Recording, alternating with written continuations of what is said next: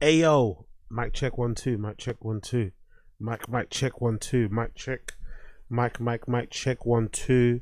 What's going on, people? What's going on, people? Welcome back to another episode of the Random Show Marathon April session. You get me? Marathon April session. We might have missed a few days in between, but we're still trucking along until the end of April. We're doing streams every blood clot day, and we're out here once again. Happy Monday / Tuesday to anybody tuning in. I appreciate you all. I appreciate you all. This is episode number 382. 382 of the April Marathon. I hope you're having fun. Hope you're enjoying it. Hope you like where the channel is going and all this good shit that we're covering. Blah de blah blah blah blah blah blah blah blah blah. Today's show, we're going to be talking about the stuff that we didn't cover yesterday. So we're going to finish Tfatk. We're also going to do the Yuri stuff. We're also going to do Golden Hour. And we're also going to do Tfatk sub and some other bits and bobs. But that's the main thing we're going to get through. We're going to cover all the stuff that we didn't cover yesterday. All the things that we didn't finish yesterday. And then we're going to steamroll through to all the other shit that needs to get done as well. You get me? You get me? You get me? You get me? So big up everybody that tuned in. I appreciate you all. Thank you for joining. Thank you for joining. Thank you for joining. Smash the like button down below. Join. All that good stuff. Subscribe. You know, leave a comment. Get involved in the stream chat. We have one of the best stream chats on the internet, I think, to be honest. A lot of you guys in here are extremely funny. You know, loads of banter, loads of LOLs, loads of LMAOs, all that good stuff. So get involved. Get involved any way you can. Get involved any way you can. Get involved any way you can. Okay, cool. So, first thing first to get forward. First things first to get on. First things first to get on. Let's just absolutely, today for once, sorry. I need to fucking trim some of my nose. Actually, I have this annoying thing where sometimes one of my mustache hairs, I have one that's a little bit that kind of flicks up and it tickles my nose. Powerful bunch. You're bigger A Martinez, appreciate it. Where's the golden shower jacket? Oh, You blockbuster. I keep forgetting it. It's in my fucking wardrobe. I don't want to sound big. Tomorrow. Please forgive me. Tomorrow. Fucking hell. I keep fucking forgetting it. I keep fucking forgetting it. It's literally in my wardrobe. It's literally in my fucking wardrobe. Apologies. I keep fucking forgetting it. Tomorrow for sure, I'll definitely pull it out and we'll be able to wear it and we'll do it on stream. What do you call it? I'll make sure I do that. But big up everyone for tuning in. I appreciate you all. Yeah, but the tea is right here. The jacket's in there. I can't be bothered. I'll do it tomorrow. I promise I'll do it tomorrow. My fault. Completely my fault. I messed up. I should have pulled it out beforehand, but I didn't. So I'll definitely put it out. But yeah, man. Big up Booth McGee, bro. I had a nose hair fucking up my day the other day. You gotta keep those.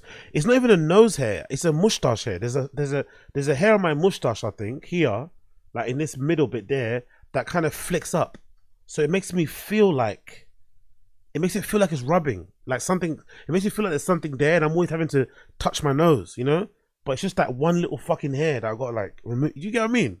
It's just annoying. I keep touching my nose and fiddling, and there's this one little fucking strand that's like tickling the bottom of my fucking nose. It's this one little crafty hook hair, you know. Oh, anyway, whatever. First world problems. Let's move on. So let's get through the tabs because I've got a bunch of things I want to get through and talk to with you guys about, right? Number one thing to talk about in a very rare instance of, no, not rare. This is not rare. What am I talking about? It's not rare. In a very usual thing that happens when it comes to Brendan, the people around him seem to shine. Anyone that was associated with Brendan, when they leave his orbit, they seem to go on to bigger and brighter things. So big up the one and only Josh Wolf. Big up blood clot Josh Wolf. Also known as Josh Wolf, but Josh Wolf is the way that Brendan pronounced it because he's a fucking redact. Josh Wolf, look at this news, courtesy of the Hollywood Reporter. Josh Wolf signs with Activist Artist Management.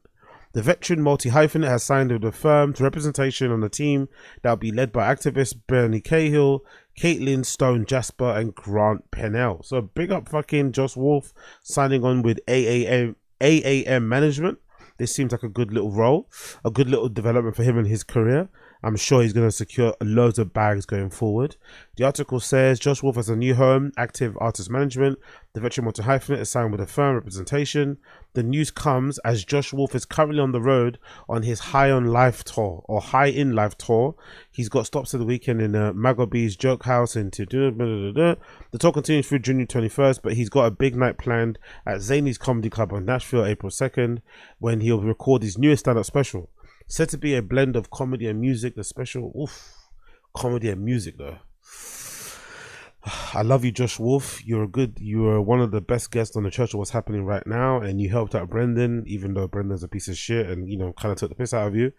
But I'm not too sure if I can support stand-up and music. I'm not too sure if I can support that. I'm not sure if I can encourage that. I'm not sure if I can get behind that. I'm not gonna lie.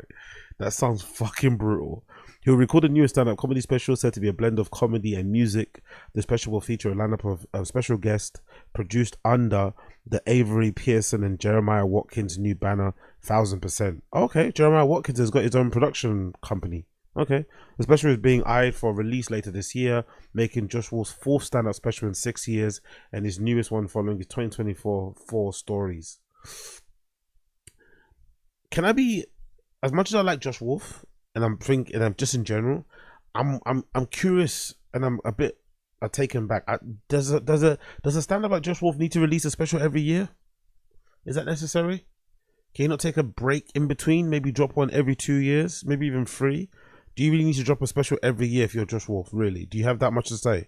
Is it going to be of that level? Is it going to be of a high enough quality that you'll justify having to drop every single year? I don't know. I don't think you do. Especially nowadays with clips going viral and people doing crowd work shit and all this malarkey. I think you can make content in between time, especially with podcasting too, where you don't need to put out specials so frequently.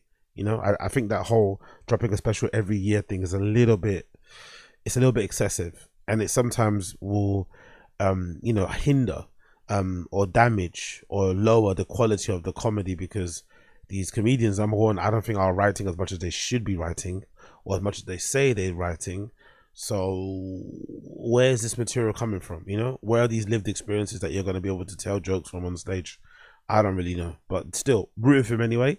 Josh is one of the most versatile, dynamic comics working today, the quote says, by Bernie Cahill, founding partner, activist, artist management.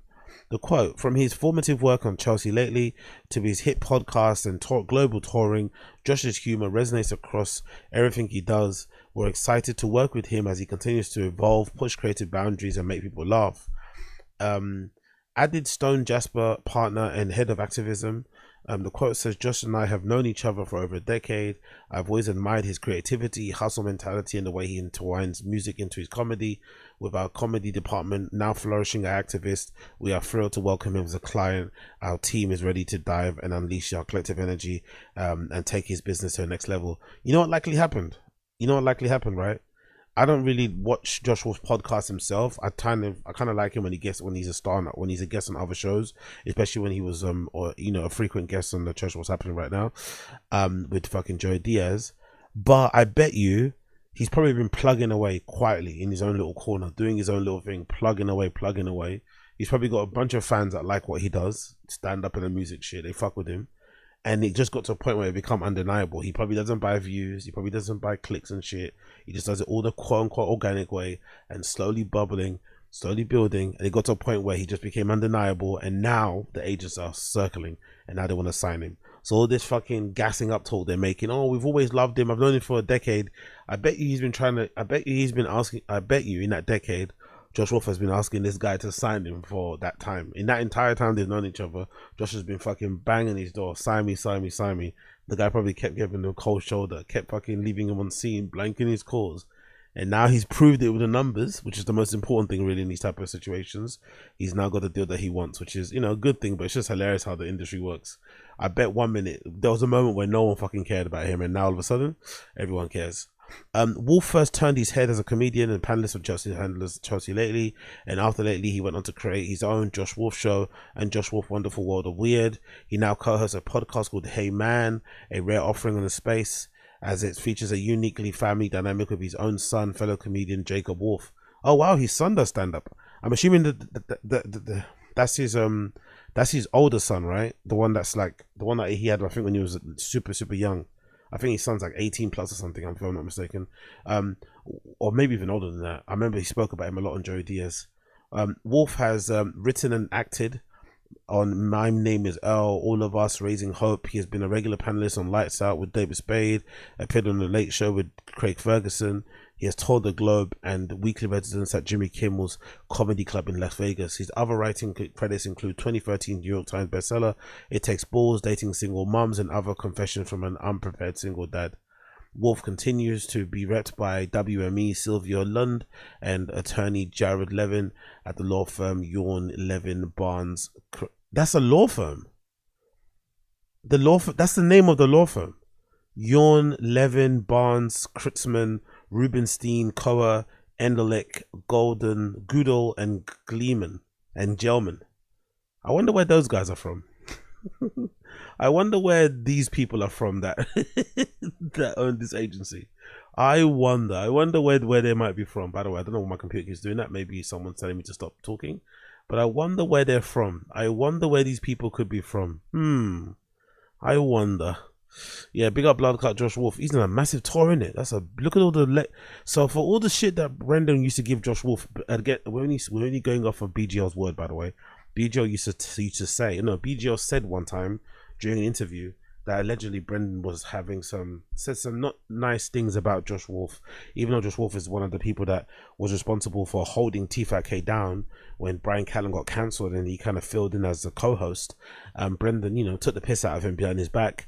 You can even see on the show, Brendan, he didn't really rate Josh Wolf too much. I'm not sure if it's because he laughs a lot. Like, Josh Wolf is kind of like Chappelle Lacey. He has that weird laugh where, he's not even like Chappelle Lacey. He's a bit like Eric Griffin. He kind of laughs at anything, so it can be a bit annoying. He's a very endearing character. He comes across really cool. I like him as a personality, but he does that annoying laughing. So maybe Brendan didn't like that, but you could tell he kind of didn't rate him. And then BGO exposed the truth and basically said behind the scenes, Brendan was saying something like, oh, I don't understand how he sells tickets. Which is wild, right? Because, I'm not saying fucking Josh Wolf is Dave Chappelle or Eddie Murphy and shit, but it's really insulting if you're Brendan to be surprised and shocked and question why another comedian sells tickets when you're fucking Brendan Schaub. You have no right to fucking pocket watch anybody, because no one understood how you had a comedy career, let alone you pointing fingers at others. But allegedly he made those comments behind Josh Wolf's back that he didn't really rate his comedy and was surprised that he was selling tickets and blah blah blah blah. So it's quite cool to see, since he's left Tfatk and he's doing his own thing. He's got 2 podcasts, one on his own, one of his son. He's signed with New Representation. He's on a nationwide tour. He's filming a special. And he's going to different places. It looks like other states, not just like a tour where he's touring, 6 venues in one state. He's looking like he's going to all different places and shit. So I really do like to see that. Although Brendan was hating, Josh Wolf obviously proved him wrong in the end, and he's now represented by this big agency, and everybody's loving the shit that he does. I actually want to see what his comedy looks like. Has he got any clips on his Instagram? Let me see, because I'm out here glazing Josh Wolf a bit, but I don't know what his actual comedy actually sounds like. I think he can be funny on pods, but I don't know what he actually sounds like on on the stage, or what he looks like on the stage. Let's see here. What do we have? What should we go for? Let's go for the ones where he's on stage. Oh, okay, he's one with the guitar. Let's see what it says here.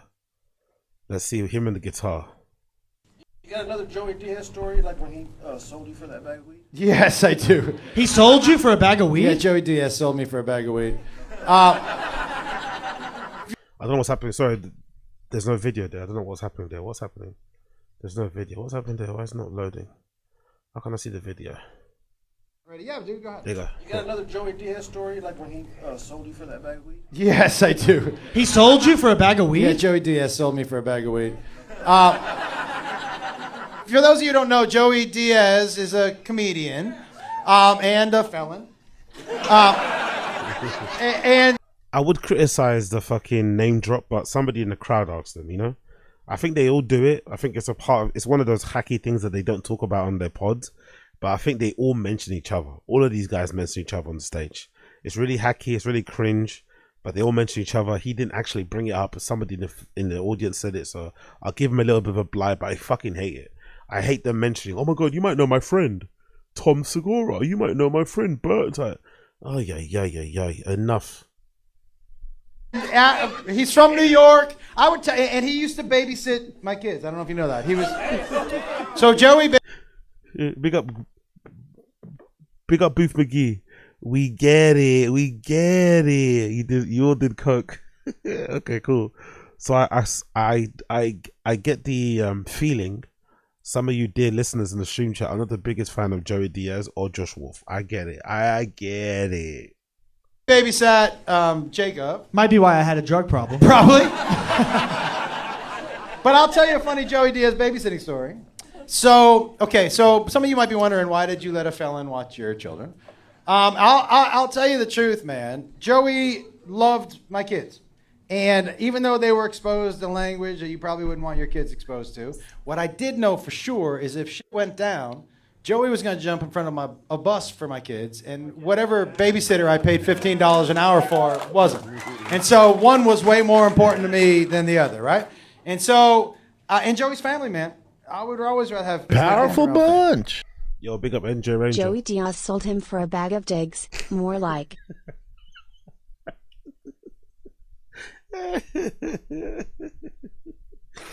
I love it when I have people that I like, that I root for, and then the chat doesn't agree. It's always nice. It's always good. I like that. I like that contrast when I have people that I love or I'm rooting for and the chat does not agree.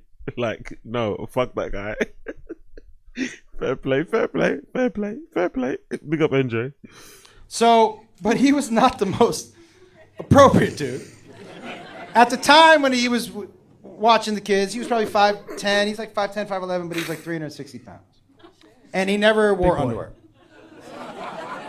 And so what would happen is, I was a single dad at the time. And so I would go out and do comedy at the comedy clubs, and were very cool with me. They knew I had to do my sets before 9 o'clock. And I would come back to the house, and then Joey would go out and do his sets. But he watched the kids, so I could do stand-up, And I come home one day, dude. And it's my 3 kids, and Joey, I walk in, and Joey's like, all right, kids, time to clean up the toys. And he bends over to pick up a toy, and my daughter, who's probably 5, ripped some hair out of his ass crack. And she goes, how many? And he goes, oh, it felt like 5 that time. I go, that time? What do you mean that time?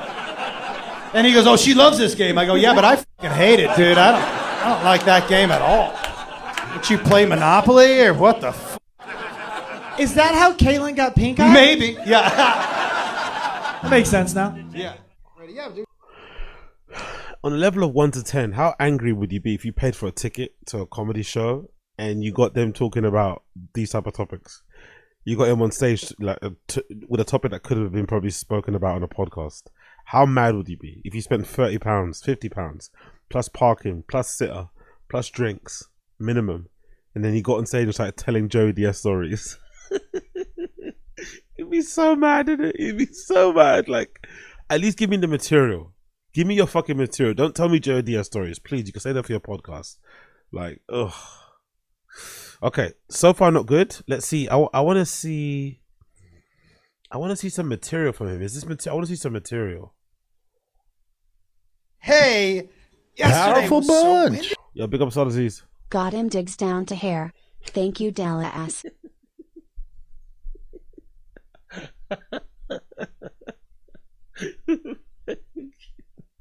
Okay. Big up Sodazis. Thank you, Dallas. Oh God, you guys, man, you fucking guys. Like you could not hold anything. Oh, don't say that, Ryan Harty. Don't say that.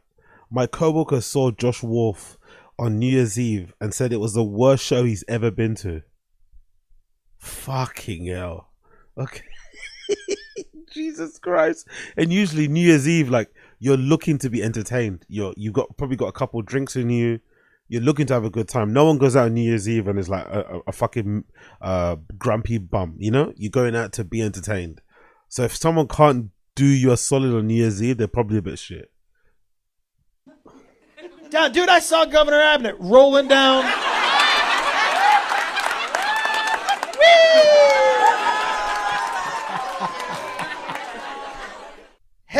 Yo, I don't know what that was about. Big up, Ryan, but it's probably hard. New Year's Eve, everyone's drunk.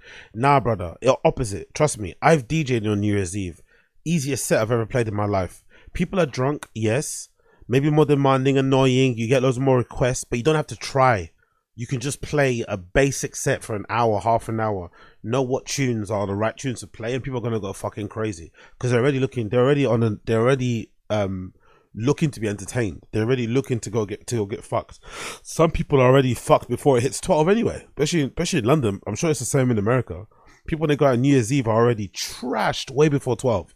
So it doesn't take much to entertain them. You know, you just gotta like meet them where they're at. So if you do a terrible show on New Year's Eve, it's probably not a good representation. It's probably not a good reflection of your level of stand-up. Okay, let's do one more. Has he got any pinned ones? Yeah, okay, he's got a pin. Is that a pinned one? It's the latest one. Let's see. It's not looking good so far. Can I tell you that Jacob walked in on Beth and I when he was 18. So I walk out of the room in the morning and he's in the living room and he was supposed to be at school. And I go, hey dude, you're supposed to be at school. And he goes, I was looking for the car keys.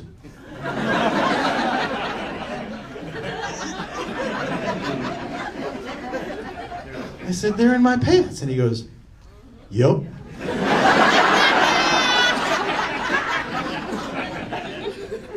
And I go, well, my pants are in my room. And he goes, yeah, I walked in there. And we were doing doggy at the time, dude. He goes, I walked in there and I saw everything. I go, you did? And he goes, yeah, and you know what? You need to do some squats. And I was like, you. And he was like, what do you, your right ass cheek looks like a stack of pancakes that just slipped a little bit. And I said, you. And he was like, me? I'll never look mom in the eye again.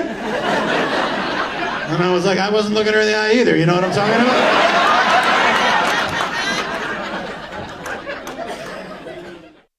Can I tell you? Okay, correction. Maybe Brendan Shaw was right. Maybe Brendan was right. Maybe Brendan in this rare occasion was right. To hate on the guy and wonder how he's selling tickets. Maybe Brendan was right. Wow, man. He sucks, man. He's not good, is it? He's not good at all. He's represented by WME. He's got representation with the other person. Like, he's doing pretty well for himself, but that was not good. That was not good at all. Wow. That was not good. Okay, cool, man. Yeah, Ryan Hart, your friend was right, man.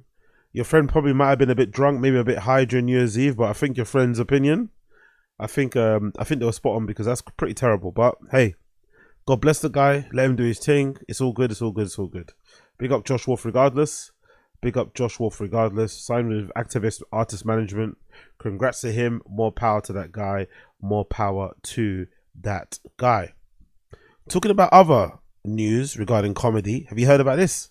Sky announces star-studded UK version of Saturday Night Live. The US original creator Lorne Michaels will be executive producer of the show that is due to premiere next year, 2026. They're going to do a UK version of Saturday Night Live. Now, I don't even watch Saturday Night Live like that anyway. I should really for this channel and maybe make it fucking Patreon content every fucking weekend, but, you know, I fucking don't get around to doing it. But make no mistake. Make no mistake. It goes without a doubt, it goes without saying that most likely this UK version will end up being way better than the US version. In my humble opinion. It goes without saying that the UK version of SNL will end up being 10 times better than this current iteration of SNL. I personally think so. Because in the UK, not that obviously US SNL is I won't say shit. It's just inconsistent in terms of like the level. Sometimes the sketches are good, sometimes they're bad, sometimes they have good guests, sometimes they don't have good guests. It's just all over the place. I think one thing you can say for sure when it comes to the UK, we do this format of a show really well. Like we've had these shows forever and ever on TV. These type of variety shows where there's sketches, there's live music, there's interviews. Like we've had this sort of stuff. This is something that we do. This is our kind of bread and butter. And there's a bunch of really good comedians in the UK too, who probably don't get enough shine, especially in the States. I don't know why that is actually. I've always wondered why that is. I wonder why there's a separation between like American comics and UK comics. They don't really cross over too much. There are a couple, but they don't really, you know. You guys have your scene, we have our scene. But I think what we're gonna do and what will be good is that if they start to incorporate some European comedians from other parts of Europe who are English speaking, because those guys are killers as well. And girls, we've got a bunch of really good comedians here. So I think the comedy side of things, in terms of the fucking sets, are going to be crazy. I think the sketches are going to be sick. We have some of the best comedic actors here of comedy, you know, in all time, of all time, across the board. I don't think that could be argued. And yeah, I think it's going to be a vibe, especially with the music too. Especially with the music. I think it's going to be better. Now, the problem is, I think maybe just as a polished, you know, as an efficient machine, SNL have been doing it way better in the US for a long time. And sometimes, and they do have some really good comic, you know, comedic actors. They do their sketches, who I like, especially some of the people that do impressions and shit. But I think it'll be good for both. I think if the UK show does what I think it's gonna do, it's gonna probably motivate and push the US show to start doing better too. I'm sure if the memes online are like, oh my god, look how much better the UK one is to the US, people want to react to it. So I think it'll work better. But I think it's good to have, because I think there could have been a scenario where they could have just had more UK guests on the SNL, you know, US version. But it's probably for the best if they do a separate version. I think that's probably going to be way better, especially if you kind of do it in a way where you're kind of, you know, plugging it into a lot of the UK shows that have come from yesteryear. So I think the UK SNL will be sick. I have a really good feeling about this. I think, especially if they make it a standalone thing and they don't just try and get loads of American acts to come do it here. Make it separate, or make them two separate things. And I think it will benefit the, you know, the SNL brand overall. And eventually it will come to a point where, who knows, maybe in the future, SNL US, it starts to become the number one once again, because they're being pushed and challenged to write better shit and to get funnier. You never fucking know. Sometimes, you know, iron sharpens iron, as they say. So let's read the article courtesy of The Guardian. It says, over the last 50 years, Saturday Night Live has become the cornerstone of US television and a conveyor belt for new comedy talent, attracting A-list cameos, launching careers. British TV executives are now hoping it can bring some of that luster across the Atlantic in a deal to bring the show to the UK for the first time. After numerous failed attempts, I didn't know that. Okay, so they tried to do it before. After numerous failed attempts to recreate the late night comedy format that has proved to be successful in the US, Sky has announced it's making a British version of the show to premiere next year. Crucially, the show's original creator and champion, Lorne Michaels, will be executive producer of it. That's a good thing, to be fair, because, you know, he's the OG of it. I'd assume sometime down the line, as always is the thing with this, you'll probably have a falling out with them, creative differences, and he'll go his own way, and then somebody else will take over. But it's still a good thing to have him attached to it, so you know the right people are doing it and it's going to be done the right way. The broadcaster is already promising a star-studded lineup of hosts, adding that it will be filmed in London, sick, and also promising to stay true to the US's live, fast-paced style, which is including comedy sketches, a roster of comedy representatives, musical guests with a cast list of the funniest British comedians around. Yeah, imagine the fucking musicians as well they're going to get in. The musical actors are going to be sick, bro. Like, if they incorporate some of the fucking drill shit, the UK rap stuff, they incorporate some of our pop acts, some of our indie acts, maybe they get fucking DJs to play. It's going to be fucking sick in terms of that side of things. I think of Jules, there was that show I used to watch back in the day. I'm not sure if it's still on anymore. Fucking Jules Holland. There's a Jules Holland live show where he kind of had musicians do their perform. They were arranged in a circle, and he'd kind of go around and they all do a different kind of song. He'd sit down with them, interview them. It's kind of the same sort of SNL type style of thing. It was a pretty good with a live audience and shit. I used to watch that every weekend. That shit was fucking good, man. So if they incorporate some of that stuff into it, I think it'd be fucking sick. It would no doubt be a draw for leading comedians in the UK, as original in the US launched their careers of comedy royalties such as Bill Murray, Eddie Murphy, Tina Fey, Will Ferrell, and Mike Myers. That's an incredible list of alumni, isn't it? That's an incredible list of alumni for the US version. Bill Murray, Eddie Murphy, Tina Fey, Will Ferrell, and Mike Myers. Fucking hell.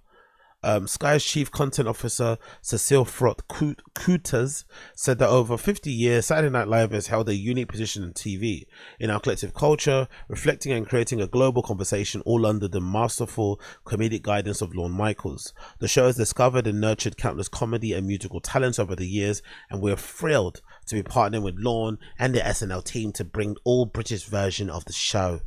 The move is also a gamble by Sky, given the number of previous attempts to create a live late-night comedy show concentrating on topical issues. While the UK has had a number of hit comedy panel shows, such as Have I Got News For You, the live sketch program has not yet endured the same way. That's a good point, actually. There was actually Have I Got News For You kind of had sketches included in it. I don't know why they're saying that. That's not true. Yeah, have I got News For You had a segment where they do like sketches and shit, improv. I'm surprised they didn't include that, but anyway. In the 1980s, Saturday Night Live has launched and similarly featured rising established talent, including Ben Elton, Harry Enfield, Stephen Fry, Tracy Ullman, Andrew Edmondson, and Rick Myler. It all moved to the Friday nights, and the first series being cancelled. It was briefly revived in 1996, hosted by Lee Hurst. Channel 4 launched Saturday Zoo in the 1990s and comedy celebrity interviews. It ran for 13 episodes. Channel 4's The 11 O'Clock Show also worked up-and-coming comedians and boosted their careers. Ricky Gervais, Sacha Baron Cohen, and Jimmy Carr. Brian Longan, The Guardian's comedy critic, said that there was a strange alchemy in the early success of SNL in the US that made it self-sustaining. There's quite different comedy cultures, he said. It's not just SNL has been tried there, but also late night talk shows and comedy shows. And the America has experimented with panel shows and has never seemed to take off in America, but a massive comedy vehicle for the comedians in the UK. So there's clearly something going on whereby these things don't always transfer. But if SNL team are involved in this one, it stands a better chance. That's a good point, actually, because they've already proved the concept in the US. So if those original guys and girls are involved in launching in the UK, just the initial setup, it's going to give them a chance of succeeding, because they know how, that shit works. Because I think live TV is probably a whole different beast, to making actual comedic shows. Like live TV is probably brutally hard to do. Probably costs a bunch of money as well. So yeah, I can only imagine.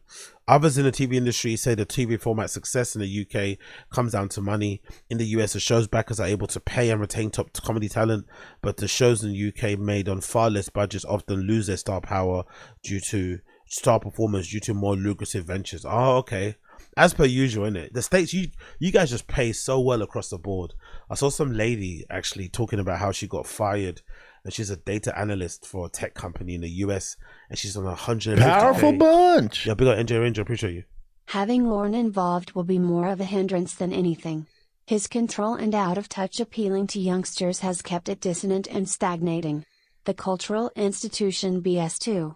Get ready for Morgan Wallen as musical guest Big Dog.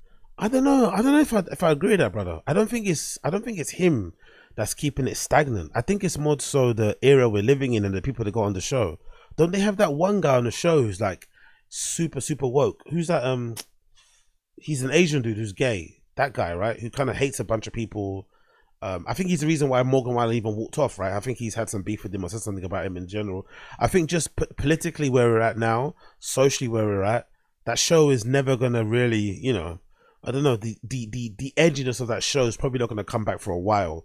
Maybe they need to reboot a lot of the cast to get a lot of those kind of, quote unquote woke people out. But I don't think it's to do with Lorne. I've got a feeling if it was Lorne and he had the authority or the control that he probably should have, I think he would have, went center right or far right when it comes to the comedy and really took off the shackles and went, super, we're not going to be cancelled, there is no fucking whatever woke speech here shit. He would have definitely gone that direction, but I don't think he can, because the people on the show have a lot more power than it seems like he has when it comes to running it. I personally think so. I don't think he's going to have that much of a bad influence. And also I think the UK too, we're a little bit, I don't know, we probably take more chances with that sort of stuff, so I think he'd be probably up for taking that challenge. I don't think we're as sensitive to some of those things I think you guys are. We still have our same issues, I think, but I think you could probably roll the dice and and be a little bit quote unquote, for lack of a better term, edgy, if you do it here. So who knows? I'm not too sure who's in charge, but I have the feeling like it's not all on Lorne. The reason why it's stagnating, I feel like it's a bunch of things happening at the same time. But I think the holding on to the talent is a big thing I didn't really think about. A lot of the people on SNL are on there. They're probably being paid very well. It's probably a good salary job anyway to do. It's every fucking weekend. And the salaries are probably pretty decent to keep those people on those shows because they could probably go and, you know, make loads of money elsewhere too. So yeah, I wonder how we're gonna fix that issue or solve that issue in the UK. It remains to be seen, but I'm excited for it. I'm not gonna lie, I'm excited for it. I'm excited for it. I think it's gonna be good. I have a feeling it's gonna be better than the US one, but again, I don't know if that's saying much because the US one's been bad for a long time. But I think in the end, it'll end up being good for the brand because I think it'll push both to kind of, you know, do better, because I'm sure the press will start making them compete and start pitting them against each other, you know, the standard shit. So let's see how it rolls out. But SNL UK coming soon. SNL UK coming blood clot soon. Cool. What do you guys think about this, bro? What do some of you guys think about this Carmelo Anthony thing? So this kid Carmelo Anthony, as you can tell here by the caption, courtesy of Colin Rugg, big up him, walks free after his bond was reduced from $1 million to $250K. Anthony is accused of stabbing a 17-year-old Austin Metcalf in the heart for simply grabbing him. Blood was seen gushing from Metcalf's chest before he passed away in his brother's arms. Anthony will be on house arrest with his ankle monitor until his trial. His Give Send Go has raked in over 400,000, in, you know, exactly 415,000 from fans. So this has been making waves over there in the US. I'm assuming because of the racial angle. I'm not too sure people care about the facts, to be honest. I think it's definitely like a white and black thing, but it's just a sad case overall, isn't it? Like, it's just a really sad story. Number one for the kid dying. Number two for the fucking twin brother, you know, seeing his brother die in his arms like that, covered in blood. Number three, this kid's life being completely ruined. Even if he gets away with it and is found not guilty, it's fucking, you know, and then it becoming a racial thing. It's a bit dicey, but there's loads of details that I've read online. I'm not really sure what the facts are. I read on some bit, somebody saying that how allegedly this Carmelo Anthony kid, the black kid, was getting bullied by either one of the twins or both of the twins. I'm not really sure. And he took the knife to school for protection because he felt in danger of his life. But then some people are saying that he antagonized the kid, Austin Metcalf, and kind of like goaded him into hitting him or touching him first, so then he could have an excuse to stab him. I don't know. It's a complete mess, but all in all, everybody's life's ruined. Everybody across the board's life is completely ruined. And yeah, it's become one of those racial topics that people are speaking about over there in the States. So I'd love to hear what you guys think about it. But this is the kid walking out of, I guess, court.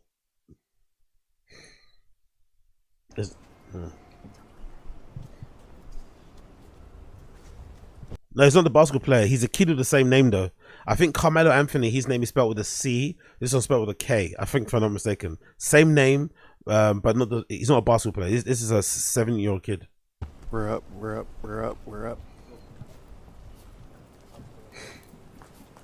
Carmelo, do you have anything that you'd like to say?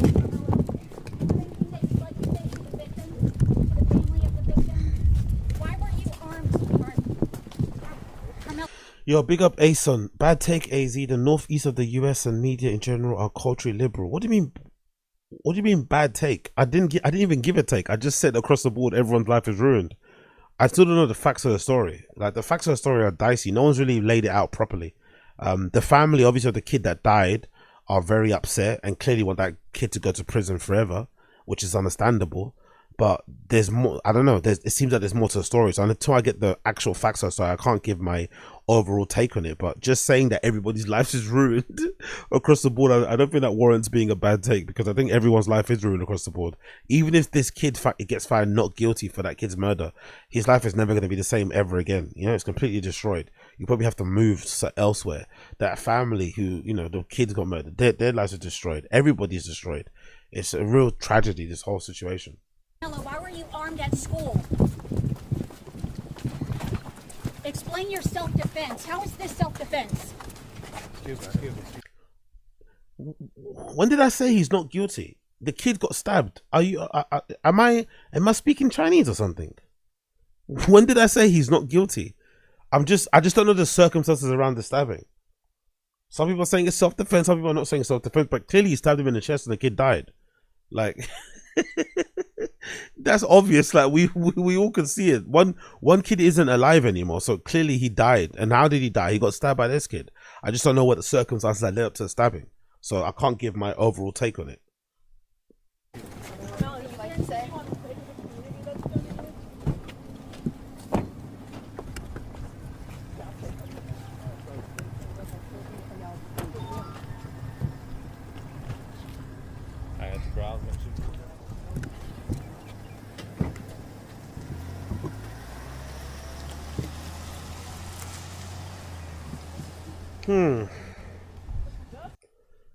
I guess it makes sense that does it make sense that his bond got reduced then?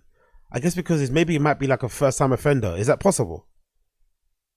Because isn't this like a murder case? Is that typical in the States that you get released on bail when you're on trial for murder? Is that typical? Seems a bit fishy, that, isn't it? Number one, he got his bail reduced, bond, and number two, he's out on bail for a murder charge. That seems rather fucking crazy. But maybe there's evidence that we're not aware of. That's maybe the reason why the judge decided to let him go out on bail. But god damn it, man, what a crazy situation. What a crazy situation.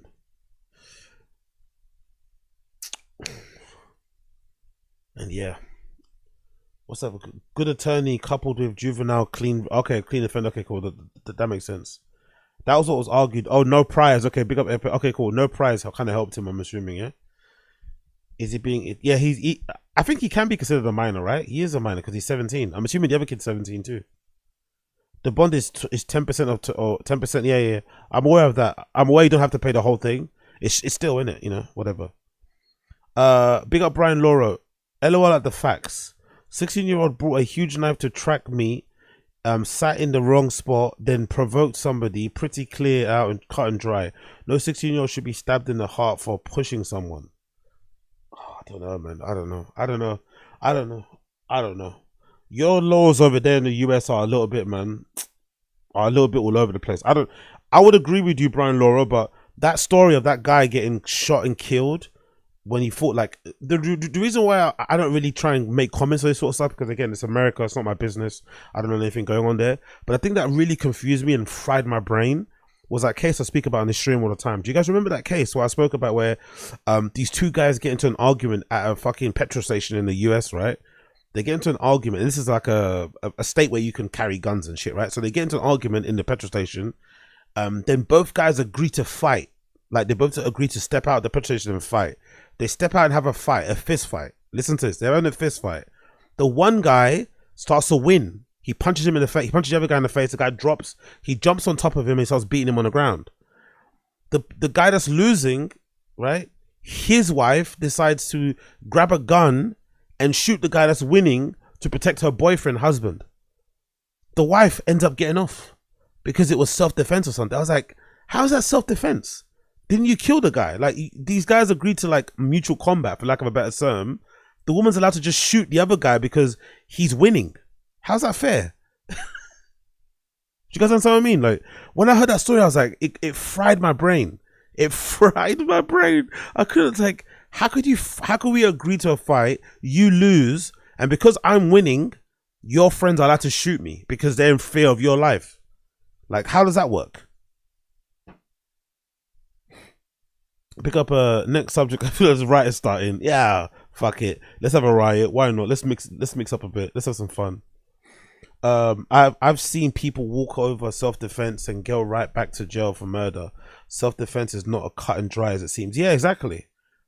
Because I don't know how they're even justifying the trial. Like, he stabbed the kid in the heart. The kid died, but his defense is going to be what? That he was provoked.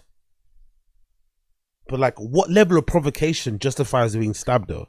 You know, that's what, it's the same thing with the fighting in the petrol station. Like, what level of a threat justifies you shooting the person that's fighting somebody that you love and care for?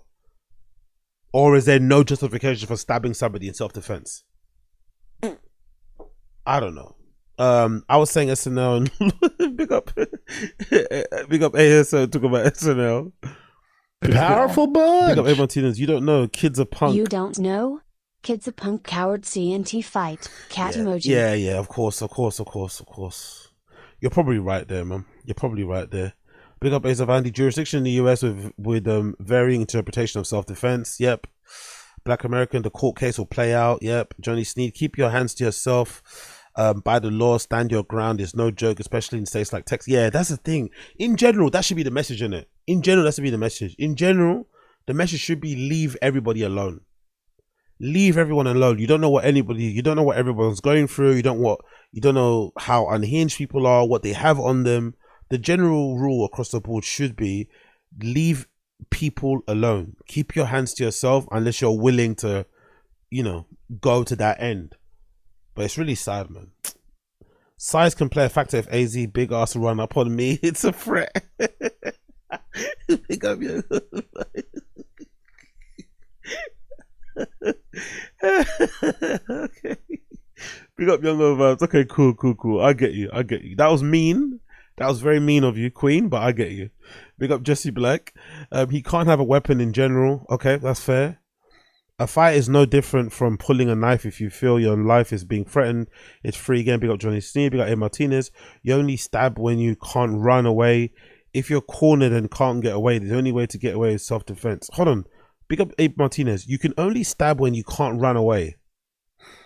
Yeah, so if what that person said is true earlier, I forgot who said it. Big up who said it. Whoever said it earlier about the kid was sitting in the wrong seat. So I guess that's where the provocation comes in. If he purposely went out of his, I guess you guys are right, and it doesn't really justify the stabbing. Because let's say this black kid was getting bullied by the other kid that he killed, right? Let's say he was getting mercilessly bullied and he wanted to get his revenge, right? Oh no, let's say he was just getting bullied flat out and he was getting abused, whatever. Surely the best way to not get bullied is just to avoid that person. You don't bring a knife to school and then go and sit in that kid's seat hoping for him to come across you and then for you to get into an altercation so you can stab him. You don't do that if you're being bullied. You usually try and get away from that person. Maybe you don't attend that track meet. Maybe you sit on the other side of the fucking stadium or wherever it is. You know what I mean? But you don't take your knife with you. Or if you're going to take your knife with you, you make sure you avoid the person, Maybe that's a stronger defense, but you can't take the knife with you and then try and cross paths with them in hopes that you get into an altercation. That sounds a bit premeditated, doesn't it? But it's also a little bit, I don't know. I wouldn't want to be in a jury for that one. By the way, I've never been on a jury ever, by the way. You know what I mean? I adhere to the Cameron school of fucking law, which is don't talk at all. Fuck a jury. Or fuck jury duty. What's that? Bro wasn't scared for his life by Justin Bieber looking motherfucker. We never know, man. Look, you should never discount anybody. Never discount anybody. Just because the kid's white and this kid's black doesn't mean he's not a menace. Except Chin, if you're outnumbered or massively outside, stabbing makes sense. Pick up A. Martinez, Booth McGee. Some kids, what do you say, Booth McGee? Some kids like this are just waiting for whatever to poke whoever they can. Good point. Big up A. Martinez, if your children are endangered and stab. Big up Ryan Dog. Why this story blow up when people die every day? I think it's the optics, brother. Big up Road Dog. I think it's the optics. The story blew up because of the optics. One kid's black, one kid's white. Standard thing, isn't it? And the white kid died in tragic circumstances. He's the twin. He died in his brother's arms. The story kind of writes itself. Yes, I'm from New York. That's the only way to get away with self-defense. A. Martinez, if you can't get away. Jesse Black, the general rule is equal force. But like I said, the kid can't have a knife at school. Oh, yeah. Big up Jesse Black. Okay, cool. I get what you mean. It's equal. Yeah. The kids can't have a knife flat out. You can't bring a knife to school. Okay, cool. Yeah, because the same would go for a gun, innit? If you brought a gun to school and someone provoked you and you shot them, get your ass to fucking prison. Get your ass to fucking prison right now. You're not justified in shooting the person because they fucking stole your lunch. You can't bring a fucking gun to a school. Yeah, I get you. I get what you guys are saying now. He could have poked the gut, but he went full vampire hunter. To be fair, I don't even think that's true as well, Beef McGee. This whole stab, it doesn't matter where you get stabbed. You can die easily. You can die from minor wounds, small wounds. Being stabbed in general, there is no safe way to stab anybody really. Unless you're actually trained with knives and shit, you won't know that. Stabbing people in general is very dangerous. That's a premeditated murder. Abe Martinez, Charles Lucas. I know someone that got attacked, ran someone over and killed them, got done for manslaughter, not self-defense. Whoo! Charles Lucas. I know someone that got attacked. They ran somebody over, killed him, and got done for manslaughter, not self-defense. Oh my God, I'm crying myself to sleep every day. You attack me, I run you over in my car to protect myself and my family, and I get done for manslaughter. That's so unfair. And the sentences between manslaughter and self-defense are very, very wide. Yeah, I'd be dying. I'd be crying my eyes out on that one. Big up A12, terrible situation all around. The chick stabbed a dude in my 9th grade class. He called her a bitch. Fuck. Okay. That's nasty and sad. Yeah, big up everyone in the stream chat. Okay, cool. We're as confused as everybody else. So I guess we'll see how it plays out. But I read that story and it kind of broke my heart. So yeah, let's hope they get to a good resolution with this one. But it's not looking likely, and it's not looking likely.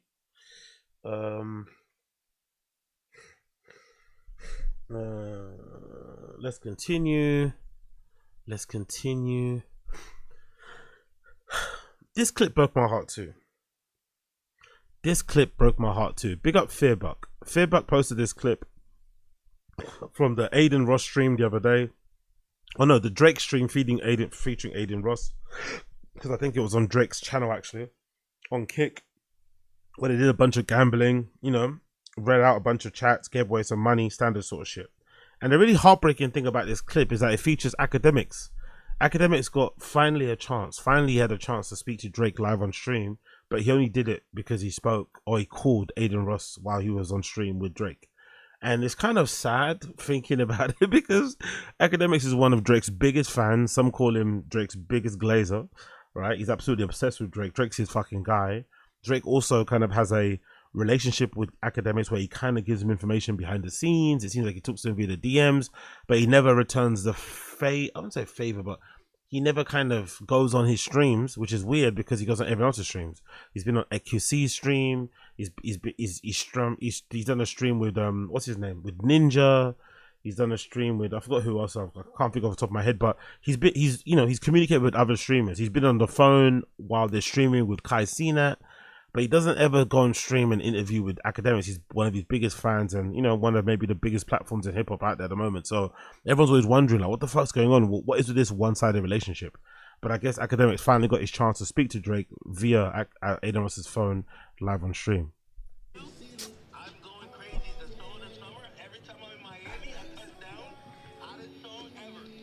Hey, Ak. I need to see you with the Henny bottle then. Yeah, where's the bottle at? He's drinking, you know he is. Look, of course he's on Don Julio, look. Henny never gave me the sponsorship still, but yo, Drake, hey, the hottest song on the album, Somebody Who Loves You, you on P&D, I'm telling you, I'm rushing the stage when you perform that. I'm rushing it. I'll let you be on stage. How about that, man? Yo, I'm throwing Chubbs out the way. Oh, that's crazy. Chubbs is definitely watching. Powerful bunch. Yo, big up. I love you, Oz. Yo, big up Ashley Cummings. Love you back. Wagwan Ashley Cummings. What's good, Ashley Cummings? Bang your fucking chest. Lovely to have you. Big up Ashley Cummings in the stream chat. Legend. Alright, say less then. Say Hard less. act. If you don't got a call, hold on a second. Skulls is up. Alright. Bye, Ak. We love you. Okay, come on, bro. It's time to actually get this money. Condo. Where's he at? Drake could care so less, innit? Drake could care so less about that phone call with Ak. I feel so bad for him, man. I'm not gonna lie. I feel bad for the kid. I feel bad for Akademiks because Drake could really care fucking less. And I was thinking about it, and I was like, I wonder if that's just the way it is, isn't it? If you just have to accept, if you are sort of like friendly with somebody of Drake's stature, celebrity, fame, the way that they define your relationship is the way you just have to be okay with it. You can't hope for more, even if it seems unfair, which it is, because other people who do the same thing that you do seem to have a different relationship with him that's a bit more front facing, you know? Like Drake treats Akademiks like the fat girl, you know? We've all, you know us fellas, we've all had those situationships of these particular ladies that you're just running and gunning through in the dark, sometimes in like pitch black rooms, sometimes in the dead of night that nobody knows about, but you never want to step out with, right? I think in this scenario, Akademiks is that to Drake. He's okay with dealing with him behind the scenes, via the DMs, via text messages and shit. but he never wants it to be front facing. He never wants anybody to see. It's almost as if Drake is very conscious about never having a picture or a screenshot of him and Akademiks standing side by side or being on the same stream. Like, he's very conscious. Like, he doesn't want to have like a picture of him in the square and Akademiks in the square, like talking to each other. He doesn't want that. Whether or not he thinks Akademiks is bad for business because of his recent cancellation that happened with him and that young kid on stream and shit, whether it's because he just doesn't rate Akademiks, I don't really know. But it's a very strange relationship, you know? I'd be a little bit pissed. I'm not gonna lie. I'd be a little bit pissed, but I also have to rate Akademiks because he's a real fan. Aka's a real fan because he still rides and still glazes for Drake, despite Drake not really returning the favor. It's weird to say favor, but you know, not really returning the courtesy or not really doing him a solid and giving him that interview or sitting down with him on stream. He doesn't really, don't get me wrong, maybe he doesn't want to do an interview with Akademiks. Akademiks is quite messy and chatty, but just sitting down with him and shooting the shit or getting on stream with him and saying, hey, thanks for the support, blah, blah, blah, blah, blah. Or just saying whatever he says to him on DMs on stream, I think would just be a nice touch. But Drake doesn't do it, and I think he goes out of his way not to do it for a reason. We're not sure what that reason is, you know? But I feel bad for Ak because, you know, Aiden Ross doesn't know much about hip-hop, personally, in my opinion. He loves Drake, don't get me wrong, but he's not a music aficionado. And Drake seems to give him way more time. He was on stream with fucking XQC, who, you know, legitimately, I don't think he can dance and shit. So those are already two people who are not really quote unquote of the culture, but he won't sit down with Ak. It's like, come on, man, do that kid a solid. Do him a solid, man. Do him a solid. Do Akademiks a solid. But he just doesn't want to and doesn't care to. But like I said, you have to rate Akademiks for still being a fan, being a true fan, and not allowing his personal relationship with somebody to alter how he kind of interacts with them. If that's me, as much as I like Drake, if that's me and Drake does me the way he does Akademiks, I don't think I can ever listen to his music again. This is why I tend to preach the gospel of not meeting your heroes. And especially within the DJ world that I'm kind of a fan of and involved in, I tend to go out of my way not to meet anybody. Like like even lately, especially with some of the stuff I've been talking about on Taz, I've had a bunch of like, you know, pretty prominent DJs follow me on Instagram and shit, you know, whatever. But I'm never sending a DM. I'm never trying to be your friend. I'm never going to try and get on the guest list. I just want to have you, you know, be that person that I kind of look up to and I'm a fan of and I want to go see. But I never want to, you know, try and make that, because those type of things will end up kind of bumming you out. And if I have, and I know how I am, if I have one bad interaction or you try and ego me, big time me, or like, you know, whatever, one of those things, I'm not going to take it too well and I just won't listen to you again, you know? So I'd rather just leave you at arm's reach and just put you over there type of thing, as somebody that I kind of look up to as an artist. So you have to rate Akademiks for doing that. But the way Drake does them is kind of dirty, man. The way Drake does them is kind of dirty. I'm not going to Powerful bunch. Yo, big up A Martinez. I got a semi-famous friend in emo scene LA. Never messages me or acknowledges me on social media. I think he fake always hit me up, telephone receiver emoji, and visits hometown. Hold on, big up A Martinez. I've got a semi-famous friend in the emo scene in LA. He never messaged me or acknowledged me on social media. But what do you mean by that? Let me know in the stream chat. What do you mean by that, Abe? Do you mean he never messages you and you message him? He never like replies back. What do you mean by that? I'm curious to know. Do you hit him up for tickets and stuff? Do you hit him up for like lists and stuff, tickets, or to put you on the G list? Yo, big up Booth McGee. What's that? Emo niggas are weird. To be fair, any small subculture guys are super weird.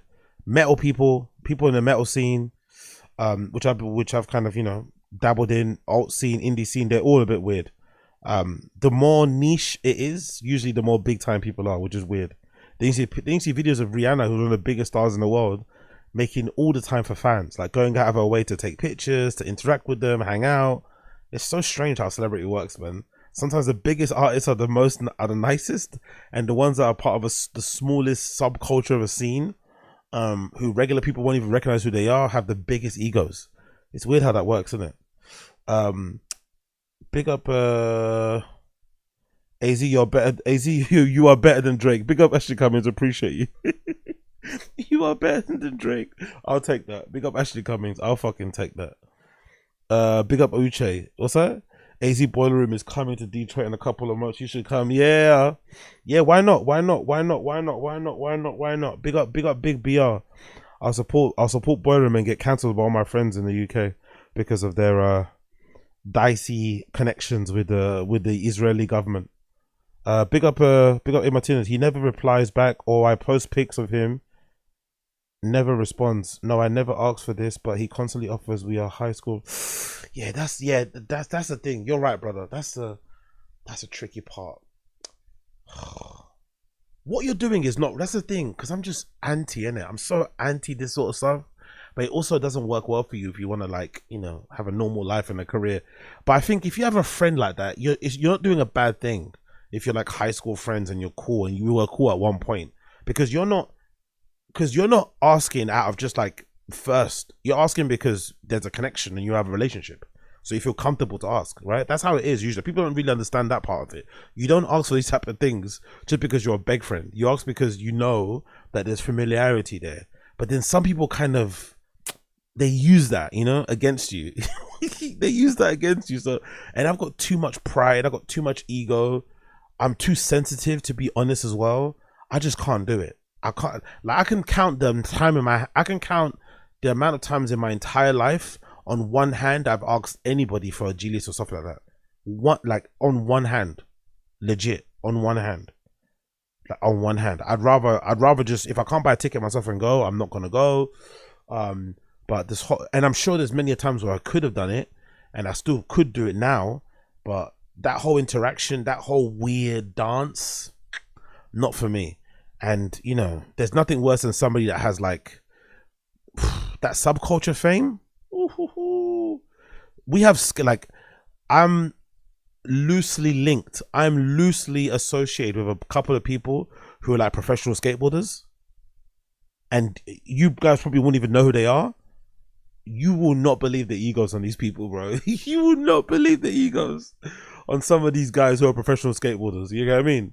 They fucking get sent a couple of free hoodies from Palace and shit, and the way they act, you would not believe. You would not believe. So be very wary of interacting or asking, you know, things from people from those type of subcultures, those type of soul groups, because they will really, really remind you of how little you are, how small you are, how irrelevant you are.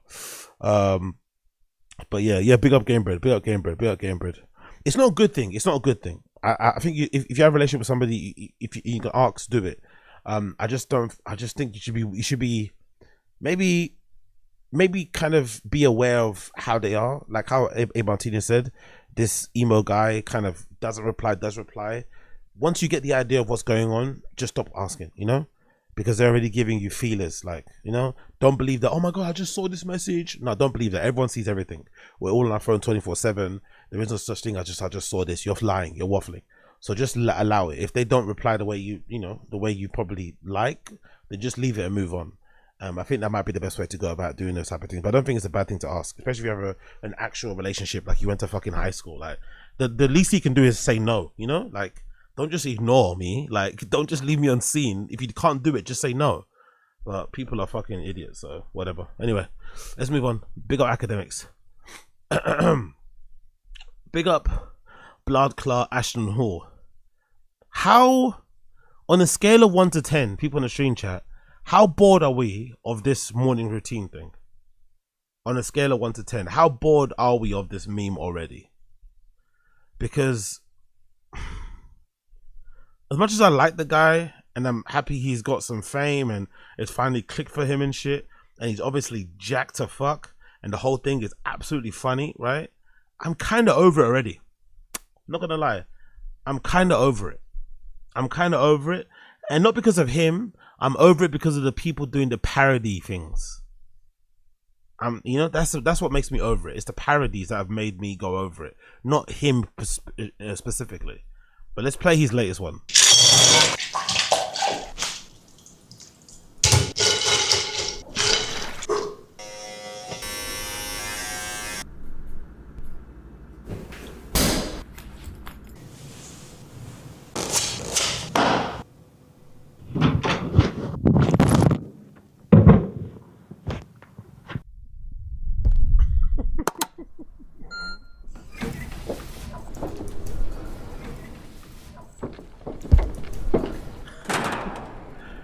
By the way, that one security guard knocking himself on the corner of the lift is fucking hilarious. By the way, they couldn't redo it. I don't know why they couldn't redo that scene, but that's the hilarious bit for me. You probably can't see in those sunglasses. One more time. He probably couldn't see.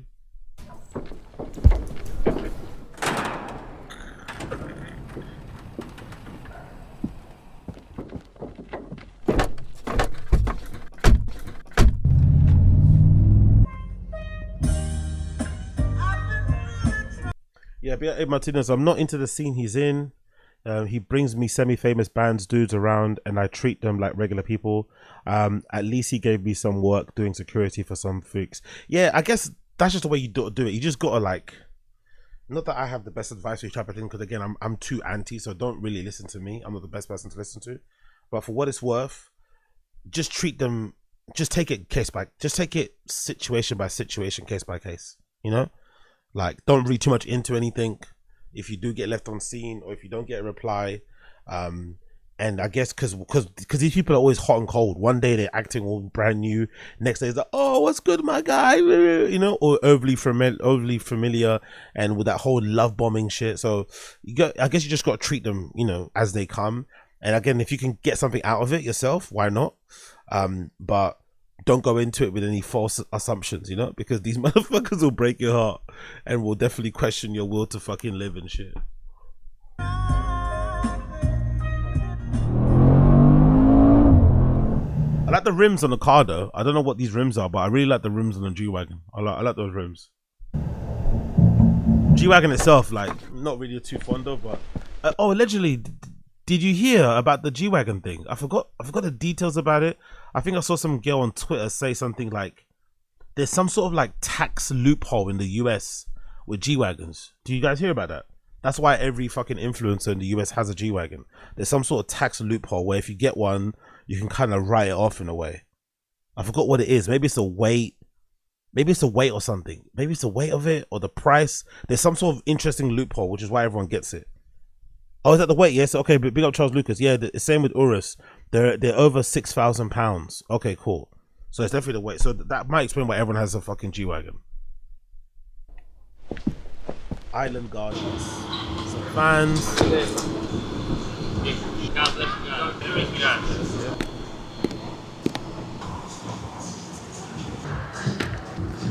Appreciate it.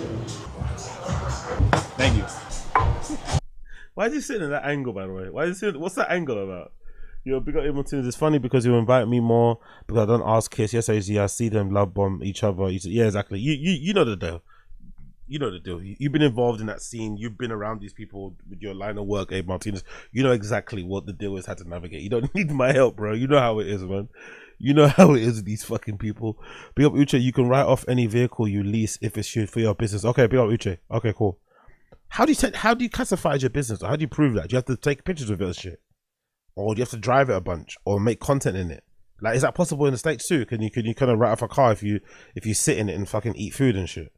Big up Biff McGee. I hate this. But yeah, look at the angle. Why is he sitting at that weird angle when he's getting the van? A lot of people are, maybe in the States you don't have this, but I'm surprised in the US why there's such a weird reaction. Maybe it's the kind of, maybe you guys have a lot of like, you guys don't really do well with metrosexuals, isn't it? Like, you guys are a little bit, you know, binary when it comes to men, right? Men wear black, girls wear, you know, pink, all that sort of shit.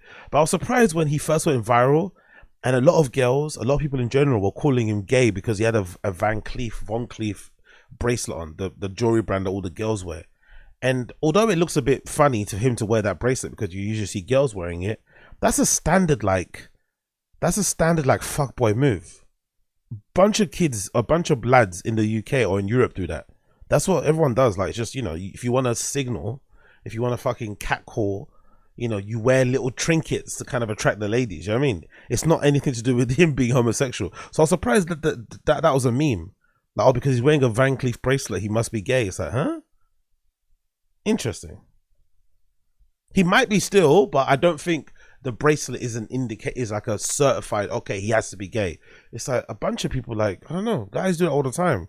They'll wear like a Cartier love bracelet. They wear certain things that girls wear to kind of be like a thing that get like even guys in the I think it's the same in the US. There's guys in the UK here who paint their nails who aren't like hardcore, who aren't edgy, who aren't punk. They just do it solely for the girls because they know some girls like it. Oh my god, he paints his nails, he's so free, he's so he's so whatever. Like, I don't know, I'm surprised you guys have such a visceral reaction to that sort of stuff. Thank you.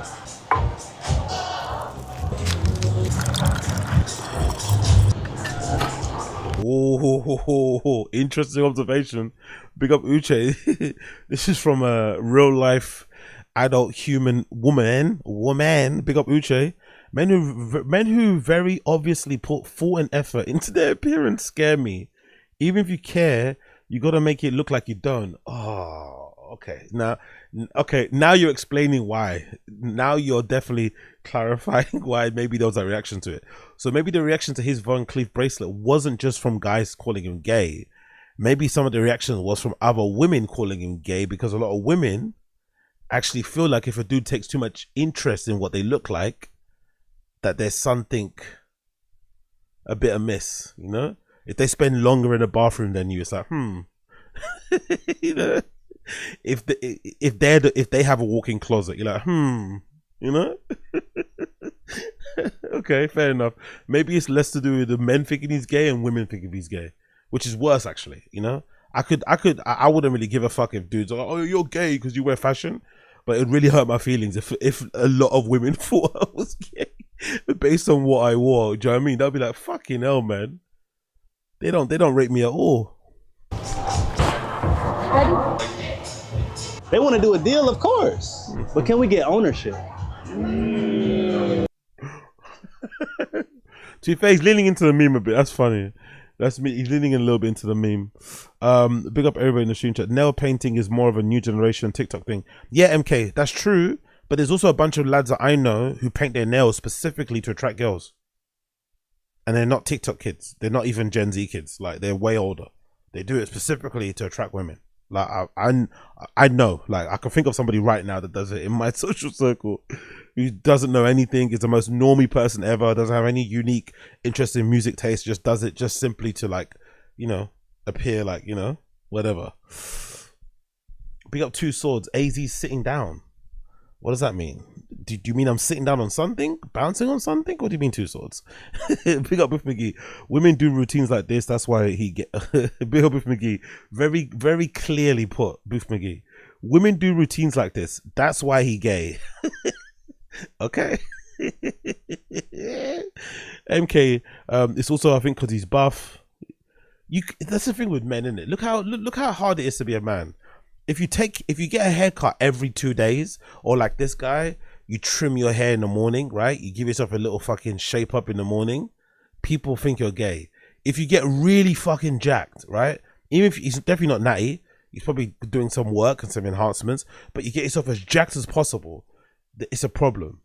You probably have a bunch of scents on you, it's a problem. You wear some nice jewelry, it's a problem. You know? Fucking hell. Being a man is so hard. Big up Young Odd Vibes. Don't use my EOS lotion and don't touch my facial serums. Can't promise that. Big up Young Odd Vibes. To be fair, I grow a mean unibrow, but I feel you. Big up with McGee. Does anyone hear about an explosion in Austin? Is that true? Okay, I didn't know that. Got what do you call it? Keep everybody safe over in Austin. That's true. Being jacked is gay. Big up Fetty. Mine, that's I paint my ball sack in the color of a baboon. Don't know why you do that, my friend, but fair enough. His pants is too tight. Okay, cool. Fair play. Fair fucking play. Fair fucking play. Anyway, let's move on. Let's move on. Next thing to talk about. Powerful bunch. Yeah, big up Addy's here. Appreciate you, brother. Two types of men. Does the man wear the dress, or does the dress wear the man? Does the man drive the car, or does the car drive the man? Ponder that, motherfuckers. Ponder that. Big up Addy Z. I appreciate you. Let's move on. Let's do Douglas Murray. This is a funny clip that's gone somewhat viral on the Joe Rogan subreddit.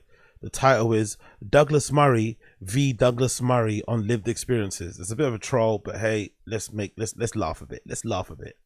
Have you been to the crossing points? I really resent that form of argumentation. When were you last there at all? Sure. I really resent it. You should at least do the courtesy of visiting it. This is not an attractive invitation. I think it's a good idea to see stuff, particularly if you spend a career talking about something. I have the right to talk about whatever the hell I want. And no one's going to stop me or try to intimidate me. And I think that if I said to somebody else the other way around, it would be equally reprehensible. I have a journalistic rule of trying never to talk about a country even in passing unless I've at least been there. If I said, shut up, you have no right to criticize anything that Douglas Murray says because... But hang on, you're talking about crossing points. And not only have you never been to a crossing point in either Egypt or in Israel, but you've never even been to the region. Okay, it's not an exact comparison, but seriously, is that a reasonable form of argument? No.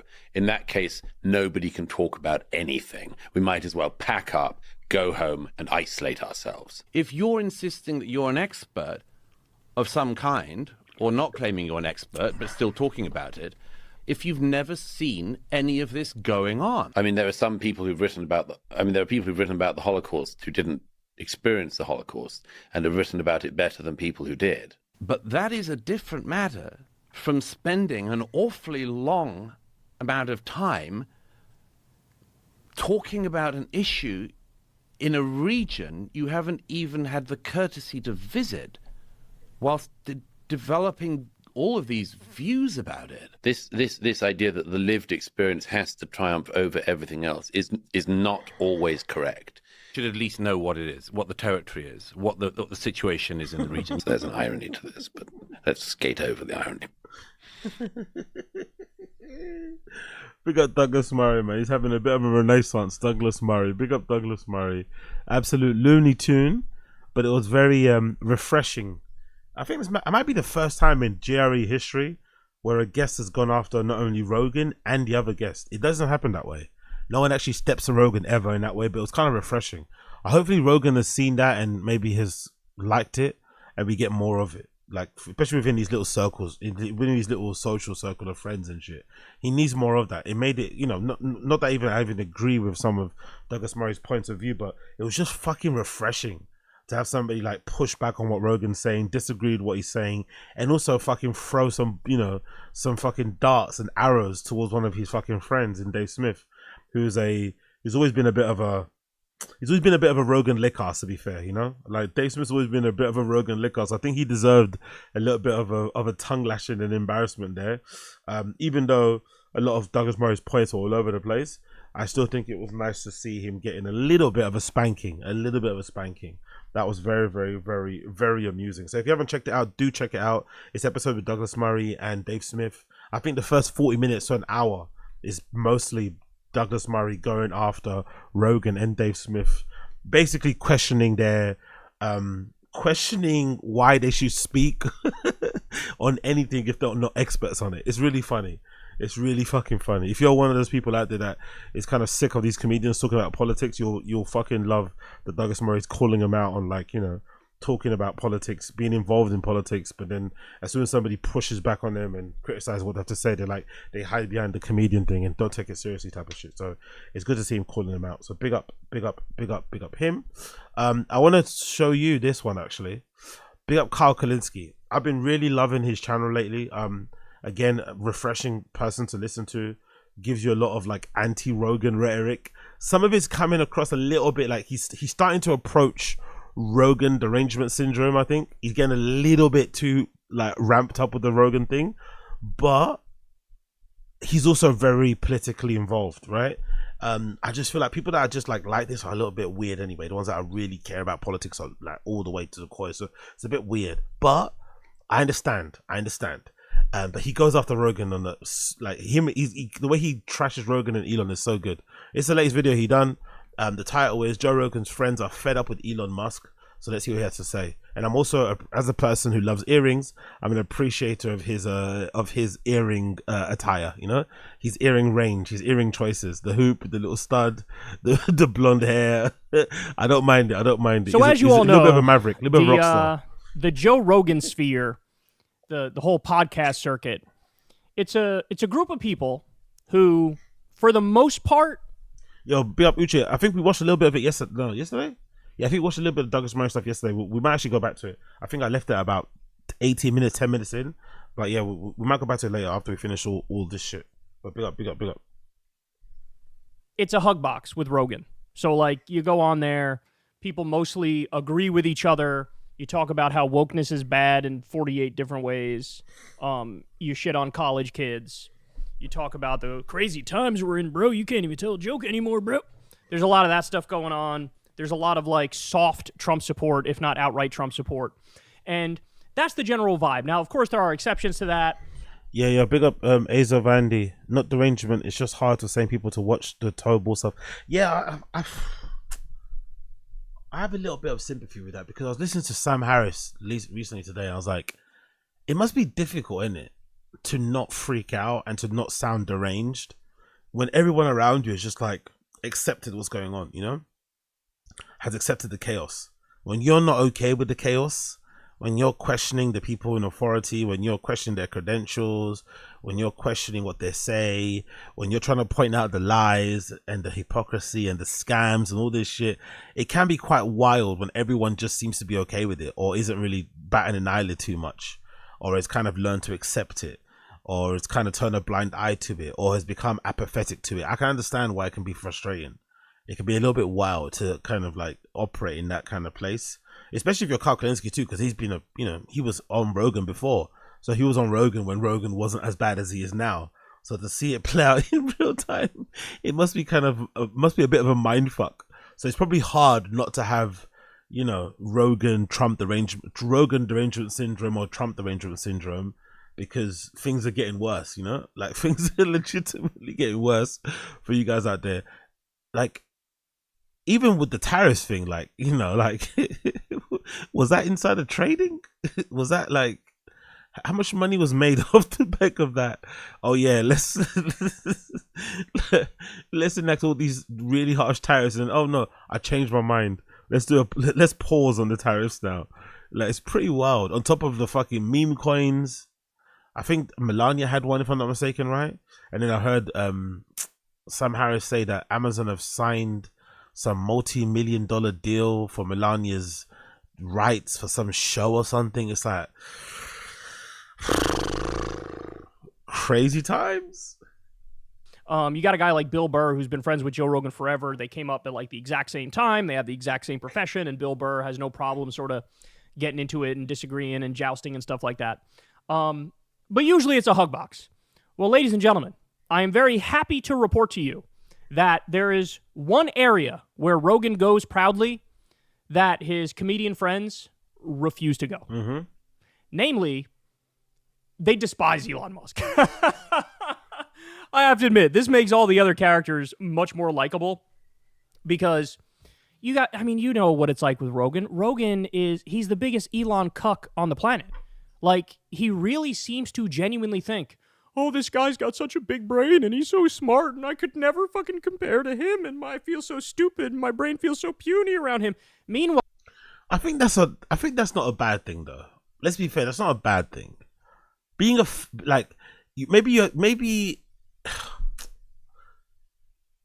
being a fan of Elon, and thinking he's smart, even if he isn't smart, you shouldn't be looked at badly for doing so. I don't know. Am I being too forgiving? I forget what he's done with the politics thing. I understand, he's a bit crazy with that shit. But if you're Rogan and you actually think Elon is smart, should he be mocked for that? Meanwhile, Elon Musk is like a socially maladjusted, autistic. Look at the yeses in the chat. Look at the yeses in the chat. Should he be mocked for if you think Elon is smart? The yeses in the chat. Big up all the yes gangs. Big up Black American. Big up MK. Weirdo with incredible PR that he's used his whole career to try to convince everybody he's a genius and he's amazing at business, when in reality, it's all it's literally all a myth. He didn't even found Tesla. Everybody thinks this guy was a founder of Tesla. No, he wasn't. He fucking forced his way in at Tesla. Don't take my word on any of this. You go type into YouTube Thunderfoot Elon Musk and watch every video that Thunderfoot did on Elon Musk, and you'll see how this guy is a colossal fraud. He's a liar. He's a scam artist. He's a fraud. He's committed countless crimes. It sounds like the American dream to me. Elon sounds like the literal definition of the American dream. He always overpromises and underdelivers, and he's just a fucking power-hungry, narcissistic freak. And it looks to me, based on this video that we're about to watch, that Rogan's comedian buddies, they see that for what it is.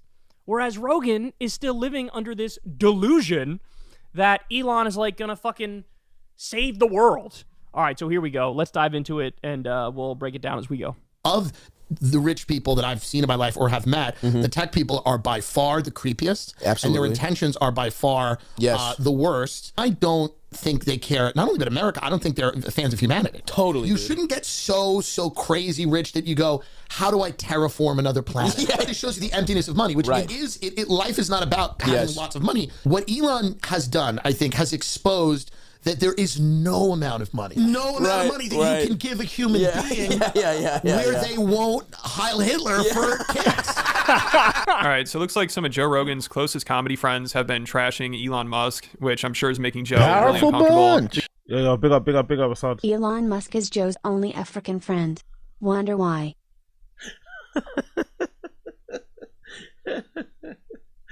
That's so true. That's such a good observation. Big up Assad. You're so fucking dumb. That's so true, though. Because obviously he's like one of the biggest Elon simps out there, and now a big part of his podcast is him just doing damage control and PR for Elon. But you know, even with all the glazing and ass kissing Joe does, it's still not enough for Elon, and I'm sure he gets annoyed that Joe doesn't tell his friends to stop making fun of him. Like, Joe's got to be nervous about his comedy friends. Elon does seem like one of those guys, right? Where he would like send Rogan a clip of Tim Dillon mocking him and be like, why can't you talk to him? He needs to stop. This is unfounded. Oh, this is great. This is a welcome turn, y'all. This is a welcome turn, because you have to say, all of Rogan's right-leaning comedian buddies, they did go down the rabbit hole with him, flirting with Trumpism, if not outright supporting Trumpism, right? And so they were gone, bro. They were gone mentally. They totally hitched their wagon to this guy who I just think they like the vibes, and they think Trump is entertaining, and they don't give a fuck about the policy. But seemingly, for the same... I think they did. I think the majority of the comedians voted for Trump because of the tax breaks and shit, innit? I think that's what I think a lot of them remembered how good, quote unquote, times were for them when Trump was in power the first time. So they just decided to go against that. Or some of them just thought maybe Biden was not the best candidate, so they went for the other person. I don't think it was deeper than that. I don't even think a lot of these comedians are staunch Republican. I don't know if you guys think the same thing. I don't even think some of these comedians are Republicans. I just think they're fans of Trump. They're just fans of his attitude, his personality, his vibes, and obviously they wanted favorable tax breaks. But I don't think they're really wedded to like conservatism in any way, shape, or form. I don't think so. The reason they like Trump, the vibes, I think that's the same reason they don't like Elon, because his vibes are fucking horrendous. I mean, truly the most deeply unlikable man on the planet. It's going too hard on him and upsetting him and ruining their friendship, because I'm sure Joe knows Elon is really sensitive. I mean, recently the guy almost started crying because people were trolling him while he's playing video games. And then he needed all his simps to tweet about it and help him get sympathy by acting like he just got horrifically bullied while playing video games. It's so funny. And also at the end of last year, Elon, he started begging people to post. I'm sorry, but having this Ian Miles Chong guy defend you on social, this is disgusting. Leftist trolled Elon while he's playing Path of Exile 2 on stream. Vile creatures. I don't know. I'd be embarrassed if I was Elon. I might ban this Ian Miles Chong guy if he starts defending me on social. Don't defend me. You're making it worse, mate. Don't defend me. I don't want people to know that you're friends with me. You know what I mean? Please stay out of this. Playing video games. It's so funny. And also at the end of last year, Elon, he started begging people to post more positive content on Twitter because he couldn't handle how much he's getting made fun of. But obviously that didn't work. So for everybody listening podcast style, it says, this is a tweet from Elon Musk from December. I am constantly getting insulted on this platform. Bro, you're the richest man in the world. How about you go to Shut the Fuck Upsville? A week later, he changed the algorithm to promote more positive content, even though I don't think that really worked either. But Joe obviously knows Elon doesn't handle getting made fun of very well. I mean, Joe was just on Kill Tony, and they had on Kyle Dunnigan, who was impersonating Elon, and Joe looked like he was thinking, man, I hope Elon doesn't get offended by this, because I'm sure Elon's already constantly coping over Tim Dillon making fun of him. I mean, Tim's been trashing him like crazy, which Joe has to be stressed about. Look, the thing about Elon is he's literally the world's richest man. He's illegally hacking into our government and stealing everybody's data and destroying every good thing our government does, right? Destroying the Social Security program. He destroyed the CFPB, which is the anti-scam police, which means he's siding with the scammers over the American people. And he also wants to live on Mars and put a chip in everybody's brain. You know what surprises me about Elon, though? Like, and I don't think this was the case before he went mad or before he like embraced this like troll villain whatever thing he's doing at the moment. I'm surprised at his lack of like, maybe it's the autism, maybe his lack of like human understanding. Like he is generally I get the feeling that Elon generally doesn't understand when people don't like him. Like he generally has no idea why people despise him now. He generally doesn't know. He thinks it just came out of nowhere. It's in a silo. It came out of nowhere. Leftist trolls. They're all paid actors that are protesting on my car company at Tesla. Blah blah blah.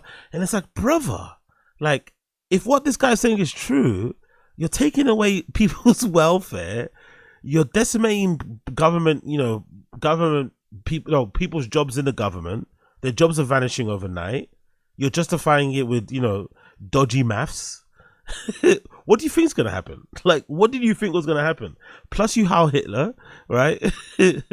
Plus you're like standing next to Trump and you're not an elected official, right? You're literally like a couple of seats away from actually being president yourself. Why wouldn't you think people would have a problem with that? Like, why wouldn't you think people would have a problem with that? Like, it generally surprises me how unable he is to understand why his own actions are leading to people having this very unfavorable impression of him. Because I think the lies and the embellishment and all the fucking fairy tales, that was always there before. But we all kind of conveniently didn't really pay much attention to it because he didn't really meddle. I think especially you guys in America, he didn't really meddle in your everyday affairs. He was just doing his thing. Just Elon doing his thing, building his rockets, making these fucking electric cars, da da da da.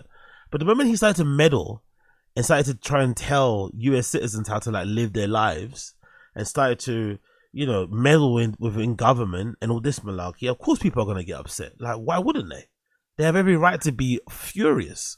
And he doesn't understand why. It's so bizarre how you can be supposedly that smart but not understand that you're fucking yourself over and you're giving people a reason to hate you because you're doing very hateable things.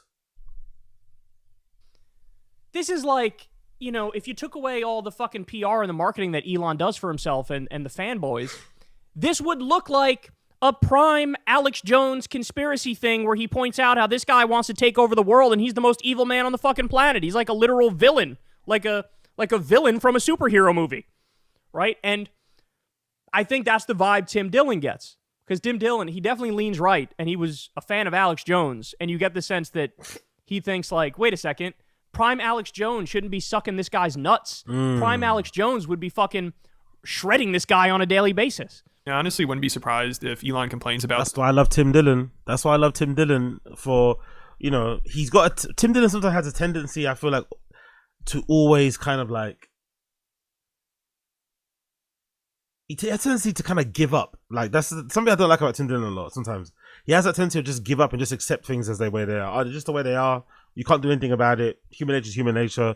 Let it play out how it plays out. I'm gonna watch from my ivory tower and giggle, right? But I do like that he does call out some of this shit, and he doesn't want to be friends with these people, right? He doesn't want to curry favor. He didn't go to inauguration, which is a big thing. He probably could have gone.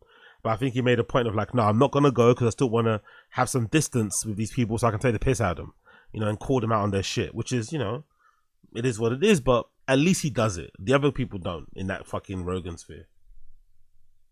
This to Joe, because obviously he gets offended very easily, and Tim has just been roasting the shit out of him. So since Joe is good friends with Tim and has him on the podcast all the time, I'm sure Elon has tried to get Joe to tell Tim to stop. Oh, by the way, I can't wait because Tim's going to be back on Joe soon, I think, to promote his special, which I'm going to do a Patreon for. I'm definitely going to do that when it comes out. I think it's coming out on the 17th. Tim Dillon special on Netflix. It's actually filmed at the Mothership as well. So Tim's going to definitely do a Rogan. So it's going to be interesting to see if the subject of Elon comes up during that appearance and how Joe reacts to Tim trashing him and shit. Stop making fun of him. Legalized comedy. Yeah. What kind of truck would Blade Runner drive? That was the design idea. I mean, this is the problem with these people. What kind of truck would Blade Runner drive? I mean, we're just handing the whole entire world over to like fucking nerds and freaks. First of all, the Cybertruck's disgusting. We can all kind of admit that. It's a heinous. Yes, it is. Thank you, Tim Dillon. Tim Dillon has. To be fair as well, a lot of people that called out the Cybertruck early, you probably deserve a pat on the back. I'm still going to say, as somebody that's obsessed with design, as somebody that, you know, dabbled in some automotive design back in the day, I still like that the Cybertruck exists, because I feel like nowadays automotive design is a bit boring. So it's nice that something, it's quite a novel, interesting thing that something like that exists nowadays. But there's no denying that Father Time has not been favorable to the Cybertruck, has it? It's not been favorable at all. And it's still not going to be over here in the UK because it's allegedly a hazard, safety hazard. To do a lot in my mind to make up for, giving JD Vance a hot stone massage on his podcast. He does. Oh, really? Kill Tony's on. Okay, cool. Big up Uche. Kill Tony's on. One's in the stream chat to switch to Kill Tony. 2 to continue with this video with Kyle Kalinske. Let me know in the stream chat what you guys think. 1 in the stream chat for us to switch over to Kill Tony live, or 2 to continue with this Kyle Kalinske video. He's got a lot to do to make up for snuggling up to Trump, like Trump isn't a fucking robber baron fascist who's hell-bent on destroying this country. But this is a start. This is a start for Tim. Actually, you know what? Let me just do a poll. Sorry, let me just, because I can't count and I'm fucking shit. Let me just do a poll.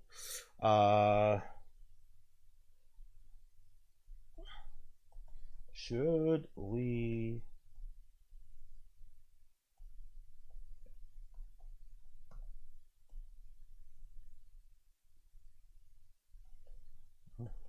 watch Kill Tony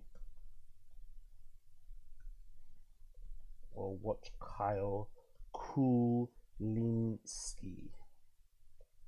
You know you gotta add this. You know we gotta add the third option. We know you gotta add the third option. Cool. Poll starting. Get your votes in. Get your votes in. They explode. They go into trees and they explode and stuff. They're not good. They don't look dignified or classy on the road. I don't know who that appeals to. Now, I understand there's man-children out there that want to fly rockets to Mars because they can't fly their penis into a vagina. But I'm telling you right now, this is the grossest and cringiest shit anyone has ever seen in a very long time. And also, he's a guy that believes that we have to go to Mars and merge with AI and no longer be humans. And no one seems to question that. I don't think populism, as has been described, includes merging with machines. I don't think it's a bad thing, by the way, to merge with machines if they want to go to space. I don't understand this, there's a lot of negativity around tech in general. I don't like that. I'm not. Maybe it's my inner geek speaking, but I wish we were a little bit more optimistic about the future, and maybe we kind of explored some of these ideas and tried to think of positive ways that they could impact our lives, and not see every development in tech as a march towards fucking techno feudalism or something. Please, for the love of God. Maybe some optimism could be injected into this conversation. And it's not a waste of time going to space. A lot of benefit can come from going and exploring the cosmos, especially to our planet here. But hey, I could be wrong. And going to Mars. You're not, this isn't a movie where the movie ends with Elon putting you on his spaceship and going to Mars. You're not going to Mars. I'm sorry about that. These people are also the elites, which people talk about the elites, and I talk about it myself. Because the elites are completely out of touch, but these elites are also out of touch. It's also out of touch to think that the biggest issue is let's go. A bit of Chris Mack, I don't want a microchip in my brain. I ain't trying to be plugged in on that level. If I have to join the Amis, then so be it. I want a chip. If that chip in my brain, if the fucking Neuralink chip allows me to learn 6 languages in a month or something, right?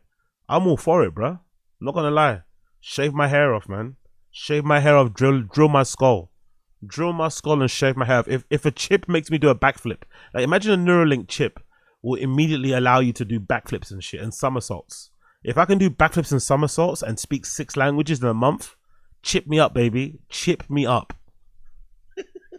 Go to Mars. Go talk to a working family that can't put food on the table. See how many times they mention Mars. I don't know why it's happening. And I disagree with close friends of mine who think Elon Musk is, the savior of, this is Jesus. If Jesus came back, he'd be Elon Musk. He'd come through South Africa and design cars that don't need gas and buy X. The guy's a billionaire who wants to go to Mars, and normal people are going, what the fuck is this? I can't get a knee operation. Yo, big up Uche. If the Neuralink chip lets me drink and drive. Yo, imagine the Neuralink chip negates a hangover or something. Just imagine.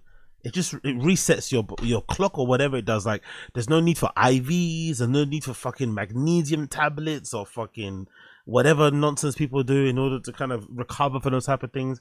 And you could just be on a never-ending session, speaking 6 languages, doing backflips as you're just railing line after line after line every fucking single day, feeling no adverse effects. What a life. God damn it. He's so talented, man. I want him, Tim Dillon, I wish he'd go full lefty. I wish he'd come home full left.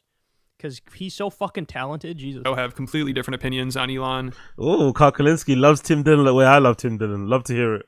And Tim might have been referring to Joe at the end there. But it's just hilarious because Joe spends so much time defending Elon and praising him as much as he possibly can to make him happy. So he keeps coming on the podcast and hanging out with him. But now Rogan's comedy friends might start to ruin that for him because they're kind of negating all the positive PR Joe does for him. They're not ruining it for Joe. They're trying to save Joe when it comes to Elon. Now, unfortunately, they all fucking jumped the shark and shit the bed when it came.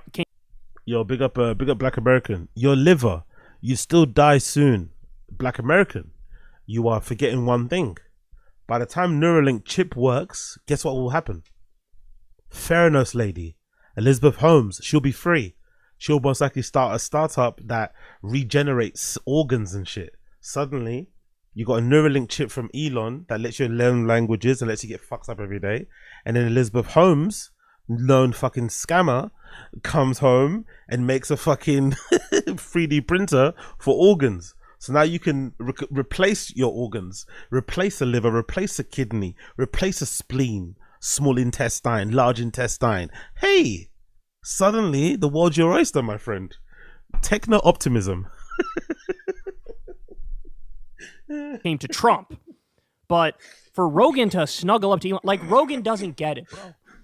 Now normal people look at you, you are more like the new Rush Limbaugh or Sean Hannity than you are like Bill Hicks or George. Exactly. Big up Uche. Biohacking your way into premium degeneracy. You know what, Uche, my dear? That's actually a level at Neuralink. You know, like that Black Mirror episode with Tracy Ellis Ross? That's actually a subscription model. Premium degeneracy. $100 per month. It unlocks loads of features. Not only you can do backflips, but you learn how to skateboard. You can rollerblade backwards and shit. I'm on it. Give me a Neuralink. Bust my head open right now. George Carlin, right? Bill Hicks and George Carlin, they were political. They were super intelligent. They were powerful edgy, bunch. Yeah, big up Black American, bro. Elizabeth and Elon, imagine that dead-eyed baby. Oh, that's so true. Imagine that. You know what's funny? You say that. Elon will be into her, innit? Big up Black American. Elon will be into her. That's his type of woman. She'd be into him as well. She might have to dye her hair because he seems to be into the brunettes at the moment. But that's an Elon woman. Elon will definitely be into Elizabeth Holmes for sure. They were anti-establishment, anti-system, anti-elite, and for the people. Rogan cuddled up to a robber baron fascist and acts like that's anti-elite and anti-establishment when it's not. Hey, yo, Super Jello, you need to chill. Hey, Super Jello, chill. AZ getting that toilet attendant chip, B. Chill. Right? So any prying away from Elon and Trump that his comedian buddies can do is saving Joe Rogan in the long run. Because I got news for you. He's already washed, dog. Like, now maybe he's not fully there, but, like, he's getting there. He was dethroned as the #1 podcast by the Midas Touch guys, and the Midas Touch guys are just simply an anti-Trump podcast. And I'm sure Elon's pissed about it. Okay, cool. We're 7 minutes into the vote. We've got 35% of people say we should switch to Kill Tony. 38% Axe J. 28% Powerful bunch. Kalinski. You know what else is? That Elon chip will have give you the tism.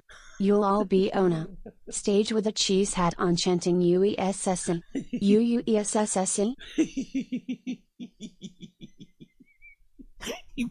The phonetic spelling was so on point, bro. The phonetic spelling was so fucking on point. USA! USA! Big up a Southern Seas. Oh, fucking hell. USA! And this is also kind of exposing how Joe will do anything to defend him. It doesn't matter how delusional it makes him look. I mean, like with the salute Elon did at Trump's inauguration, seeing how Rogan reacted to that compared to how... Yeah, by the way, we got 3 more minutes on the vote. 3 more minutes on the vote. Get your votes in. What we should do. Get your votes in. 3 more minutes on the vote. Comedy friends reacted, it shows how far gone he is. Because most of Rogan's comedian friends seem to think Elon did a Nazi salute, or at least looked just like one. And it sounds vote, poll, vote, same thing. You know what I'm talking about. Like Elon's response to the controversy made them believe that theory even more, because he acted like it was completely ridiculous to think it looked like one. So some of Rogan's comedy friends are like, he's just trying to gaslight us here, this is crazy. And Elon also never even denied doing it. He's just like, again, with the Nazi stuff. But of course, you know who did deny it for him? Joe Rogan. Of course, he'll jump at any opportunity to defend Elon and embarrass himself. And it's funny, he said people only believe it was a Nazi salute because it fits their narrative, but it sounds like most of his friends believe that, and it kind of goes against their narrative. I mean, Shane Gillis, his reaction was like, I know I'm supposed to defend that, but that's a tough one. And it seems like most of Rogan's comedian friends mocked Elon for it, and they thought his response... Oh, and I saw a video. What's this video I saw? Recently, actually. Where's this video? I saw another video of Elon doing another salute that was kinda salute-ish. Where is it? Somewhere here. At the UFC. What do you think about this? Elon trying to make his new wave stick. What do you think about this? What do you think about this? Is this trolling?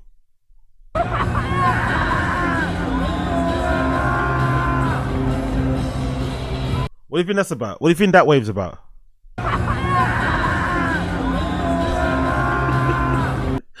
What is that? Is that just him being weird, or is that trolling?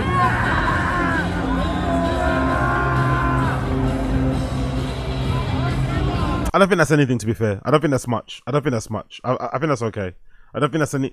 It's still a bit unnecessary. I don't think that's him trying to do a Roman salute. I don't know.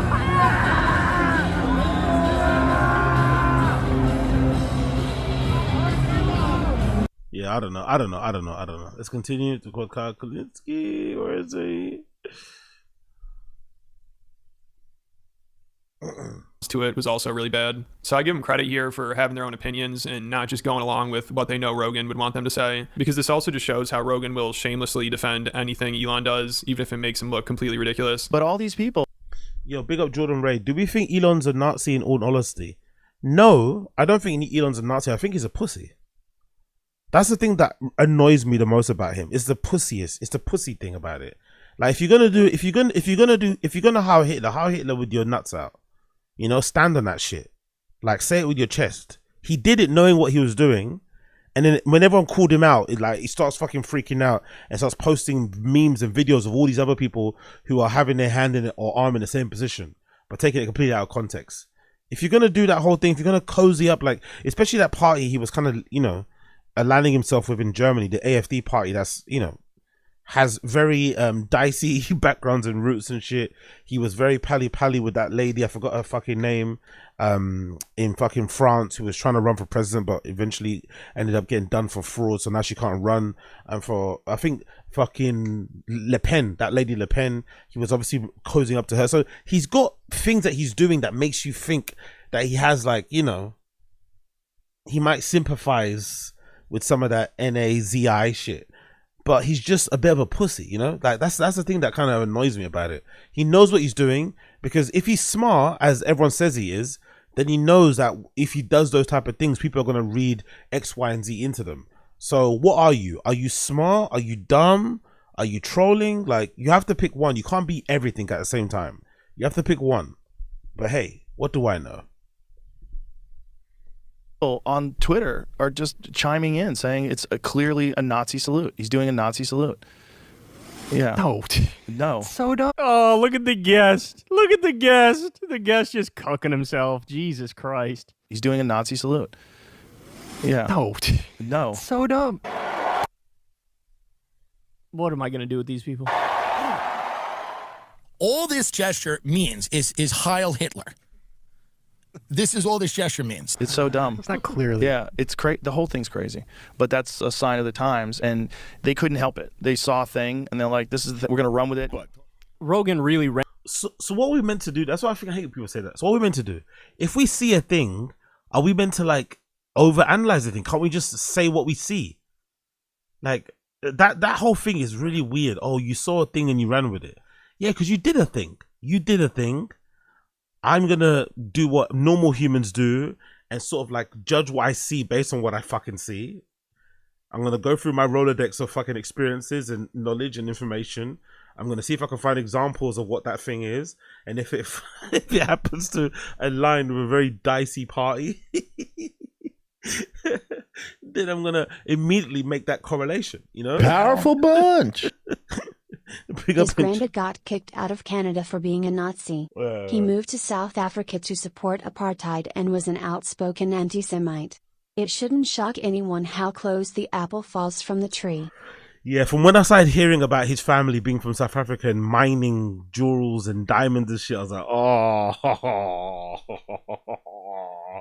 When I heard that, I was like, oh, shit. Sorry, you what? Your family did what? Mining. Yeah. Pick up NJ Ranger. Rented his mind out to Elon and Trump. He really did. I mean, we got to call it what it is. That's what he did. Fucking yeah, that was crazy though. That's not that much. That's not at an an inauguration. That's a political rally. And then being like, "Oh my God, enough with the Nazi stuff, dude." It's like that was wild. That was a close one. Fascism is real, folks. Here it is. My heart goes out to you. My love goes out. Rogan didn't do it properly, by the way. Rogan even put it out. Even Rogan, the uncancelable one, right? The fuck you money guy. Even he was scared to do it. He didn't do it properly. Rogan kind of pussied out, you know? Rogan pussied out of it. Look. My heart goes out to you. No, put your hand flat, mother. Put your hand flat, horizontal. Don't have it out wide like that. Like you're showing somebody the way to go into a fucking restaurant. You know what to do. Copy your guy correctly. Copy your guy properly. Copy your guy properly. Exactly. You don't dare to. You don't dare to. You don't want to lose your fucking AG1 sponsorship, do you? My love goes out to you. I'm sorry, I'm autistic. I'm autistic. I didn't know what this is. Exactly. We My got heart our goes out mentors. to you. Anyway, let's up it there. Big up the stream chat. The votes have casted. 40% said watch Kill Tony, 23% say Carl Kalinske, and 30% said Ask Jay. So we're gonna switch over to Kill Tony. So big everybody in the stream chat. I appreciate all of you. Make sure you smash the like button, hit subscribe, all that good shit. Join. We're trying to reach 500 members by the end of April. Stretch goal, right? We're doing a whole Brendan Schaub. We're fucking aiming for the moon, but we might land on... No, we're aiming for the stars, but we might land on the moon. No, we're aiming for the moon, might land on the stars. Whatever way he says it, I don't know how he says it. He fucks it up, but either way, we've got a stretch goal. If you want to join, smash the link. There's a link down below to join to become a member, and let's hit that 500. But for now, let's head over to Kill Tony. Let's see what Kill Tony's saying. Let's do Kill Kill Tony. Kill Tony. I'm just gonna play it live from where it's at. I'm not gonna go back, by the way. I'm just gonna play it live from where it starts at, and we'll go from there because Kill Tony's a bit, it's a bit all over the place. So I'm just gonna go from where it starts. So big up Kill Tony. Premiere. Oh, it's got Lucio Gomez. Cool. And that's the guy from Matt and Shane's podcast, right? Lemaire Lee.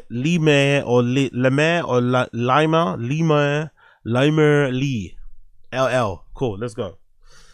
Let's fucking go.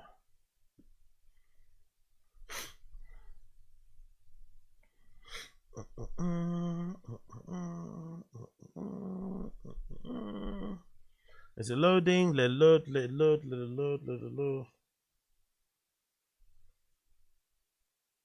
Oh, big up crew. Lima Lee. Cool. Lima Lee. Okay. Oh, big up Coil in the chat. Wagwan Coiler. Wagwan, my guy.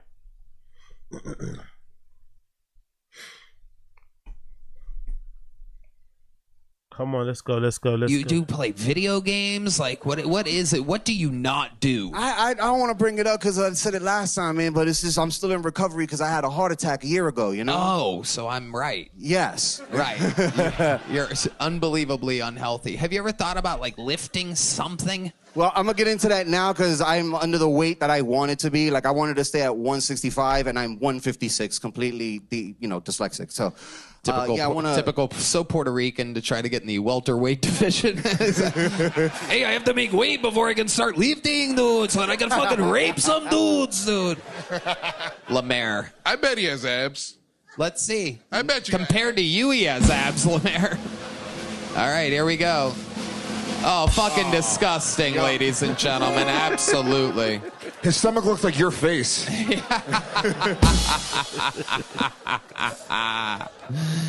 Oh, my God. So, Marvin, how long you been doing stand-up? 14 years, man. 14 fucking years? Yeah, that's why I felt bad. I was real mad at myself last time I dropped the ball. I'm like, I ain't doing it tonight. Nope, hell no. I mean, you barely held on to the ball tonight. You drop it, but, you know. I meant during the interview, because last time I was weird as shit. So I want to be at least, positive weird today. Okay, Yeah. all right. Well, you're still in it right now, so be careful, because there's nothing weirder you can do than talk about how weird it could be right now in the interview. Whoa, there it is, fucking Dirt Kreischer. All right, Marvin, tell me something crazy about your life that I didn't find out last time we were on. You've had some time to think about it? Yeah, man. It's funny you keep saying I'm out of shape for shit. I used to actually wrestle. Like backyard wrestle and shit. So, okay. What was were you like a luchador or something? Did you wear a mask? No, I was a Hardy. You know what I mean? I tried to be like a Hardy boy and shit, but I was doing. Lemaire, what do you think about this? Did you jump off a roof? Yeah, if there was one. It was like, since I was in the Bronx doing this shit, so we was doing it in like playgrounds. So I kind of jumped off that little hut house shit that got like the slides and stuff. I know so I would do swanton bombs off of that shit. You know what I mean? Like onto the concrete. Rubber mats. The ones that be burning in 90 degrees. You gotta throw water on that bitch before you lose hairs on your arm and shit. Like. Okay, all right. The people are relating down there. Yeah, they call it. Yeah. You were more of a Hardy essay. All right. All right, Lemaire will now swallow Powerful the Incredible bunch. Hulk glove in one. Yo, big up, Mr. Mace. Appreciate you, Mr. Mace. Big up, Mr. Mace, for joining, becoming a member. Well done. Appreciate you. Thank you for joining. Big up, Mr. Mace. One swallow, like it's a pill. There you go. Shove it in there. All right, Marvin, you got little joke books, right? Last time, yeah. That's right. And there you go. It remains the same? Yeah. It was good. It was good. You did the trick where you talk really, really, really, really, really, really fast, and then the fucking crowd went wild. But the tricks, it's a trick. You know that. You've been doing it 14 years. Yeah. You know that gets an applause break based on principle, not exactly because it's hilarious. Anybody could memorize that and ramble it off. There you go. Yeah. There it is. There he goes. Marvin Izzy. Hey. Look at the silent crowd like, wait, we got tricked? Yeah, you did. Yeah, you did. That's an old trick. Can I just say, though? What? My next one, I will be invited to the secret show. I guarantee this. All right. May I make a suggestion? Grow a fat pair of tits. All right.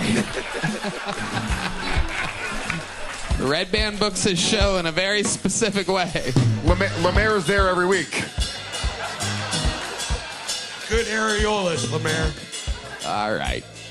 This looks like a new name, thank God. Let's meet them all together. Make some noise for R.J. McKeegan, everybody. R.J. McKeegan. Here he is.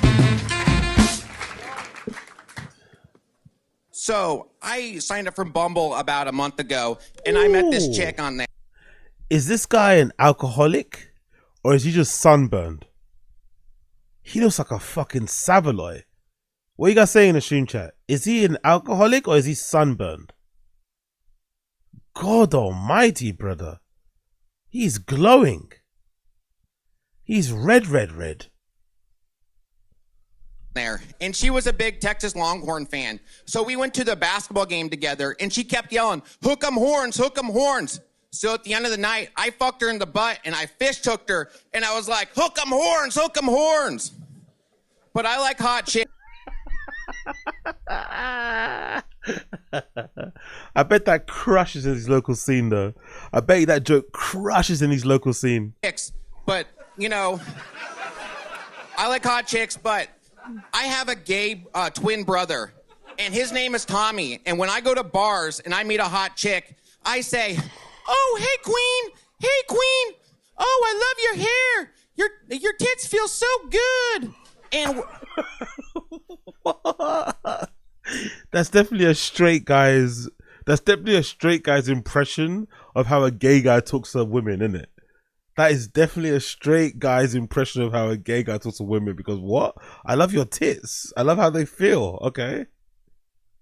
we become best friends. And at the end of the night, I tell them I lost my keys. I don't have anywhere to stay. And they let me come back with them because I'm gay and I won't try anything.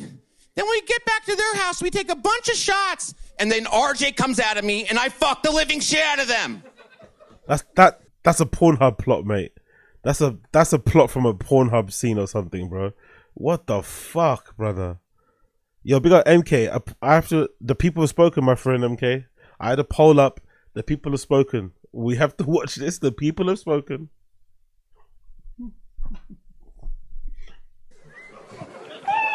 Wow. First, let's check in with Luis J. Gomez. I can't even look at you right now. Luis. I'm Irish. I'm Irish, Tony. Can I offer you some ketamine?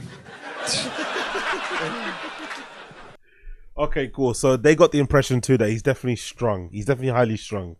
For my fellow party boys and party girls in the stream chat, somebody said in the stream chat that he might work construction. That's why he looks that way. He might be out in the sun all day long. But if I've ever seen somebody that looks like they have done maybe a couple of bumps before they got on the stage, he looks like the type. He looks like he's got a whole fucking bar in him, a couple of bumps and some, you know? If he empties out his pockets, baggage are going to fall out, for sure. This guy's ready to go. He's ready to rock.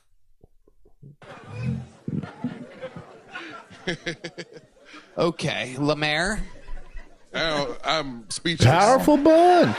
Big up Asada Aziz. You tards in chat probably feel like Farmer Trump voters are in. You dug your grave, now die in it. Kill Tony, that greatest show on earth. Exactly. Yeah. Yeah, exactly. They probably the people in the stream chat feel like all those Americans who voted for Trump thinking he's going to bring back jobs to America, and then, you know, he's not bringing back any jobs. Got ya. Kill Tony. Thank you. They forgot about my joke. RJ, you are incredibly unfunny. Let's talk about it. Oh, okay. That's what this show's all about. All different shapes, sizes. I pull a new name out for the first time tonight, and you come out just guns a-blazing. Absolutely. Hey, Tony, I'm only gay on Monday, okay? So. What? Also, you guys have the same fucking voice. Yeah, well, but he's actually shaped like a man, so it's more embarrassing for him. RJ, were you raised by women? Why do you sound like that? I'm from Seattle. Okay, what else? Let me ask you this. Do you see your gay brother when you look in the mirror? It's my alter ego to pick up women, Tony. Okay. RJ, oh my God. How long have you been doing stand-up comedy? I'm new. So how long have you been doing it, you fucking retard? So I had I just got divorced. My ex-wife was a redhead, and... What? RJ, how long have you been doing stand-up comedy? 1 month. 1 month. Oh, I know Kana energy when I see it, mate. I know Kana energy when I see it. I know Kana energy when I see it. And I'm gonna say this as just a theory and a guess. I have a feeling this guy has done or likes it when he gets fucked up and involves himself in some boy on boy action. I think this gay brother thing, if that gay brother does exist, is not only limited to his brother, it's also something that he dabbles into. I think this guy's all the way on that side. I think so. He's giving off that kind of vibe. He's giving the type of vibe that if you've got a baggie, he'll do anything for it. Especially at the end of the night. He's willing to go to very far lengths to ensure that he gets a portion of whatever you have. How often have you done it? You do it once a week, twice? I've done it like 3 weeks I've been here. I've done it 10 times. So okay, and you thought you were ready for this? I think I am. Okay. Wow. Okay. How old are you? You know what I like, by the way, which is also funny. Yes, he's a shit comedian and he's a bit crazy, but he's also an actual person with an actual personality. Like, he's an actual, like, degenerate, like a real degenerate. I always find it interesting how freaked out they get when they encounter somebody who's actually unhinged, you know? Because they talk about living this alternative life, living on the edge, living life on their terms. They kind of give off the vibe that they are actually degenerates in their own way. But when they encounter a real degenerate, most stand-up comedians really get freaked out. They're not as comfortable as they try and make it seem as. It's like, you guys pretend to be degenerates. This guy's actually out there in the streets doing it. Just look at his face. He's really fucking crazy. RJ? I'm 39. 39. What do you do for work? Rough. I own a semi-trailer rental company in Omaha, Nebraska. Okay. Omaha rules. Yeah. All right. So somebody was right then in the stream chat. He owns a trailer company, so I'm assuming he's outdoors quite a lot. So maybe one of you guys in the stream chat was right. So maybe that redness is maybe due to him being outdoors, because he said he owns a trailer company, but that nose looks like a nose that somebody drinks a lot. That's a dark nose, bro. I know you can get, you know, burned a lot on there, but that nose is dark. I used to own a big trucking company, but I worked 70 hours a week, and it was too much for me. So I quit that. I met some rich motherfuckers in Nebraska, and they started a semi-trailer rental company with me. Am I allowed, or is it fair to assume guys who work in trailers industry, trucking industry, those long hours, I'm assuming they party hard, right? Working those long hours, they probably work hard and party hard. I'm assuming that's a part of their culture. I'm assuming, right? So it's not far to say this guy's a little bit, you know, people that like drive like that, do that kind of job. It's brutal. It sounds fucking brutal. It probably pays well, but when you want to let off steam, you motherfuckers let off steam. You get me? And you got a couple of months, you got a couple of dollars in your back pocket. Woo! You got a party. Why'd you put the blacks in on motherfuckers? Oh, big up God's favorite. Yeah, we do. Okay, cool. Lots of Kane. Okay, cool. Yeah, big up ASAP. Okay, he sounds like David Lynch. Yeah, true. Big up ASAP. He does sound like David Lynch. A bit more ramped up and speedy, but you're right. AZ show up to work high. AZ, they show up to work high. Okay, big up D. Okay, they show up to work high. Okay, cool. Truckers notorious as that's culture. Okay, cool. Party hard equals suck dick for cook is hilarious. Not much party, more like get pissed drunk, get herpes off the side of the road. That sounds like a good life to me, Asad Aziz. Sounds like a good life to me. You didn't have it. Is it because I related to you? I don't Exactly. Yeah, we're all related. Blacks and Irish are like the same, you know, same race, you know. No. Why? How? What do you mean? What do you mean? If you're going to say that, you have to follow it up with a fucking thing. Okay, so I was watching this World War II documentary the other week, and I got we all know about the blacks versus the Irish. I got so happy.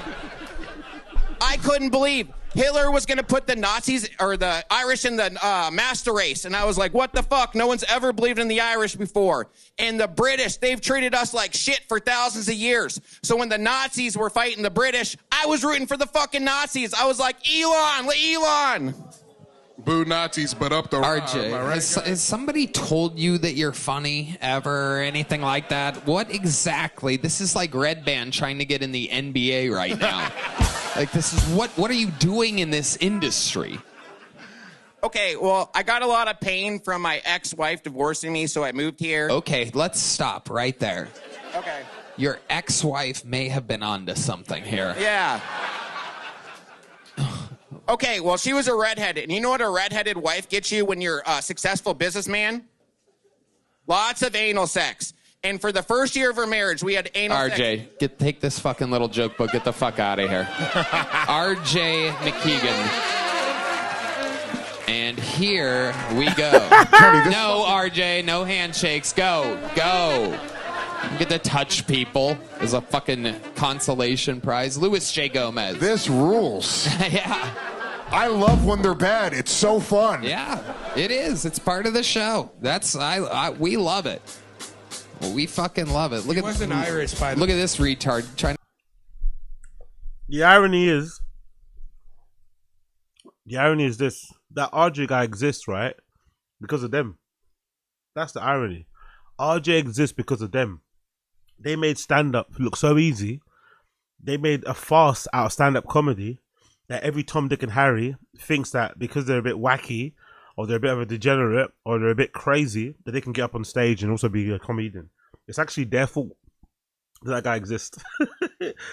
Sets and reps, right? He's getting up a lot. He's doing this show. He thinks he's on his way. Because how far away is RJ from Lucio Gomez? Let's be real. Lucio Gomez is being really snarky. He's making a lot of jokes. He's being really mean to that guy. Let's be real. How far away is RJ to Lucio Gomez? If RJ maybe gets sober for like a month and just focuses on writing jokes and shit, he could be just as good as Lucio Gomez or better. Lucio Gomez ain't that great at stand-up. So these guys are on their high horse acting as if like, you know, no one can touch their level of stand-up. But we've seen your material. We've seen your fucking material, guys. Please. Gonna go in between tables to get back to his seat. It's that's not really the path to take. Hell yeah. I love it. No, you're good. I love it. Everyone's. Be up, Young God Vibes. When AZ comes to America, we gotta get him a couple of lot lizards at the Love's truck stop. Don't tempt me with a good time, and don't throw things out there like that because I'm a follow up. I'm a follow up. It's retarded tonight.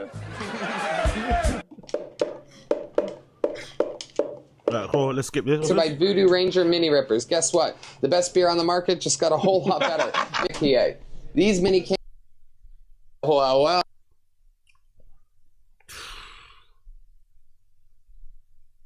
God damn, red pants.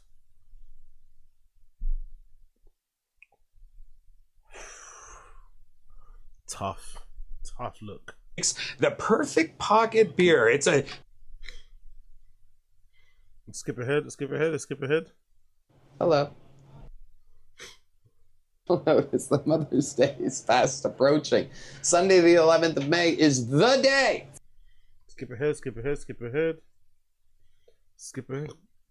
And fine jewelry pieces at prices below your expectations. As the original online jeweler since 1999. I'm a hard diamond this Mother's Day. Oh my goodness, that's so nice of you. So thoughtful, Red Band. Your gift will stay safe because every Blue Nile order is insured and arrives in packaging that won't give away what's in. Oh, come on. Mom, right? People you've ever met in your goddamn life. Okay, let's go back. So, one sec. BlueNile.com. Make some noise for your next bucket pull. He goes by the name of Matt Sargent, everybody. Matt Sargent. Are we having fun tonight, huh?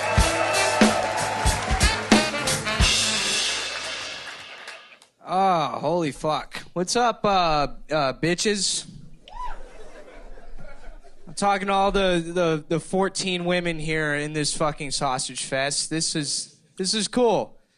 Anybody here from Austin? 3 of the most boring fucking people you've ever met in your goddamn life.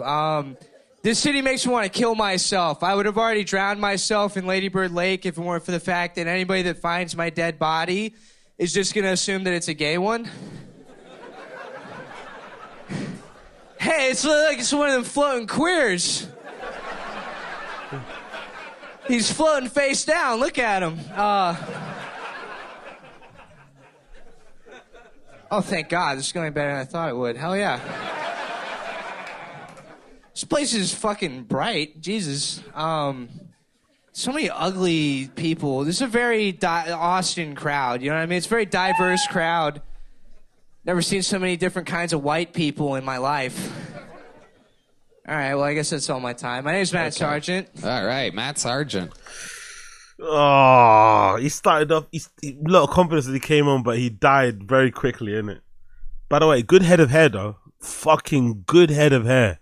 You have some extra stuff that doesn't even make sense. You have good jokes. I don't know why you're acknowledging how white the room. You're literally, this is a black, a Puerto Rican, black, Mexican, 3 Mexicans, black, super white. Why do you keep saying gray? There's a gray guy. There's a fucking illegal immigrant right in front of you. Well, but he's with his dad, so it's okay. He's Mexican. Well, is his dad legal? Don't make jokes. Oh, that's right. There's Mexicans everywhere. There's women everywhere. There's so many women in the crowd. You said there's hot chicks here. 14 women here. They're the hottest ladies in Austin. In between your jokes, you make stuff up. Oh, big up Lemaire. He's getting big up this Lemaire guy, man. I'm sure he's funny usually, but he's bombing all over the place. He even tried to do the "Where My Ladies At" and nobody fucking whistled or anything. There's loads of hot ladies in here and it was quiet. Oh, big up him, bless. Listen. 15 women here. They're the hottest ladies in Austin. In between your jokes, you make stuff. Crickets. They're the hottest ladies in Austin. Where my ladies at? Any single ladies in the room? Up and then talk about the lighting. I'm nervous. I don't know. Yeah. You don't have to be.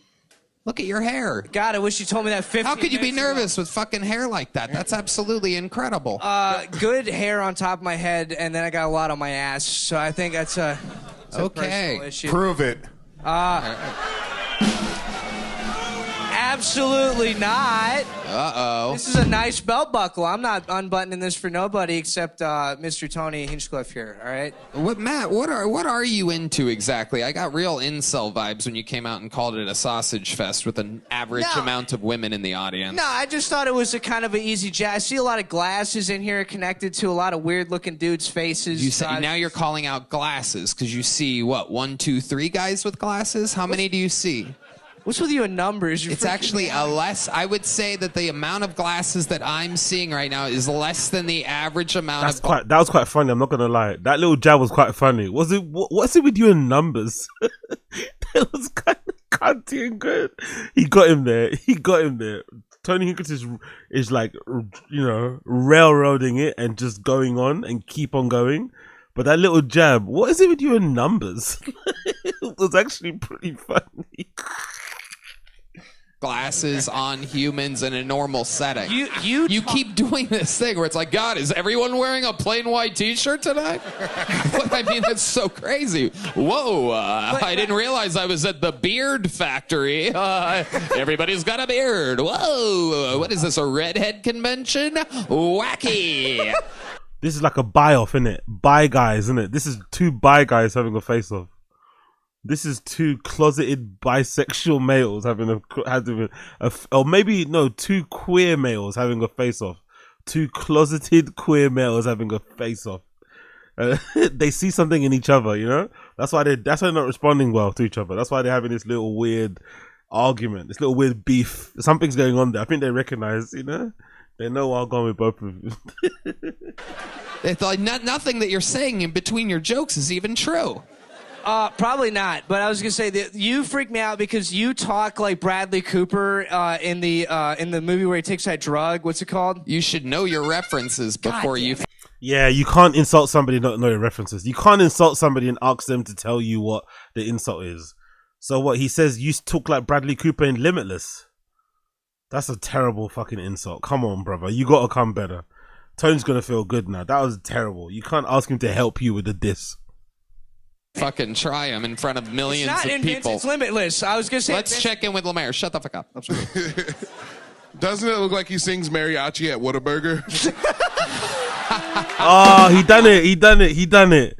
Big up Lemaire. He finally did. He was sweating. Before he said it, he was sweating. He was nervous before he said it. He was sweating. Big up Lemaire. He finally did it. Well done, brother. Well fucking done. It look like he sings mariachi at Whataburger. Yay. Well done, Lemaire. Well done. A joke. Well done. A pure, clean joke. I almost forgot what it's like when those happen here. You do look like you sing. Do you know how to sing? No. Do you know how to do something other than stand-up comedy? You a talented guy? I can jerk off on cocaine very well. You do a lot of cocaine? Not a lot. I just almost every other. To be fair, if somebody mentions something like that on a stage, unprompted, unprovoked, they do a lot of it, you know? Like, I don't know, like, has anybody ever answered a question like that correctly anyway? If someone says, "Oh, do you drink a lot?" No, not really. Why is there always a natural or the instant answer to that question always to play it down? Why? Oh, do you drink a lot then? No.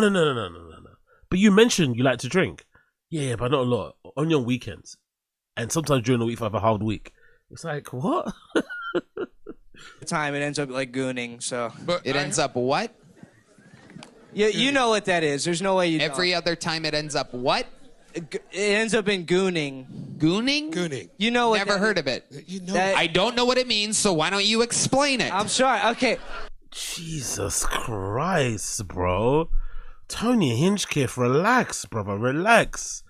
He's nervous. Be playful. I know he's a bit annoying. Don't get me wrong. The guy doesn't, he's not coming across the greatest, but Tony's got to chill out a bit. Like, fucking hell. Calm down, bro. How many times are you going to, you know what it means?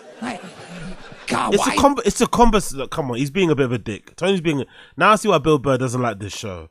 Tony's doing a little bit too much now. I get the guy's annoying, but he's also a bit nervous. He's trying to be playful. He's trying to banter back. Like, relax. If you don't want to talk to him, get him off the stage. Like, fucking hell, man. Relax. Is everybody terrible tonight? Are you gonna let me explain gooning? It's jerking off on math. Well done, dude. Well done, dude. Well done. Well fucking done. Yeah, look at Louis shake over his. Yeah, he's sat between this guy is having a lover's tiff. Okay, well done, dude. Well done, guy. Well done. Attitude on this guy. Are you gonna let me explain it now that I said you know what it is 5 times? No, but you asked him what it is. The gaslighting from Tony. You could tell, innit? The gaslighting from Tony. You asked him to explain what it is. He's trying to explain it, and now you're getting upset. He's not explaining it as quickly as you want him to. Ay. This is a very, very tetchy interview, isn't it? What's going on here? What a wretched fucking bucket we've had tonight so far. It's still just me being nervous. I don't know when to talk. Oh, I'm nervous. Maybe I'm nervous too, huh? You ever think that maybe the pressure of doing over 700 fucking episodes that everybody watches and having to up it everything, maybe I'm fucking nervous. Huh? Can I use that excuse, you fucking pussy? But your microphone's just gold, you know what I mean? Like, how is he gonna keep it original? How? With 700 episodes, say it's a fucking bucket of people. What's he gonna do to keep it fucking original? Look, there's people leaving. As we speak, there's people walking out. This isn't what I paid for. What do you think about you ever hear me acknowledging the pressure on me? No, you're goddamn right. You ever hear me going, God, the lights are so bright tonight. Why is the place filled with blacks?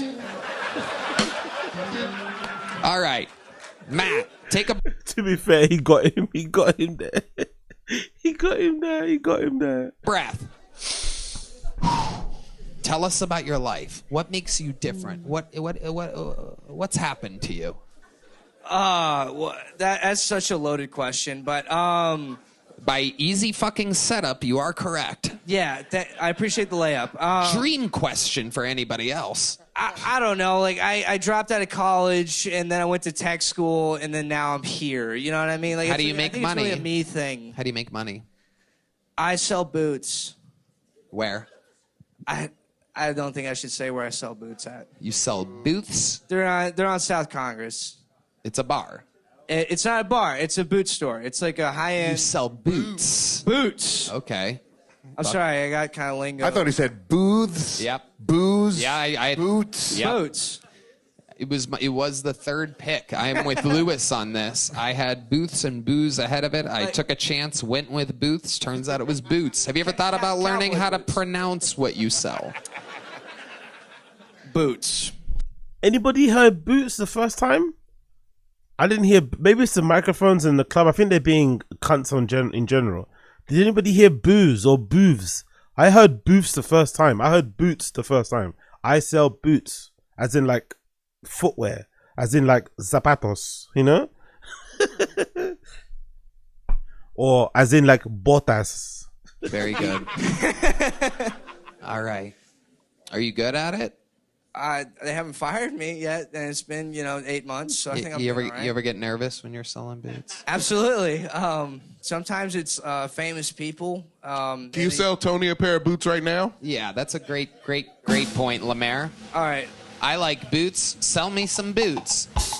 Here I come. I'm riding up.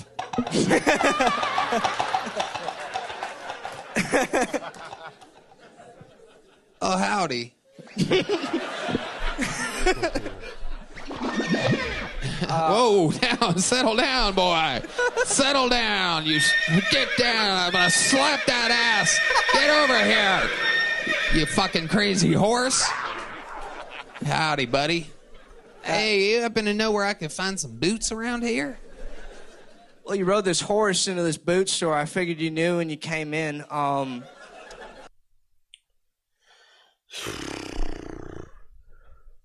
not gonna lie, Tony Hinchcliffe is a bit annoying, but this guy sucks, man.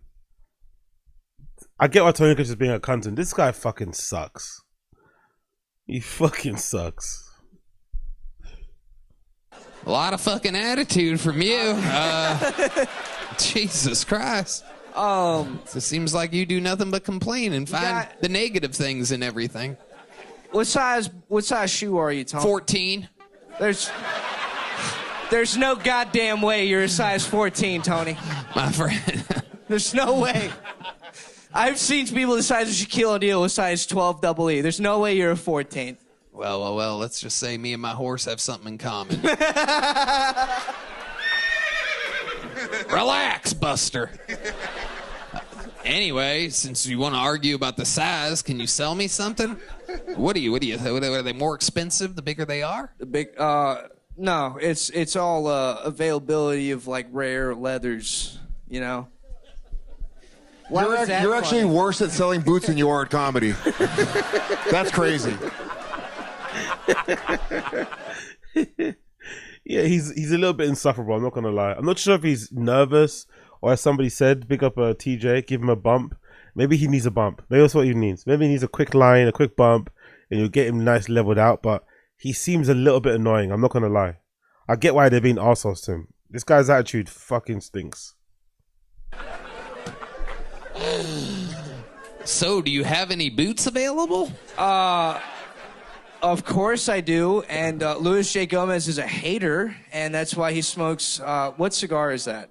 Oh my God, what are you doing, bro? Focus. Sell me fucking boots, you fucking idiot. I'm sorry. Yeah, Tony, I wish this guy would boot scoot and boogie off the stage. I think you're right. And you know what? I decided I don't need boots. I'm going to wear high heels for the rest of my life. There you go. There he goes. And he drops the book, ladies and gentlemen. You can't... Yeah, that guy sucks, man. That guy sucks so fucking bad. Like, his attitude stinks. Like, he somehow made you want to hate him, I went to root for him because he was going after Tony a bit, but oh yeah. Blame him. The lights are bright. He's nervous. Left the mic stand over there. Heidi, can you grab this mic stand and put it in the right place for us? God damn, Heidi. God damn.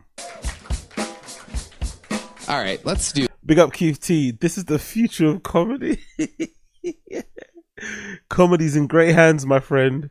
Stand-up comedy's in great fucking hands. This. Let's change the tone in this room a little bit. Let's get a veteran of the game up here, an absolute superstar. Ladies and gentlemen, this is a brand new minute from the one and the only, great and powerful. This is Cam Patterson.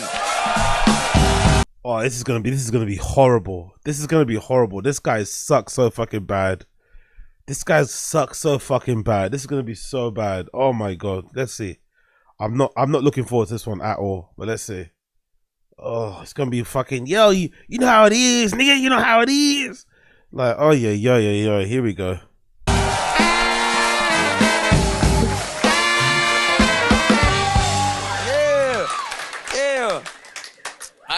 I learned something about myself recently. I shouldn't be allowed to go to weddings. That's not a good thing for me. I went to my cousin's wedding this weekend, and I cussed out the maid of honor. She was a bitch. She deserved it, though. Because, like, listen, understand something. My cousin's wedding, all the groomsmen were my cousins and my friends I knew my whole life, right? And I didn't get to hang out with them the whole time. I wasn't really in the wedding. So when we started eating and stuff like that, I finished eating early. I went to go talk to my cousins who was sitting at the groomsmen and the bridesmaids table, right? And the maid of honor called me over and she was like, hey, can you come here real quick? We're all over here eating and you kind of bothering us. So can you come back later? And then I was very confused. So I said, respectfully, get the fuck out my face, right? And then a fat bitch came out. There's always a fat bitch around somewhere.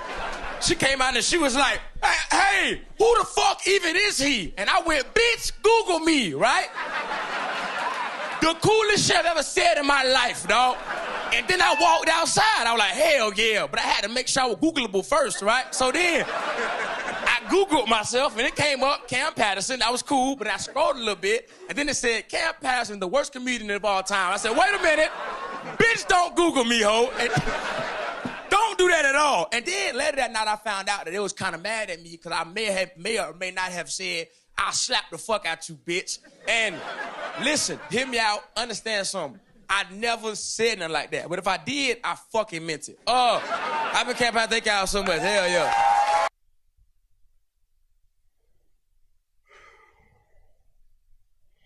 Hey, bring back long-haired guy, man. No, bring back RJ. Bring back RJ.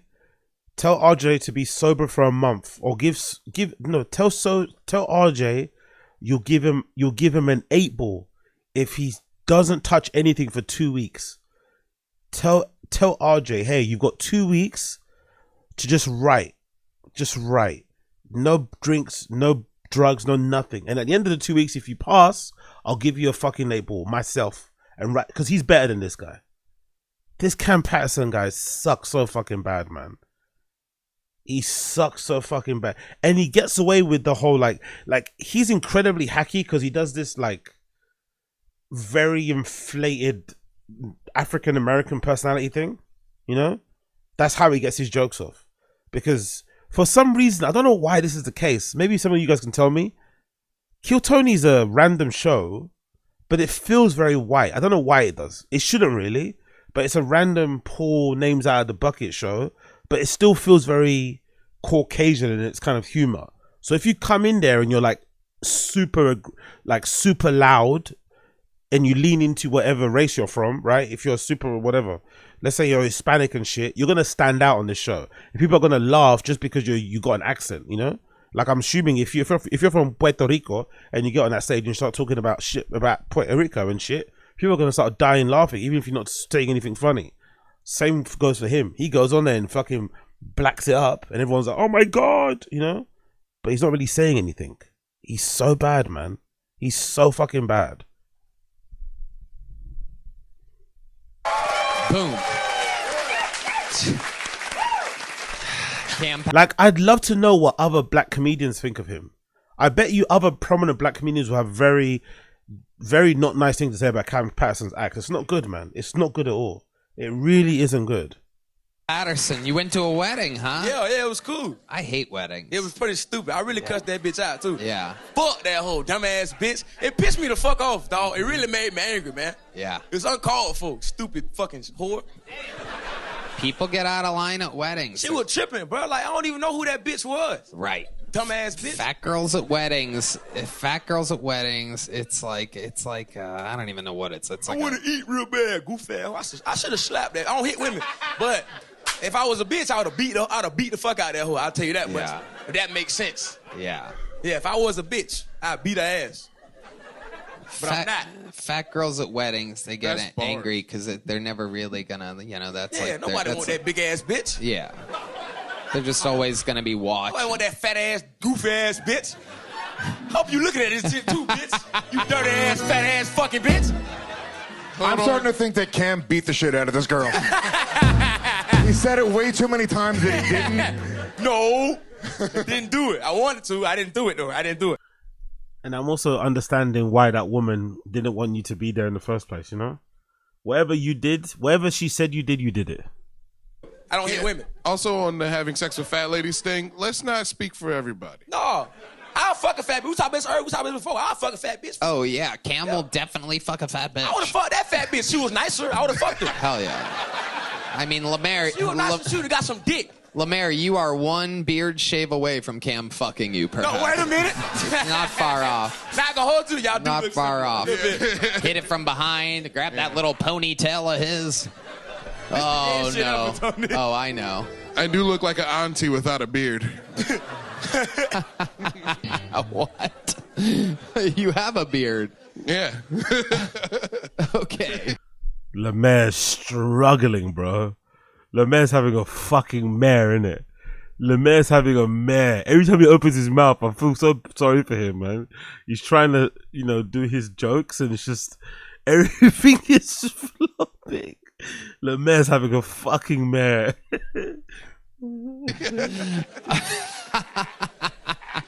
So Cam, what else happened? Whose wedding was this? One of your cousins. Yes, I was the next guest. Yeah, my cousin Natron was there. That was cool. So this was a black wedding. Yeah, black as hell. Yeah. Oh wow, I've never been to a black wedding. That's wild. Black as shit. What are black weddings like? Have you ever been to a white wedding? I never been to. That was my first wedding ever. Is it like a public park or what?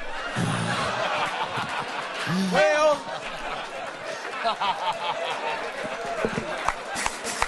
Where's your sound effect? Give me your. That was good.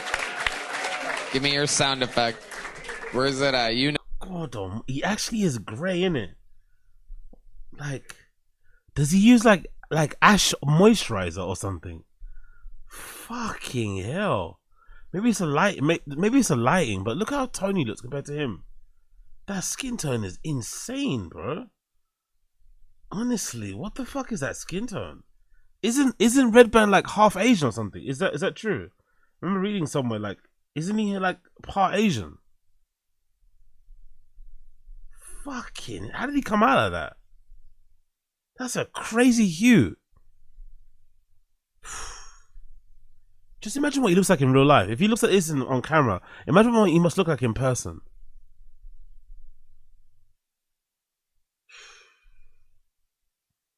You know where it is. There it is. Turn it up. Red Band with barely a voice tonight. The allergies are affecting him. Does that stop him? Does he complain about the bright lights? Does he acknowledge the people in the room? No. He plants his feet and he says the racist joke. It was at a party. Let's talk about it. Have you noticed the smoke detector going off in your apartment? What? Do you hear that? You don't hear anything, do you? What are you talking about? Do you hear anything? That was a piano. That was a piano right there. No, it wasn't. Do you hear anything? Cam, no, you gotta hear it. Wait, do it again, do it again. No, Lemaire trying to defend his entire race right now. No, don't look at his finger. Look out straight and see if you hear anything. Did you hear something? What was? Yeah, what do you think that is? A cricket.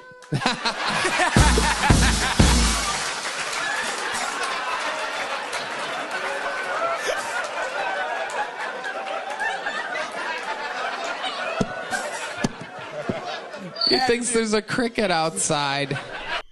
It must be a cricket. Look how they're dying. It must be funny in real life. Look at that. He said it was a cricket. Ah! Like, exactly. Cam, I'm dead. Cricket, get it? Cricket. Same shit. No, don't you. That wouldn't be. All right. What is that other noise? Is that you? Okay, guys. Bam. So hold on. Why do you think it is that black men don't notice smoke detector alarms when they need to be replaced? This is a mission that I'm trying to find out on this episode. We're trying to solve the world's problems. Why do you think you heard a cricket and everyone else hears a smoke detector? What next? Why don't white people use washcloths? Is that what we're doing? Fucking hacker fucking fun, isn't it, on this fucking show? Jesus, tired premises. Black people are like, white people are like, oh, boring. Alarm going off. I don't know, man. You don't really need them at your house for real. Okay, can you repeat that? Can you repeat that one more time? You don't really need a smoke detector for real. You don't need one. If you smoke inside, it's kind of gonna fuck up the house. You know what I'm saying? It's gonna do its job too good. You know what I'm saying? So you never replace it. It's genius. Is this true, Lemaire? Is this the reason? I agree, Tony. I recently had to take down 3 of my own fire alarms.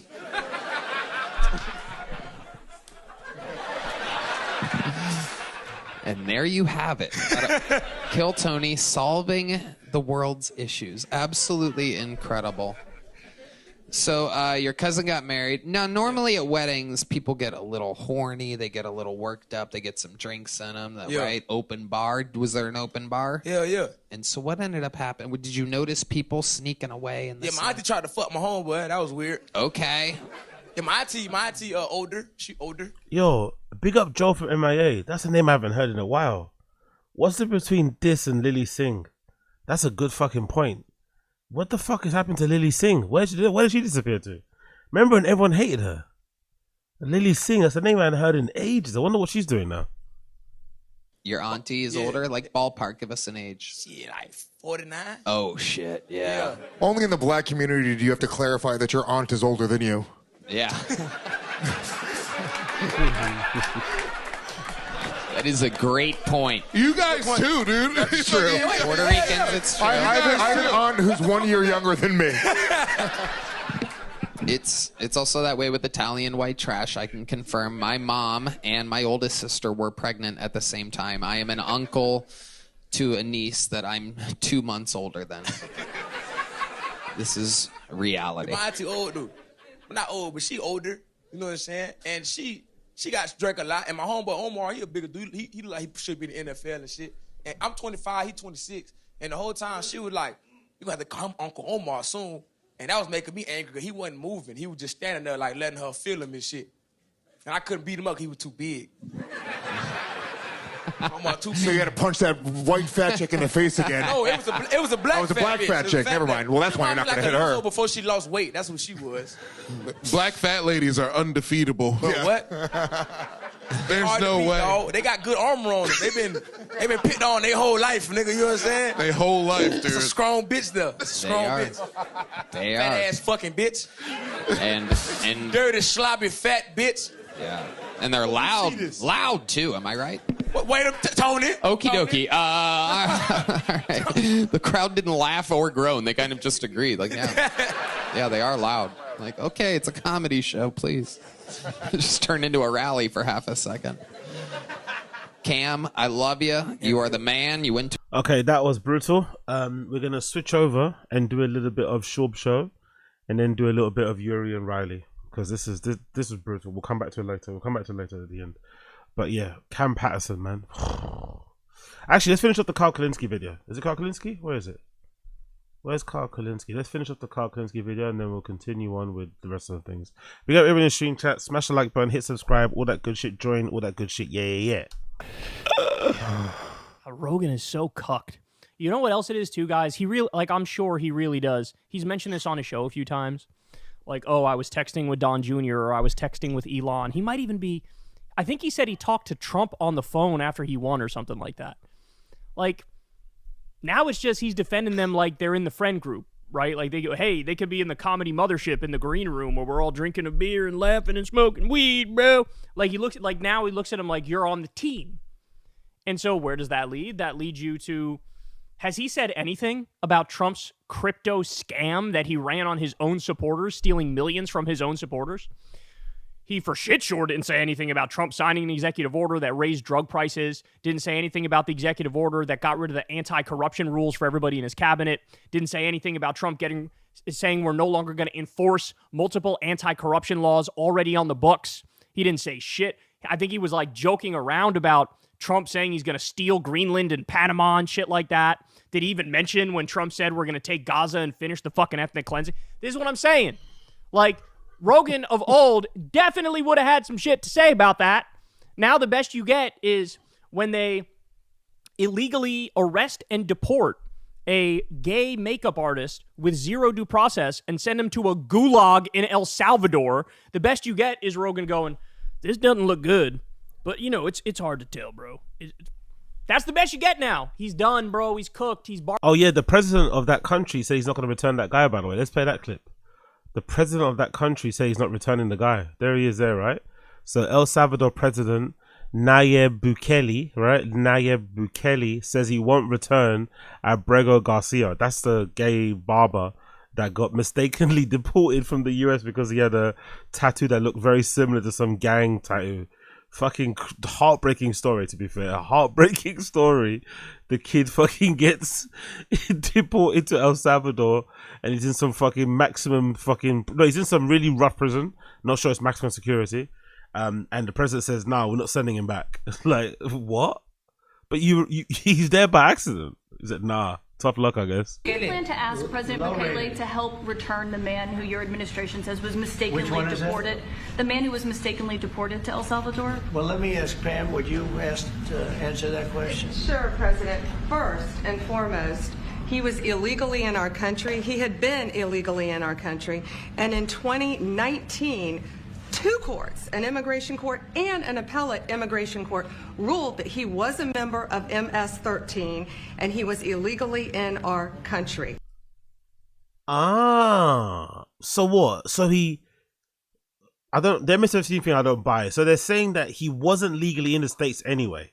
So maybe he did get deported so he's just unlucky. Maybe he did get deported by accident, mistaken identity.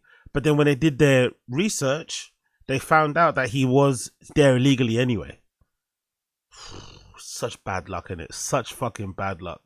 Or is there something about like, is there a thing in like gangs now where guys are moving or immigrating to countries illegally and then pretending they're gay to get papers? Is that possible? Maybe that's a whole new racket that's running. That's a whole new scam. You illegally move to another country. You're like a sleeper cell there. You do what needs to be done for your gang, but then you kind of moonlight as a fucking barber. And then for extra points, because you think you might fast track your application, you also say that you're gay. Big up Yoshi. The conspiracy theory running around AZ is that the dude is dead, which is... Oh my god! Yoshi, is that true? The conspiracy theory running around is that the guy is dead, which is why they're not sending him back. Yikes. Oh my god, that's heartbreaking, brother. That is so heartbreaking. Imagine he actually is dead. That's why they're saying they're not sending him back. Holy shit, what a tragedy. Right now, it was additional paperwork had needed to be done. That's up to El Salvador if they want to return him. That's not up to us. The Supreme Court ruled, President, that if, as El Salvador wants to return him, this is international matters, foreign affairs, if they wanted to return him, we would facilitate it, meaning provide a plane. Oh, so if they want to, Trump is good at this, by the way. He puts all the decision in the fucking El Salvador president's fucking lap. He set him up here a bit. They set him up here, innit? They set him up here. They said if they want to return him, we'll happily supply the plane. So he's like, they're speaking out both sides of their mouth. So they're saying he was there illegally. He got deported correctly. But then now they're saying that if the El Salvador president grants it and wants to send him back to the States, they'll happily provide a plane. Why would you provide a plane for somebody to come back to the States if they're there illegally? That doesn't make much sense. But yeah, they really fucked him over here. So will you return him, President And you are doing a great job. Thank you. Thank you. Wait a minute. Can you just also respond to that question? Because, you know, it's asked by CNN, and they always ask it with a slant because they're totally slanted because they don't know what's happening. That's why. They always ask you with a slant. I'm not talking about Asians. I love Asians. Japanese is one of my favorite cuisines. A slant. Okay. Nobody's watching them, but would you answer that question also? Yes, gladly. So, as Pam mentioned, there's an illegal alien from El Salvador. So, with respect to you... The term illegal alien is always so dehumanizing. Like, when was that okay? When was that a thing in the States? Why do you refer to people as illegal aliens? Like, what the fuck is that term? Why is that a thing? That's so dehumanizing. It's so othering, isn't it? Illegal alien. Like, what? He's a citizen of El Salvador. So it's very arrogant even for American media to suggest that we would even tell El Salvador how to handle their own citizens as a starting point. Fuck, look at the optics, bro. Look at the optics. El Salvador president against like 17 members of fucking Trump's administration trying to pretend like it's up to him. But they're literally throwing him under the bus in front of the world's media. Like, this is such a weird setup, isn't it? Like, obviously he was here illegally, but it's up to you. You know, if you want to bring him back, you can. And if he says no, then it completely, you know, washes them of any responsibility. Ay, ay, ay, ay, ay. As 2 immigration courts found that he was a member of MS-13. When President Trump declared MS-13 to be a foreign terrorist organization, that meant that he was no longer eligible under federal law, which I'm sure you know, you're very familiar with the INA, that he was no longer eligible for any form of immigration relief in the United States. So he had a deportation order that was valid, which meant that under our law, he's not even allowed to be present. Big up fucking Coiler. Amazing motherfucking observation. Big up Bloodcut Coiler. No 5 drinks at the table and there's way more people. Exactly. Somehow they don't have 17 fucking cold brews or tins of half drinking rain or Pepsi on that table, despite having legitimately over 20 people in that room. Maybe 30. I see some more heads here in the back. No, exactly. Look at that. Who knew it'd be that easy, eh? Who knew it'd be that easy? In the United States and had to be returned because of the foreign terrorist designation. This issue was then, by a district court judge, completely inverted, and a district court judge tried to tell the administration that they had to kidnap a citizen of El Salvador and fly him back here. That issue was raised to the Supreme Court, and the Supreme Court said the district court order was unlawful and its main components. I don't know much about politics, but is this El Salvador president? Is this the same president that there was some country in South America that was really good with Central America, South America, that was really open with crypto? Is that the same guy? Is that the same country, El Salvador, that they kind of, you know, doing a lot of things with crypto, integrating it in their economy and shit? Is that him? Rah, bro. That's kind of wild, you know. I don't know why I would make that. I wouldn't think somebody that was really open to like crypto would be also somebody that would be like, nah, not sending him back, mate. Anyone else got a crown tattoo, you're getting sent to prison. I don't know. Maybe I'm mistaken in that regard, you know. Reversed 9-0 unanimously, stating clearly that neither Secretary of State nor the President could be compelled by anybody to forcibly retrieve a citizen of El Salvador from El Salvador, who again is a member of MS-13, which, as I'm sure you understand, rapes little girls, murders women, murders children, is engaged in the most barbaric activities in the world, and I can promise you, if he was your neighbor, you would move right away. So you don't plan to ask for anything to get him back? Is that 3 minutes already. He hasn't spoken just yet. Let's see how they ask us, the president, this question. In the Supreme Court, Steve, was it 9-0? Yes, it was a 9-0. In our favor? In our favor, against the district court ruling, saying that no district court has the power to compel the foreign policy function of the United States. As Pam said, the ruling solely stated that if this individual, at El Salvador's sole discretion, was sent back to our country, that we could deport him a second time. Well, no version of this legally ends up with him ever living here because he is a citizen of El Salvador. That is the president of El Salvador. Your questions about it, per the court, can only be directed to him. But aren't you making it very clear that he can't come back anyway? This is just a weird setting. They're making it very clear and not clear where they stand, but then they're ending the sentence. But you know, but it's up to the El Salvador president. It's up to him. We're saying unequivocally that anytime he steps back into the United States, he'll be sent back to El Salvador, and we can. But it's up to El Salvador. So what is actually going on here? I asked President Bukele, can President Bukele weigh in on this? Do you plan to return him? Well, I'm supposed you're suggesting that I smuggle terrorists into the United States, right? It's always how can I smuggle? How can I return him to the United States? Like I smuggle him into the United States, or what do I do? Of course, I'm not going to do it.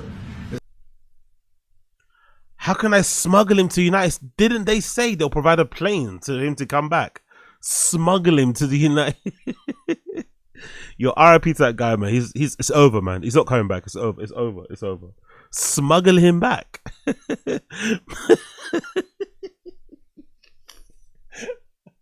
Yeah, I believe Yoshi. That guy's either dead or he's going to die. Fucking hell. It's like, I mean, the question is preposterous. How can I smuggle a terrorist to the United States? I don't have the power to return him to the United States. So you can release him inside El Salvador. Trump's liking that, innit? I don't have the power. He has the power. Donald. My good friend, Donald. Yeah, but I'm not releasing, I mean, we're not very fond of releasing terrorists into our country. I mean, we just turned the murder capital of the world into the safest country of the Western Hemisphere, and you want us to go back into the releasing criminals so we can go back to being the murder capital of the world? No, that's not going to happen. Well, they'd love to have a criminal, released into our country. I mean, there's a fascination. They would love it. Yeah. They're sick. These are sick people. Mark, do you have something to say? Yeah. These are sick people. Hold on, you rip some guy from his home who's got nothing to do with gangs allegedly because he had a tattoo that's similar to other, like, I don't know who's sick, the person that ripped somebody from their home or the press who are asking about this unfair process. Murder capital of the world. No, that's not going to happen. Well, they'd love to have a criminal, released into our country. I mean, there's a fascination. They would love it. Yeah. They're sick. These are sick people. Mark, do you have something to say about Yeah, I mean, Stephen Eitland, I don't understand what the confusion is. This individual is a citizen of El Salvador. He was illegally in the United States and was returned to his country. That's where you deport people, back to their country of origin. Except for Venezuela, that wasn't refusing to take people back, or places like that. I can tell you this, Mr. President. No, the foreign policy of the United States is conducted by the President of the United States, not by a court. And no court in the United States has a right to conduct the foreign policy of the United States. It's that simple. End of story. And that's what the Supreme Court held, by the way. Yeah, I think they need a big up drop on the media defense, child rapists, illegals. I think they just need to they need some wins. I think this stuff is not helping their case, isn't it? I think a lot of Americans are probably not that. I don't know, maybe it's my social media feed. I don't get the feeling that a lot of Americans have really an issue with the deportation of illegal immigrants. I think a lot of Americans just have an issue when it feels like there's no due process and it feels like a lot of people are incorrectly getting deported. When mistakes are being made. And that whole premise about you got to crack a few eggs to make an omelette, that doesn't run. You don't just get to send somebody back to a country they haven't even visited by mistake and then say oopsie. That's not fair. But I think they need some wins. I think they need some PR wins. They need to say, hey, we deported 10 legit rapists. They need that. I'm not sure if they've done that yet. Again, I don't pay too much close attention to politics, but they need to have some good PR of hey, we did this deportation thing. It's not about fucking sending back, students who took part in some anti-Israel protest and are pro-Palestinian. No, actual legitimate criminals. Have that, sell that. Can they do that? I'm not sure if they can, but that might be the way to go. You know what I mean? Maybe have them do a perp walk, arrest some illegal immigrants and have them standing in front of a table full of weapons that they had in their homes. That might help to let people be, have some ease in thinking that this administration knows what they're doing. But so far, incorrectly sending a barber back because he has a dicey tattoo is a little bit insane. I'm not gonna lie. And then acting like it's no big deal. And kind of ambush, or kind of not ambushing. I don't know what they did to his president. He was never going to take him back anyway, because I'm sure they spoke about this previously. But yeah, thoughts and prayers to that kid, man. Thoughts and prayers. To Marco's point, the Supreme Court said exactly what Marco said, that no court has the authority to compel the foreign policy function of the United States. We won a case 9-0, and people like CNN are portraying it as a loss, as usual, because they want foreign terrorists in the country who kidnap women and children. But President Trump, his policy is foreign terrorists that are here illegally get expelled from the country, which, by the way, is a 90-10 issue. Well, Mr. President, you said that if the Supreme Court said someone needed to be returned, that you would abide by that. You said that on your voice.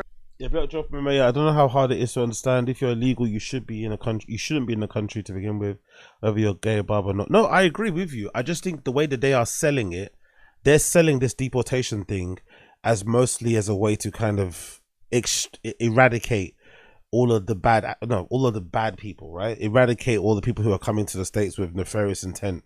people from gangs, murderers, R words, blah blah blah blah. But it just, you know, it messes things up and makes it look like you're not running, the administration themselves aren't maybe running things correctly if they're sending people back who don't appear to be of that ilk. Yes, he's illegal. Let's believe that he is illegal. He was there illegally. Cool. But is he a criminal? You know, is he what they're saying he is? Is he a part of a gang? So far, nothing has proven that to be correct. From what I've read online anyway, from accounts of his parents, of work that he's done, it could be a case of mistaken identity. He could be a sleeper agent. Who fucking knows? It's just, they're not, it feels like, from what I've seen online, maybe it's most of the media, how they're reporting it, we don't really see any evidence of like actual criminals getting deported. A lot of them. I've seen videos of like students getting, you know, arrested or detained on the street by undercover ICE agents who are not, you know, adequately declaring themselves before they grab these people. I saw one other clip of some guy who was at some immigration place trying to get his papers sorted, and ICE came to pick him up. Like, just regular people who are getting picked up more so than the actual criminals who they're meant to be picking up, which seems a bit strange if that's the thing that you're kind of leading with. But I guess in the end, if they want mass deportation anyway, to maybe ease on the economy and shit, maybe it's going to work in general. But so far, it's been a bit shaky, the process. It's been a bit shaky. One just a few days ago, and they said that it must be facilitated.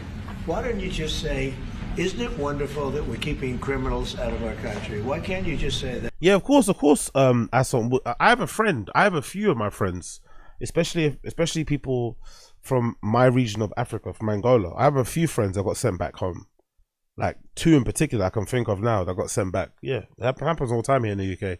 If you fuck around here, you find out very, very quickly, especially if you're a part of an organized crime, organized gang, all that sort of shit. You get sent back ASAP. Plus, we have a very long-winded process to get citizenship here in this country too. So if you do fuck around before you have a right to, you know, apply for citizenship, they send you back with a sharpness. I have a couple of friends who got sent back.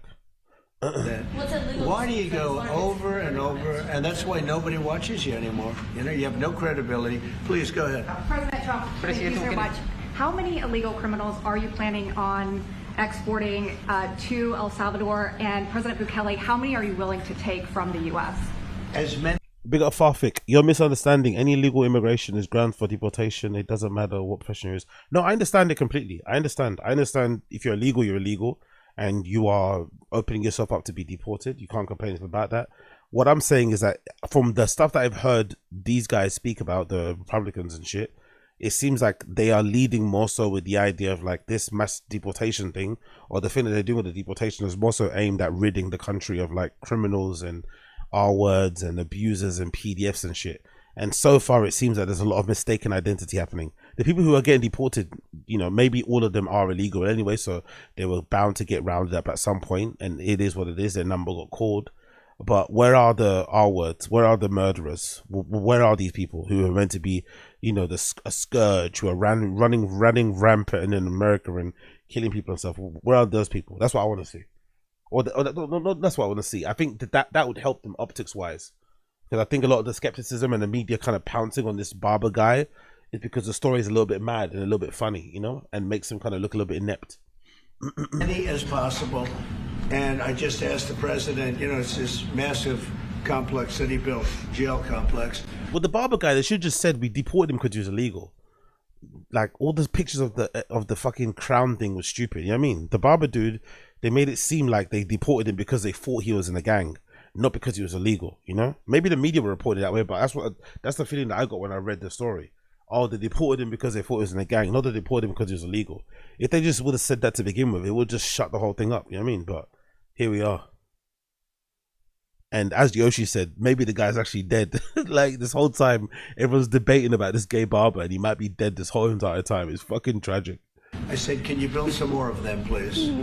As many as we can get out of our country that were allowed in here by incompetent Joe Biden through open borders. Open borders. You probably hear open borders and you can't even understand it, because nobody can understand. Nobody smart or with common sense can understand it. So we have millions of people that should not be in this country that are dangerous. Not just people, because we have people, But we have millions of people that are murderers, drug dealers. They've been allowed to come into our country by other countries that were very smart. When they But the thing about this illegal thing, like, I don't know, I get the feeling like isn't that kind of how the whole country was founded in a way? Like a bunch of people entered illegally and then, you know, over time became legal residents or became citizens in general. It's kind of I feel like from the outside looking in, it's a part of the American story, right? Your forefathers entered illegally, arrived illegally, but then over time, over hard work, blood, sweat, and tears, you were all fucking legal and shit. You know, obviously people will get born there. That kind of helps and shit. It's a really tricky place to be, but there's probably still an issue that needs to be addressed. Makes sense, but it's just unfortunate that, you know, normal people, I guess non-gang members, non-violent criminals are the ones who are getting paraded around the press a lot more. But yeah, what can you do? What can you do? Moving on. Watch JD Vance break the Ohio State University College football playoff championship trophy. Oh, let me say that again. Watch JD Vance break the Ohio State University College football playoff national championship trophy. Oh, brutal. Let's see. Is this thing worth a lot of money as well? Oh God almighty. Size of that trophy next to JD Vance. I know. Those are some big young gentlemen and a big trophy as well. Oh, no, that wasn't his fault. And it looks like the trophy fell. That wasn't his fault. That's unfortunate. That wasn't his fault. That wasn't his fault. And I'm sure this will That wasn't his fault. end That up wasn't his being fault. online. That wasn't his fault. That wasn't his fault. That wasn't his fault. Two people holding it the same. That wasn't Size his of that fault. trophy next to JD Vance. I know. It wasn't Those are screwed on properly, I don't some think. big young gentlemen and a big trophy as Oh. well. Big dudes, yeah. Oh, and it looks like the trophy fell. That's unfortunate. Oh, and I'm sure did it this will break, wind or up is getting it- memed online.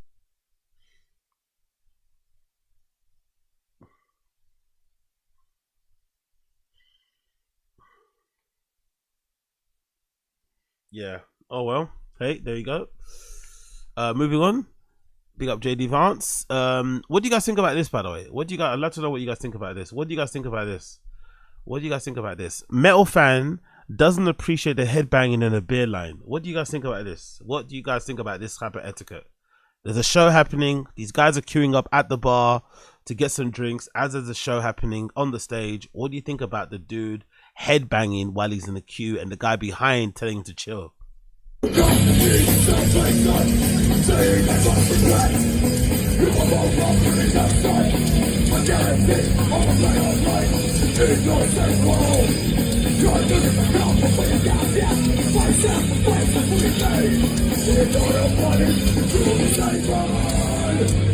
I can't fucking hear you, Worcester! How can you say mine when you can't save yourself?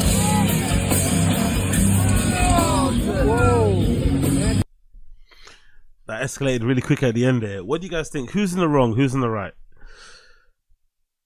As much as I understand what the guy in the back was saying, and I get it, you're in the queue to go buy a drink at the bar at a metal show. You're also at a metal show, sir. I know he's being a little bit obnoxious. He's being a little bit annoying, headbanging and moshing in the queue because you just want to get your drink. You don't want to whatever. But you're also at a metal show, sir. You're also at a metal show. Like, relax. Fucking relax. It's not, you know what I mean? Like, I don't know. But I also want to know, like, what happened to just saying sorry for the sake of it? Long hair guy is banging his head, right? He's having a good time. Guy in the back doesn't like it because his hair flicks into his hair, I guess, right? What happened to just saying, sorry guy, my bad, just for the sake of peace? What happened to that? Why doesn't anyone do that anymore nowadays? Why do you think that is? Because maybe both people are not in the wrong. Both people are in the right with their own, in their own point of view. But just for the sake of peace, why couldn't the guy with the long hair just be like, you know what, my bad, guy, I'm sorry, and just would have killed it and moved on? Oh no, don't say, oh, did I get duped? We got Ryan Harty. Is it staged? Maybe it is, isn't it? Because yeah, it cut it right at the time. I don't know, it could be staged. Especially this bit here, right? With the bin. Was it staged? Where did Bin come from?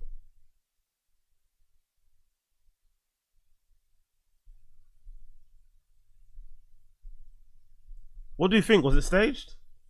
Oh man, did I waste all this time trying to fucking focus and think about this deeply when it's actually just a fucking prank? Some TikTok skit. Oh mate, the boomer years are approaching. The fucking boomer years are approaching. I'm getting duped by these shitty TikTok things. So maybe it was staged. What are you guys saying? Go home if you want to chill a bit at Koila. It seems like he would only happen to him or Ted Cruz. Loot the beer 10. Okay, cool. Maybe. But he was mad because he got whipped by his hair. Yeah, I'll 80 euro full squid, yeah.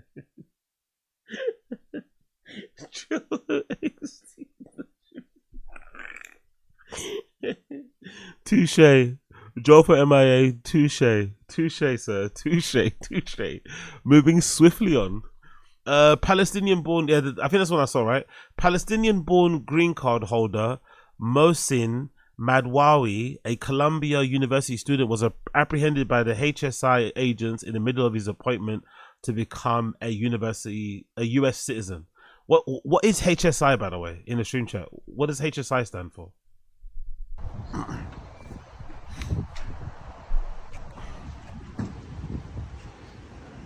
So I guess that's the guy, right? What is HSI?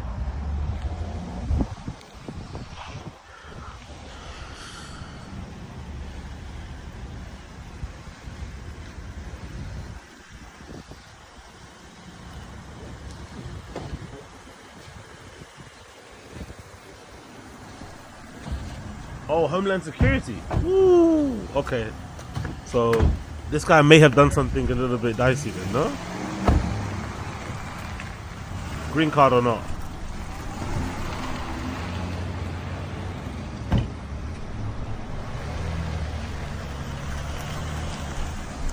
Shit. Black trucks. Black SUVs. Okay, here we go. Fair play, I guess, you know. Everyone's getting wrapped up. Everyone's getting dragged out in places, dragged out from buildings, dragged out from places. Hold your head up over there. Hold your head up. Guy leaves his kid in a car while he goes to see an escort. The mum shows up. Beautiful. Beautiful. He agreed to pay her for, and he was going to go inside one of these rooms and receive the. He was going to leave your son in the car while it happened. Just so you know, we have to call DCF as well.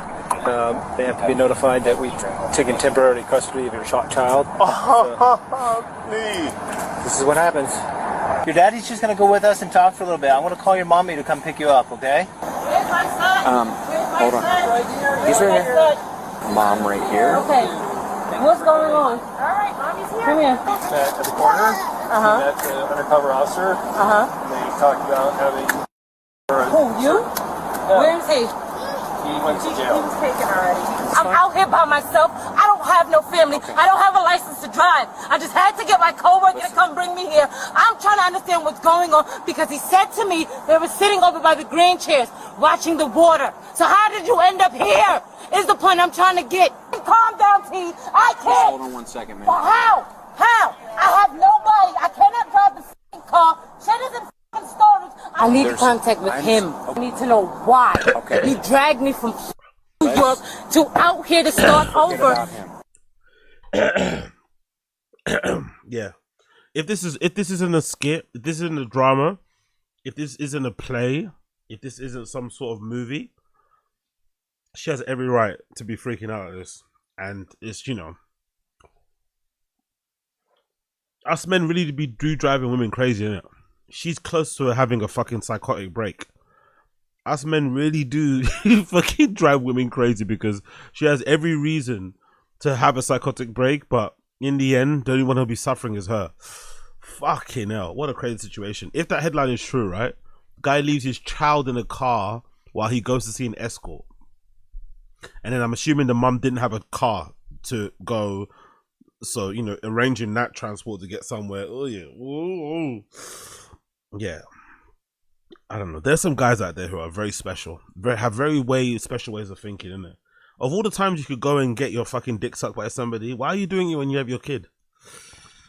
Strange behavior. Very, very strange behavior. But hey, prayers to everyone involved. This kind of upset me because unfortunately, it involves a black queen. A woman steals a 14-year-old girl's birthday money she dropped. Ay, look at this. Get rid of the music. So I guess they noticed there's some money on the floor. I don't know what restaurant this is, but it's some sort of restaurant where people usually celebrate birthdays and whatever it may be. Some Asian restaurant, it looks like, maybe, who knows. And they spot there's some money under the table from a family that probably was just there previously. They see it. She gets a bit of paper, she throws it across the thing and pretends like she's picking up the paper that she threw. She moves the chair, she goes underneath the table, she picks up the paper, and then obviously picks up the money. And then sits back down. And the kid comes back to the table. That's the kid, I think, right? Or is that the waitress? That's the family. Oh my God, they must have left to go get more food. Maybe it's a buffet. Maybe it's a buffet and they went to stand up to go get some more food. They spotted the food. Oh my God. That's not. Oh, yeah. I thought they left. They didn't leave. The food is there. So maybe they went to the bar to go get some more food or went to the toilet. And then they just took the money anyway. I don't know, man. There are some awful people in the world out there, man. There's some awful people out there. There's some awful people out there, bro. There's some awful people out there. I can't count. And it's really unfair because I feel like I never get this luck. But I think I can't count the amount of times I've been walking in front of somebody and they've taken their phone out of their pocket or keys or whatever and money dropped out and I went to go chase them and say, hey, you just dropped something, you know? I've done that so many times. I'm sure some of you guys in Stream Chat have done it yourself, but I've never had that luck, by the way. I've never had that luck. I'm sure it's happened to me before and people have just picked it up. So it's really sad because sometimes you do the right thing for somebody, from a lot of people, and then somebody can scum you like this. Huh?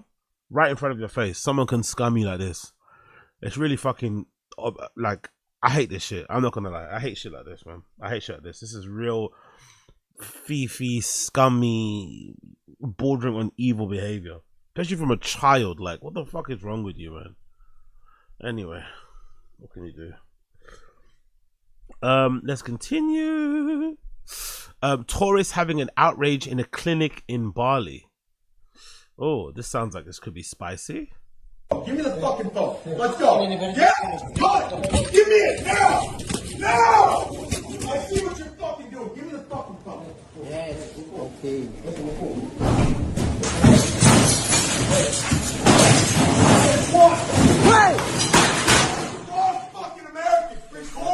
Bali shit. Bali shit. Record it, you fucking cunt. Hey! Para pasien ini, Pak. Kita biarin gimana ini? Can you get her? Give me the fucking phone now. This is a patient. This is a patient. Hey!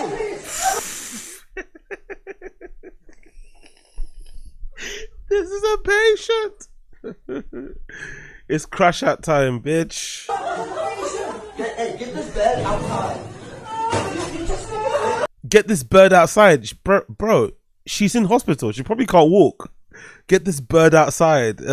What about you get your psycho guy outside? Tolong dulu, ini hancurin ini.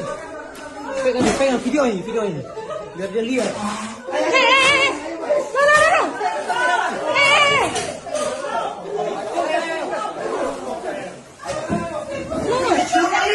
Are you gonna fucking take me alive? Hey, give me the fucking phone. It's all back up, get out. Get out. Fucking tell you. Give me the fucking phone.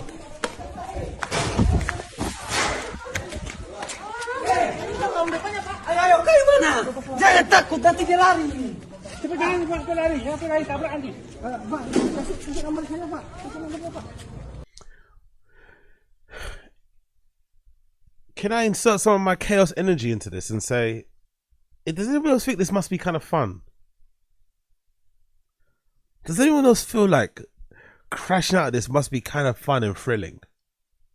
To go full crash out psycho mode and just start tearing in the hospital apart and just throwing shit, cabinets, smashing glasses, windows and shit. It must be quite thrilling, isn't it? It must be kind of thrilling. There must be something about it that just gets your juices running. Obviously, when you sober up, it becomes really like, you know, you start to realize the severity of the things that you've done. But in the moment, it must be kind of exciting.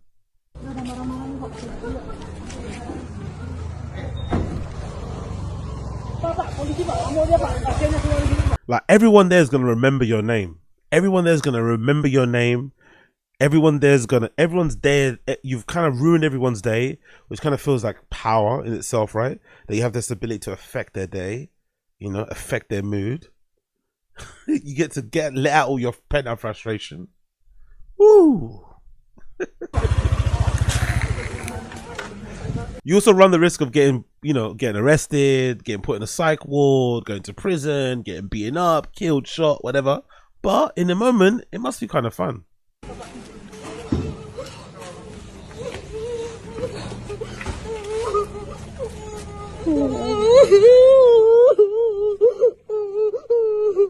That I don't like. I'm not gonna lie. I wouldn't find that fun, you know? Nurse lady, looks like she works at the hospital, bawling her eyes out. I wouldn't like that too much. That's when I'll break, you know? That's why I don't have the ability to be all the way a psycho. I'd enjoy the fucking, going fucking crazy, foaming at the mouth, putting the cameras away. But the moment some nurse starts crying, I'm gonna feel bad.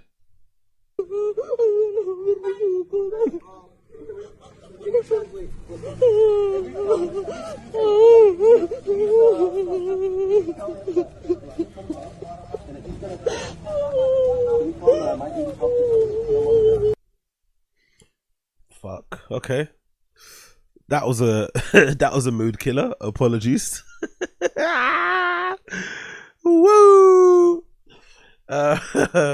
Oh, big up Taylor Lorenz, by the way. Big up blood clot Taylor Lorenz.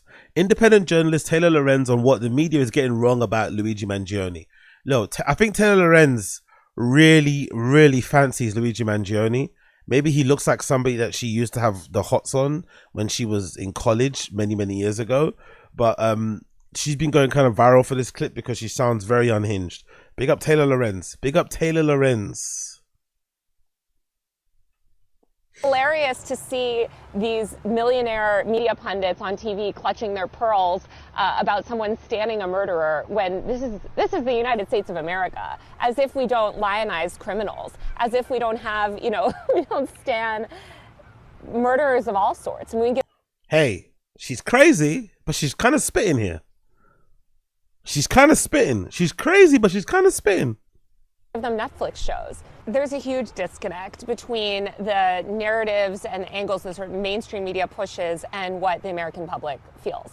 And you see that in moments like this. And I can tell you, I saw the biggest audience growth that I've ever seen because people were like, oh, some journalist is actually speaking to the anger that we feel. The women who got her outside court in New York. So you're going to see women especially that feel like, oh my God, right? Like here's this man who's revolutionary, Oh yeah, she wants to fuck that guy, bro. That pause. I don't think I've ever seen Taylor Lorenz smile that way. She wants to fuck Luigi, innit? That smile, she kind of looked to the side, she paused. She thought about him. She thought about what his body must look like. Look at that. She's thinking. She's liking what she's thinking. I don't think I've ever seen Taylor Lorenz like that. Oh, look at the eyes. She wants him. oh my God, right? Like here's this man oh my God, who's revolutionary, who's famous, right? Like here's this man. So you're gonna see women. Oh my God, right? Like here's this man. Oh my God, right? Like here's this man oh my God, right? Like here's this man oh my God, right? Like here's this man who's revolutionary, who's famous, who's Big Jack Donaghy Jr. Shit, bro, I want to fuck him. Fair play. Handsome, who's young, who's smart. He's a person that seems like this morally good man, which is hard to find. A morally good man. Yo, she wants to fuck, bro. She wants to fuck. Yeah. Big up Taylor Lorenz. Big up Taylor Lorenz. I got you, girl. I got you, girl. I got you. Go, go, go, go, go. Morally good man, which is hard to find. Trust me, baby. I've been out there. Those guys are not around.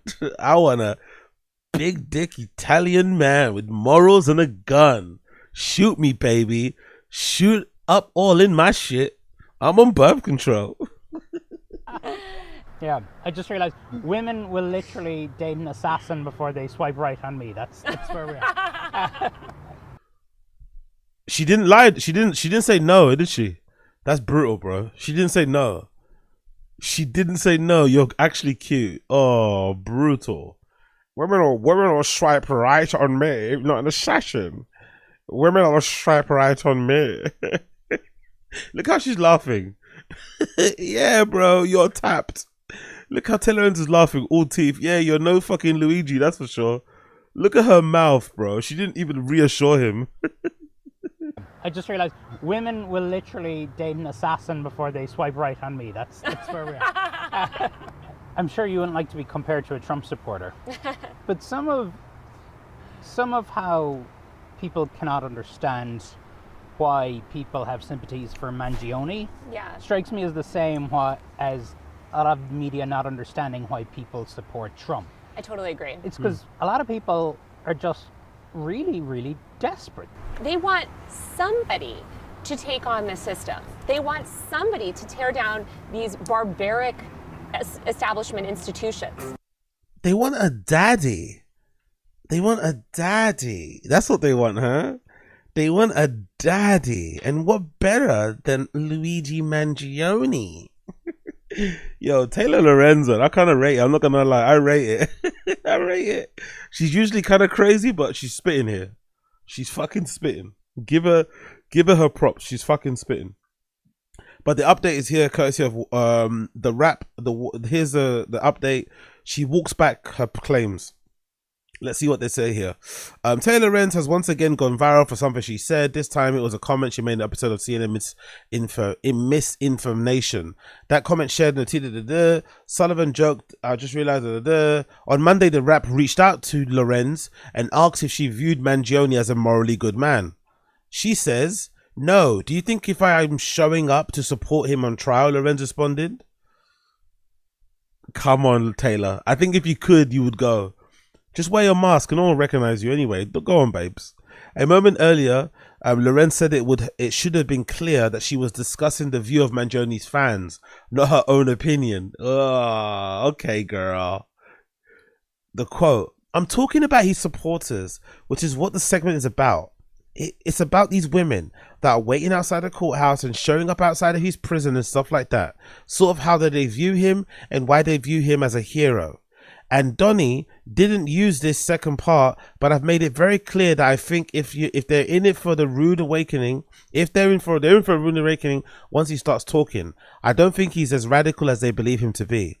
Later in the conversation, when pressed if she would be fair to say the headline that she does not view Mangione as morally good, Lorenz said, I think that probably Luigi, like everyone else on this earth, could do things that are morally great and could do things that are morally wrong. I think that we as a society need to figure that out, where the moral lines are drawn. I think to a lot of people, this is what I said from the beginning. No, I don't think people should be shot dead in the streets, period, okay? Yo! Taylor Lorenz is softening up her stance. She's becoming less psychotic, isn't it? She's now becoming somewhat reasonable. Before she was definitely, if you're wrong, you're wrong. If you're good, you're good. Now she's saying, yes, some of us have, we have moments where we can be morally good and sometimes we can be morally bad. And sometimes we can do the good, we can do the wrong thing for the good, for the best intentions or for the right intentions and vice versa. I wonder if the Trump presidency has finally broken her. She's starting to finally realize that what the real world is like, instead of trying to operate in the world that she wants it to be, she's trying to exist and operate in the world as it is. Maybe that's the case. Big up Taylor Lorenz. Big up blood clot Taylor Lorenz. Okay, cool. Let's move on. To end the show, we're going to do I don't know. Let's do like half an hour of Yuri Riley. To end the show, we're going to do Yuri Riley, Yuri Riley, Yuri Riley. So let's check out this little doc this guy put together. It's actually pretty... I haven't watched it yet, but it does seem pretty decent. So where is it? But everybody tuning in, appreciate you. Smash the like button down below, please. Subscribe to the channel. Engage in the stream chat. Join the Discord. Link is in the description. All that good shit. Let us hit 500 members by the end of the month. Join. Membership link is down below to get members only videos and get a nice little, you know, icon next to your fucking name and shit. Anyway, Yuri and Riley, No Jumper's most dysfunctional love story. Let's fucking go.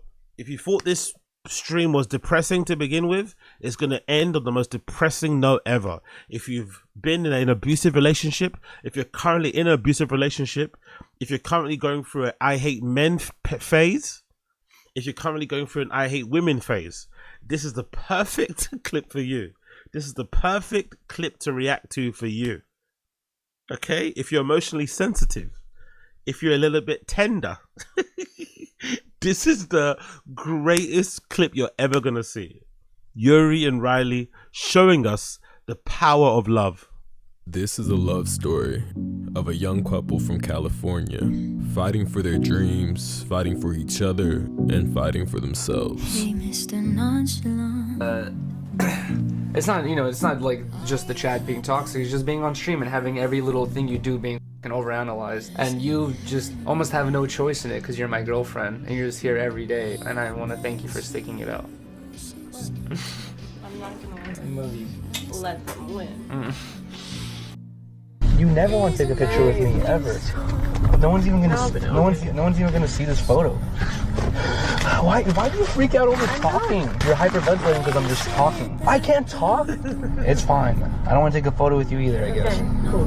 I don't understand why you came, dude. I don't want you to be depressed by being with me, and I'm not gonna stop doing what I fucking love. And this is what I'm saying, like, dude, do I just end the stream? Do I just go home? Because I can't have you just crying every 5 minutes. That's terrible. I don't want to go out. I don't want to just like walk around the streets because you're fucking sobbing in here. You're just being on stream and having every little thing you do being fucking overanalyzed. You almost have no choice in it because you're my girlfriend and you're just here every day, and I want to thank you for sticking it out. If you're walking by yourself, you're gonna have way more men approaching you, and you want me to deal with that. Well, then why are you doing it? Why are you walking 500 feet ahead? You guys get Emotional damage. fucking. We're walking together. Or do you just want booty shots for the camera? Oh my god, dude. I'm gonna go chill. You're gonna go Are you kidding me right now, dude? Are you kidding me? Are you kidding me? You can't see what you're doing. doing. No, like I'm dead fucking serious. Like I'm literally I'm gonna find a way to get home without you if you do this right now. I swear to God. Did you say, I thought he was about to say, I'm gonna find a way to kill you. I'm gonna find a way to get home without you if you do this right now. I swear to God. I swear to God. Can you please stop doing this? No, on you're camera? making it worse right now. You keep telling me. I'm being 100%. No, I don't know what to do. You're making me freak out. I'm just. How am I making you freak out? I'm talking like I'm being 100% like break just. up when we get back in LA. Who's talking about breaking up? I'm talking about like being able. I'm talking about how you're reacting to my streams and how it's making it how it seems. Like I don't want to force my girlfriend to be like just depressed crying because of my fucking streams. I'm not depressed crying because of your stream. I'm depressed crying because of how you're talking to me. And not, like a normal fucking adult. The gaslighting, the manipulation. Oh, Lionel Messi, Cristiano Ronaldo level. Bro, if I as a boyfriend don't want my girl like being too revealing, I have the freedom to fucking explain that to her. No, you do. Yes, I do. You're like really embarrassing me now. I have the. You gotta love the controlling behavior. You gotta love the controlling behavior. Every parent will be grateful to have Yuri dating their daughter, in it. Every parent across the country, across the nation, across the world would be so happy to see how their daughter's being treated. Woohoo! On camera, on live stream, in front of millions of people. You're doing it to yourself. Thanks for keeping it so Shout out to everyone in the chat. Shout out to Harmonious Gang. Shout out to Riley. Shout out to all the mods. Shout out to you. You did this shit. Thank you. This is not easy. I'm proud. You're gonna cry. Why are you crying? Because I'm proud of you. This has been a goal for a long time. It's true. 3, 2, 1. Cheers. Cheers. We're officially done. She actually loves him, you know. That's the actual wild thing about this. Like, I get the feeling that they actually both genuinely love each other. They just express it in the most toxic way possible, you know? Like, I get the feeling there's a lot of love and weirdly enough respect there, but it doesn't really come across. If that makes sense. $99.99. Congratulations on the 30 days to both of you. This episode was brought to you by Tito's. Drink up. Oh my God, brilliant. So tell me, when did it all start falling apart for you? Pretty much I was let go from the no jumper team. You fire my girl, fire me, nigga, I'm gone. But that's what I'm saying. But even if they don't fire you and you still there, do you stay? No, I'm gone. You fired my girl. Okay, so Riley was fired, but you stayed. You didn't leave with her. Why? Please explain to me what I did wrong. How did it make you feel? Yeah, I think he explained it, didn't he? I think essentially, because it's weird, because everyone now is, it's strange, isn't it? How do you do this? Because it's clear they were in a financial, they were having financial issues. It sounds like they were both having financial issues, but maybe Yuri had the more stable income because he was at No Jumper and he was still doing his own streams and he was on YouTube at that time. So he was probably the one making the money, right? He was the main breadwinner of the house. So I understand why he didn't quit out of solidarity for his girl. But on paper, optics wise, it looked a bit weird because Riley got fired in a very bad way. Because if I remember correctly, she got fired because all those guys left, but before all those guys left, AD and those guys, they told her to stay, and I think they gave her a promotion, and then soon after they basically fired her. So you know she kind of got done dirty. So Yuri should have went and quit too out of solidarity, especially now that we know that they've got this lawsuit going on with fucking Adam 22. Where they're alleging that Adam 22 was, you know, inappropriate and harassy with Riley. If that's the case, why are you working for the guy that's like doing mad shit to your girl or saying mad shit about you and treating you guys bad? It just looks a bit weird, doesn't it? But I don't really hold it against Yuri because he was broke and needed the money at that moment. So he kind of, you know, swallowed his pride and stayed there for a bit. When Yuri stayed at No Jumper, but you got fired. I just should have seen it coming. Okay. And do you ever feel like he stood up for you during that time? Hey yo, big up, run it up. Big up, run it up. Never truer word has been said. This is actually the reality of life. It's a very depressing line. It's a very sobering line, but it's a very real line. Sometimes you can't afford to stand on business. Isn't that a bitch? Isn't that true? Sometimes in life, you actually can't afford to stand on business. Fucking brutal. After all that shit went down. Okay. So what exactly went down? Oh, you're talking about the Jason Love situation. Okay. One day, Yuri was live on his 10 Talks Harmonious shit, and No Jumper was commenting in the live chat, and No Jumper had left a comment that said Jason Love and Riley. What the fuck? Hell no, dude. No, dude. What? I understand that Adam's comment really affected you. If you could say anything to him. The things that Yuri gets offended by, considering the amount of abuse he inflicts on Riley on camera, right? Considering the amount of things he said to people behind the comfort of his own stream, it's insane the things that trigger Yuri. That was the one thing that triggered him. Jason Love X Riley, question mark, is what made him like hate Adam forever. And it's like, what? Maybe it's a bit inappropriate, but God almighty, mate, let's relax a little bit. Right now, about that situation, what would it be? Bro, that's lame as shit. You seem like you're carrying a lot of resentment towards Adam. I can hear it in your voice. Has Adam did anything to traumatize you by chance? Riley describes a time whenever a couple of Adam Grand Maison's goons, Lush One and Comparator, posted up outside of Yuri and Riley's house. They're gonna call the cops, huh? See a cop caller.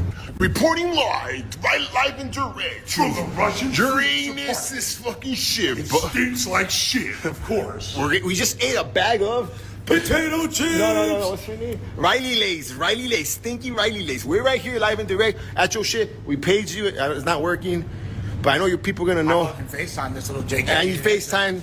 Whatever. We already beat butt plugs time. We already beat butt plugs time. We already beat butt plugs time at my restaurant. I just thought that was crazy. And you said all these events are the reason why you and Yuri are currently suing No Jumper. Well, I will say this does sound like terrible co-workers and an even worse employer, Riley, and I hate to hear that for you guys. It looks like our session is up today, but I want to see you guys here next week, together as a couple, because I feel like there we will find the root of all of our problems. I'll see you guys then. Later that evening, Yuri and Riley seem deeply affected by Adam 22's actions towards the couple and are now seeking financial compensation. Yuri seemed to look at Adam as a role model of some sorts and seems deeply let down. Riley seems to have leftover resentment towards Yuri for not quitting when she was fired from No Jumper. There seems to be unresolved issues from the two from their personal problems. Let's dive into that next week. We'll be right back.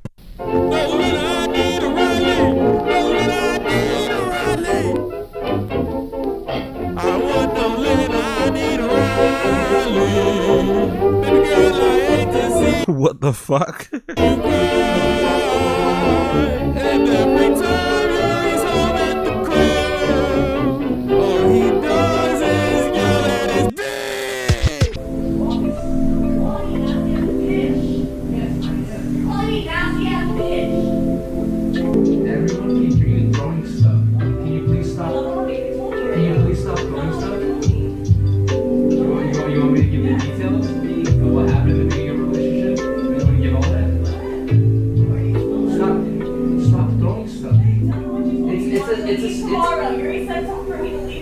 No, you said you wanted to leave tomorrow. No, I didn't. It's a simple request. I never said that. I said I'm gonna It's a simple request. Can you stop throwing stuff? Bye. I will literally. Leave me the fuck alone. I don't want to talk to you. I will get a hotel if you keep throwing stuff. You're making yourself look hella crazy on stream right now. You're breaking up with me on your fucking stupid live stream. No, I'm not. You wanted to drink and drive, and I wanted an Uber, and now Leave me alone. and you're defending drinking and driving I'm still. not defending. Yeah, you are. Yeah, you are. We're done.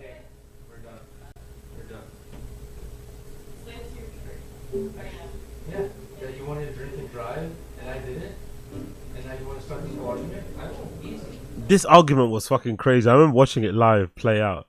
They had an argument because, as Yuri said, she didn't want to drink and drive. She jumped into the driver's seat, not paying attention and shit. And he was like, "No, but you've been drinking." And she, "Oh yeah, true." And then they quickly swapped, but he kept saying it. "Oh my God, I can't believe you're about to drink. I can't believe you're about to drive after you've been drinking." He just wouldn't let it go, right? Standard Yuri shit. She's like, "Okay, cool. I jumped into the driver's seat. I forgot. I let you jump in and drive the car. It's not a big deal."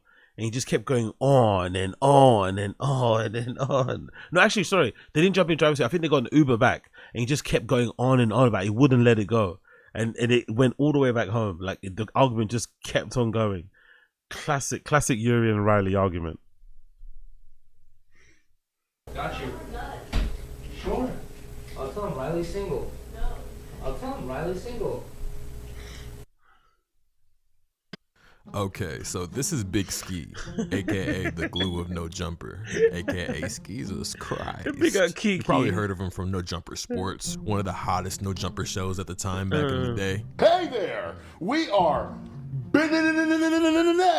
It's your boy Big Ski, King of Content, Josh Professor X. You know what I'm saying? Kelvin is here, first time at the table, so you got to do it. Oh. Or maybe you saw him alongside Adam when he was once Adam Grand Maison's security. But sadly, his stint at No Jumper came to an end due to him oversleeping and not accompanying Adam Grand Maison and AD on the Can I get a break? We got Ski. Can I get a break? Chicago trip. And then he had some beef in the office with none other than Yuri and also Riley. But No Jumper fans relentlessly say that Big Ski was the glue for No Jumper. And whenever the glue left, there was nothing to keep No Jumper together. And everything fell apart. Getting a No Jumper tattoo on the side of your head, No Jumper sports tattoo on the side of your head, and still getting fired is fucking crazy work. This trailer is presented by Big Chat, Small World. What up, Pat? Yeah, I'm on Lex right now. Hey, check it out. My brother said he want me to help him with this motherfucking movie. So we gotta do this motherfucker. You know what I'm saying? Gonna put some shit together, man. I'm finna show my face in there. You feel me? Gotta be a part of something great. You feel me? Stay tuned for it. This film is rated R. Right. You feel what I'm saying? I'm around y'all. Y'all seeing I need a new tire, cuz. Y'all seeing I need a new battery for my car. Straight up. I'm gonna keep it all the way 100. Slept through many breakless nights. Can I get a break? I mean, Trevor and him. Can I get a break? Big old Ski. Abandoned by coworkers. Look at what he posted about me, dude. Look at the disrespect about my girlfriend, and I'm like thinking in my head like, accused by his own loved ones. Nigga, fuck the pop up, nigga. Kicked on the floor when he needed the most. Seen all in the comments, like everybody riding for me, like, bro, Adam, that was wrong, bro. I was wrong. Not over that. You feel me? Exploited without a break. Allegedly, I'm gonna say allegedly. Kiki liking some old pictures of Riley. never was gonna talk about this stuff. So, from Big Ski, your boy that just asked you to come help me with some equipment. Trial of the century. Is Ski the suspect everybody thinks he is? Is Kiki really the issue here? And if so, where is he? This is a story about truth and triumph. This is a story about friends turned enemies. Pow! Listen, come on, Yuri. Show him you a man, Yuri. Yeah! Show them you're a man. There are there's certain guys that are around who are like, you know that if you leave them alone with your girl for too long, he gonna fuck her. I think Ski's the type as well. Show them you're a man. Like, what? Show them you deserve that girl, Yuri. Beat her ass good before I beat it for you. Jesus Christ. If it wasn't for Kiki. Don't forget about Lupe and... About that or whatever, I always ignored it.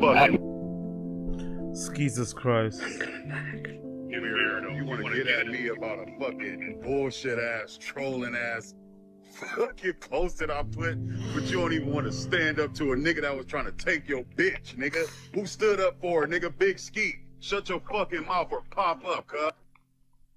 Kiki never ended up releasing this film. I guess we're in trouble.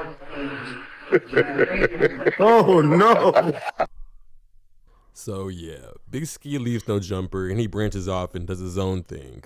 He creates this thing called the pop-up. Meanwhile, rumors are going crazy on the No Jumper Reddit and the No Jumper office. People were saying that Ski liked all of Riley's older pictures on Instagram. He did? That Ski would go and sniff Riley's chairs, the ones that she just sat in, so he could smell her butt. Ass. No way. Lick my ass. Join the Discord. Listen to Yuri talk about his point of view and what he has to say on the subject. I invited him on 10 Talks. Shout out to the chat. All right, here we go. Boom. This is episode 17 of 10 Talks. And With 2cc Kiki. exactly, with a very special guest I'm very excited about, 2cc Kiki. And if you guys watch 10 Talks, there's already many comments where just like, people are like, speculating on, vibes being thrown. So that was Yuri's podcast on his channel called Tent Talks, and he invited Ski onto the podcast. Well, apparently after the podcast, Riley had this to say about Kiki. She was like, dude, that was like a really uncomfortable episode for me. Kiki was scared. Kiki scared Riley. He had hungry eyes, isn't it? He's probably staring at her fucking crotch and her cleavage, her shoulders, her like exposed, whatever. He was freaking her out, innit? For me, I felt really weird about it, and I kind of don't want to, would not want to do another episode. And then after that episode, or before that episode, people start sending me like screenshots on Instagram that like he has like these ridiculously old photos of Riley, right? I told him, I'm like, dude, that was weird. It does not look normal. It looks strange. It looks like you're trying to pursue something or do something there.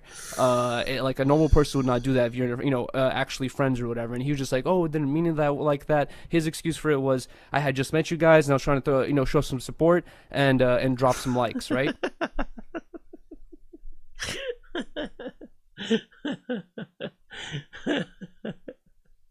I was trying to show some support. I was trying to show some support and drop some likes. So I went through your girl's entire IG feed and started liking pics of her when she was just fresh out of high school and shit to show some support. Oh my god, bro. Kiki's a fucking legend, man. Trapler Ross comes on yesterday's episode of Tent Talks. Huge shout out to Trapler Ross. Trapler Ross makes the joke where we're talking about how there was the chat was joking about how there's sexual tension between Trapler Ross and Riley and shit like that. And it's a fucking joke. It's a meme. I can take a joke. I don't get mad about this stuff, right? Trapler Ross, he can also take a joke. Intelligent man. He drops another joke because he's tapped into the Reddit and he's like, we all know Riley's heart belongs to Kiki. And we all know Riley's heart belongs to Big Ski. Oh my god! No! Yo! He was not trying to be disrespectful. He's not trying to be, demeaning. And then also, he's smart enough to understand what the meme is, which is the fact that the Reddit finds it strange. By the way, this is a different Yuri. He was actually able to take jokes and little insults and jabs at Riley. Now Yuri doesn't stand for any disrespect. If you say anything slightly against Riley or him, he cuts you off completely, he deletes you, he unfollows you, he doesn't have any patience for it. But back then he was a lot more reasonable, a lot more understanding. I wonder what changed. That there was this apparent obsession with Riley. Kiki Uche trying to drop some likes. Nah, he was trying to drop some dick. Ends up issuing an apology to Yuri and Riley. Check it out. I'm not thinking, bro, you're going to take it like that. So from Big Ski, your boy that just asked you to come help me with some equipment a week or two ago. If you took it like that, I apologize, bro, as a man, straight up. I rock with you, Yuri. You know that, but as a man again, if you felt like I stepped over that line, I apologize to you, Pat. So like you guys just seen, Yuri had a problem with Kiki because Kiki liked an old picture of Riley and it just bothered him. He thought it was weird. So he just kind of decided to outcast Kiki from No Jumper.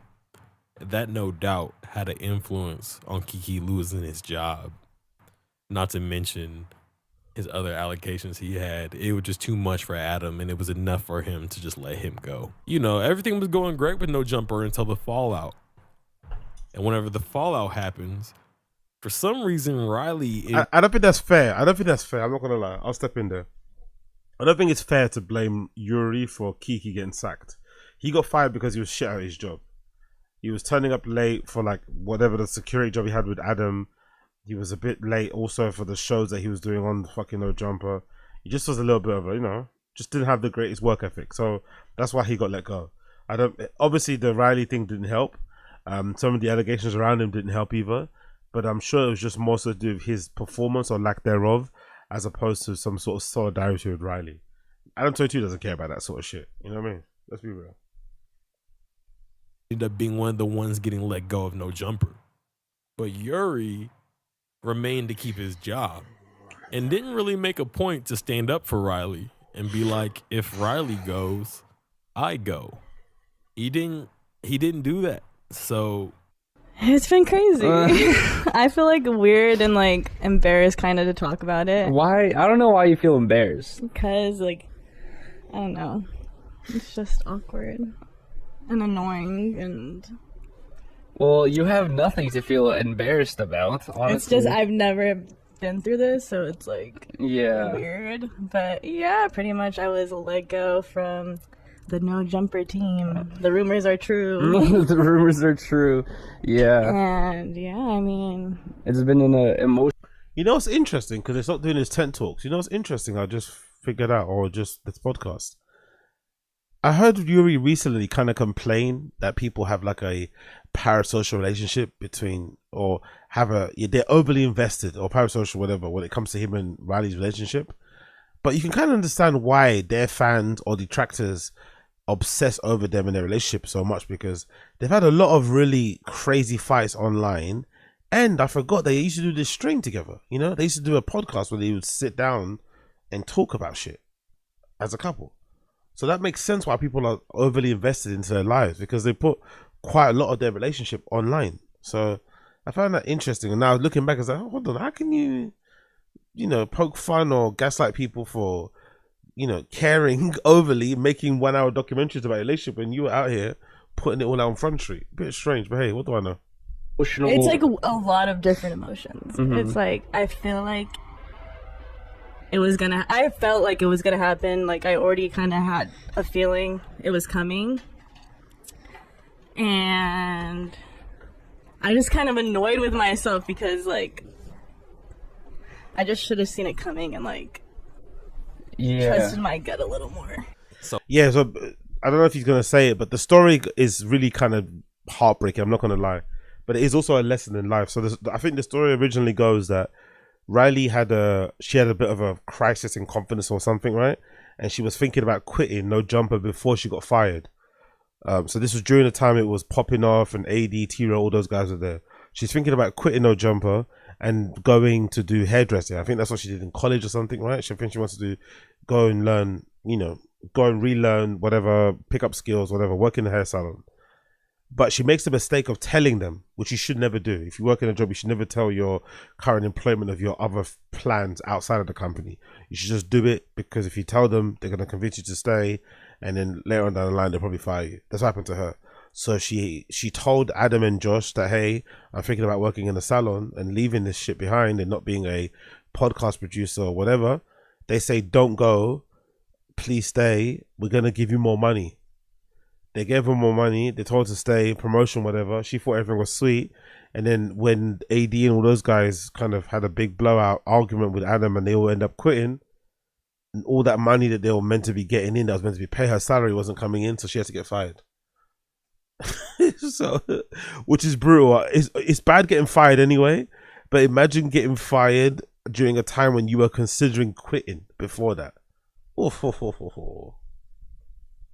So back on Fig, T-Rail, Smack, they all saw Yuri stream that night, and they saw Riley crying, so they wanted to address it on their podcast, because that's what the chat was saying. They were saying, call Yuri, call Yuri. Y'all talking about some call Yuri, you feel me? But we not gonna call Yuri. So you know what happened? No. You know what I'm saying? Okay, so I mean, apparently, I guess they, let go of Riley. They let go of Riley. His girl. Yeah. And then she was crying on the stream, on their stream last night. You fire my girl, fire me, nigga. I'm gone.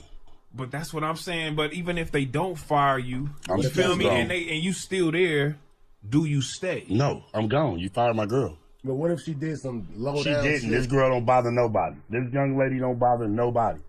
She come in, handle her candle, go home. He should dip there and shit. I'd dip, man. So, after that's said and done, Riley ends up staying with him. He stays on No Jumper. And then you can just tell there's a lot of problems between them within their streams and reconnected. And right before they go on this big trip with all their friends, House Phone, Toke, all of their homeboys and homegirls, this shit happens right here. Is Super Chat not on? I be taking 3 of them bitches a day, bro, in the morning. Is Super Chat not on? That scares me. Oh my god. There's only one reason why Super Chats would not be on. What? Oh, I know. You got demonetized? You didn't monetize it. No, not. Bro, don't come on. You don't got. You don't got to scream at your girl. Oh, it was so tense, isn't it? I forgot what it used to be like. I forgot what reconnecting used to sound like when Riley was there helping behind the scenes, and they get into these little side arguments. Oh, it's so uncomfortable. I've been in this before. Big up to people in the stream chat. You guys have been in a situation before where you have friends in your social circle who argue, but they're a relationship, and you have to kind of like, you know, be with them sometimes. It's so fucking awkward, especially if you're the third wheel, and they're having some, like, you know, some relationship argument. You kind of got to pretend like you can't hear it, walk away, look up at the stars. It's so awkward. Damn.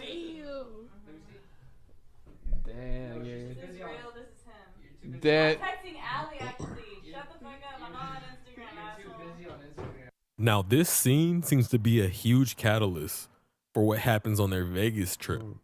Because they go on their Vegas trip, and for some reason, when they're riding up there, they're not with Riley. Hey, we got gang this bitch. Let's go. Yuri's live. We got Baby in the back.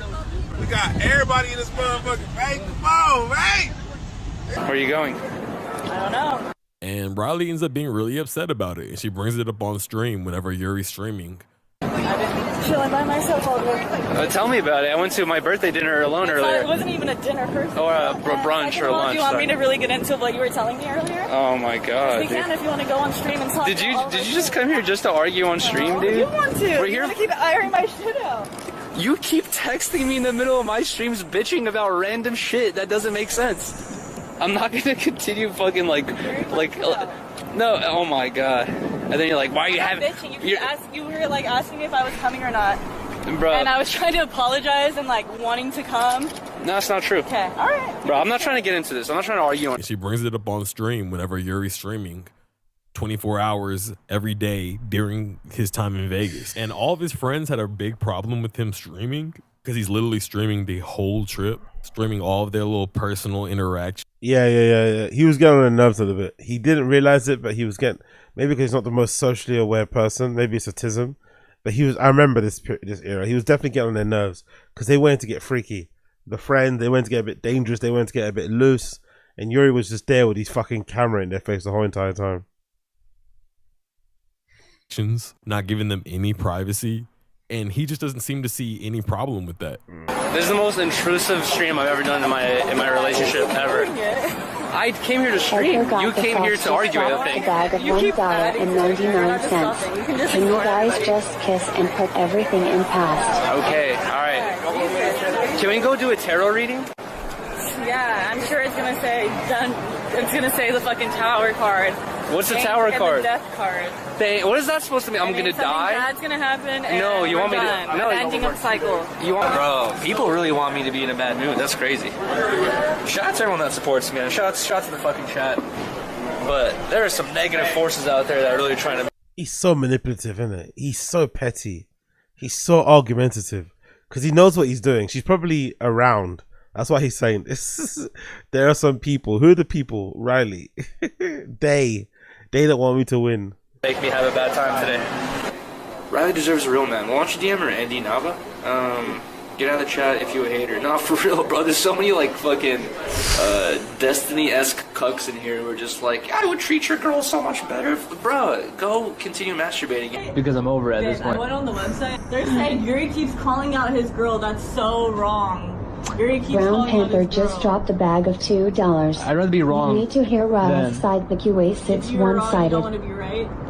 I'd rather be wrong. I'd rather be wrong on the Reddit than be wrong in real life. Let's bring out all the things Yuri has said this past 2 Bro. hours.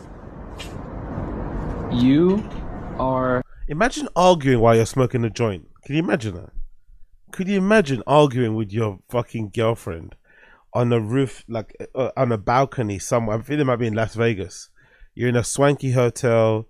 You've got a fucking balcony view. You're sharing a joint. Imagine arguing like that in that scenario, in that setting. A queen? Toxic. You came here complaining, dude. And then you're saying that's all you wanted now is an I love you? Yeah, because I'm upset. Why are you crying? Because I just wanted. I was really hoping that you would pick up because Constantly makes her cry. Always asks, "Why are you crying?" What a toxic man. I miss you a lot, and I'm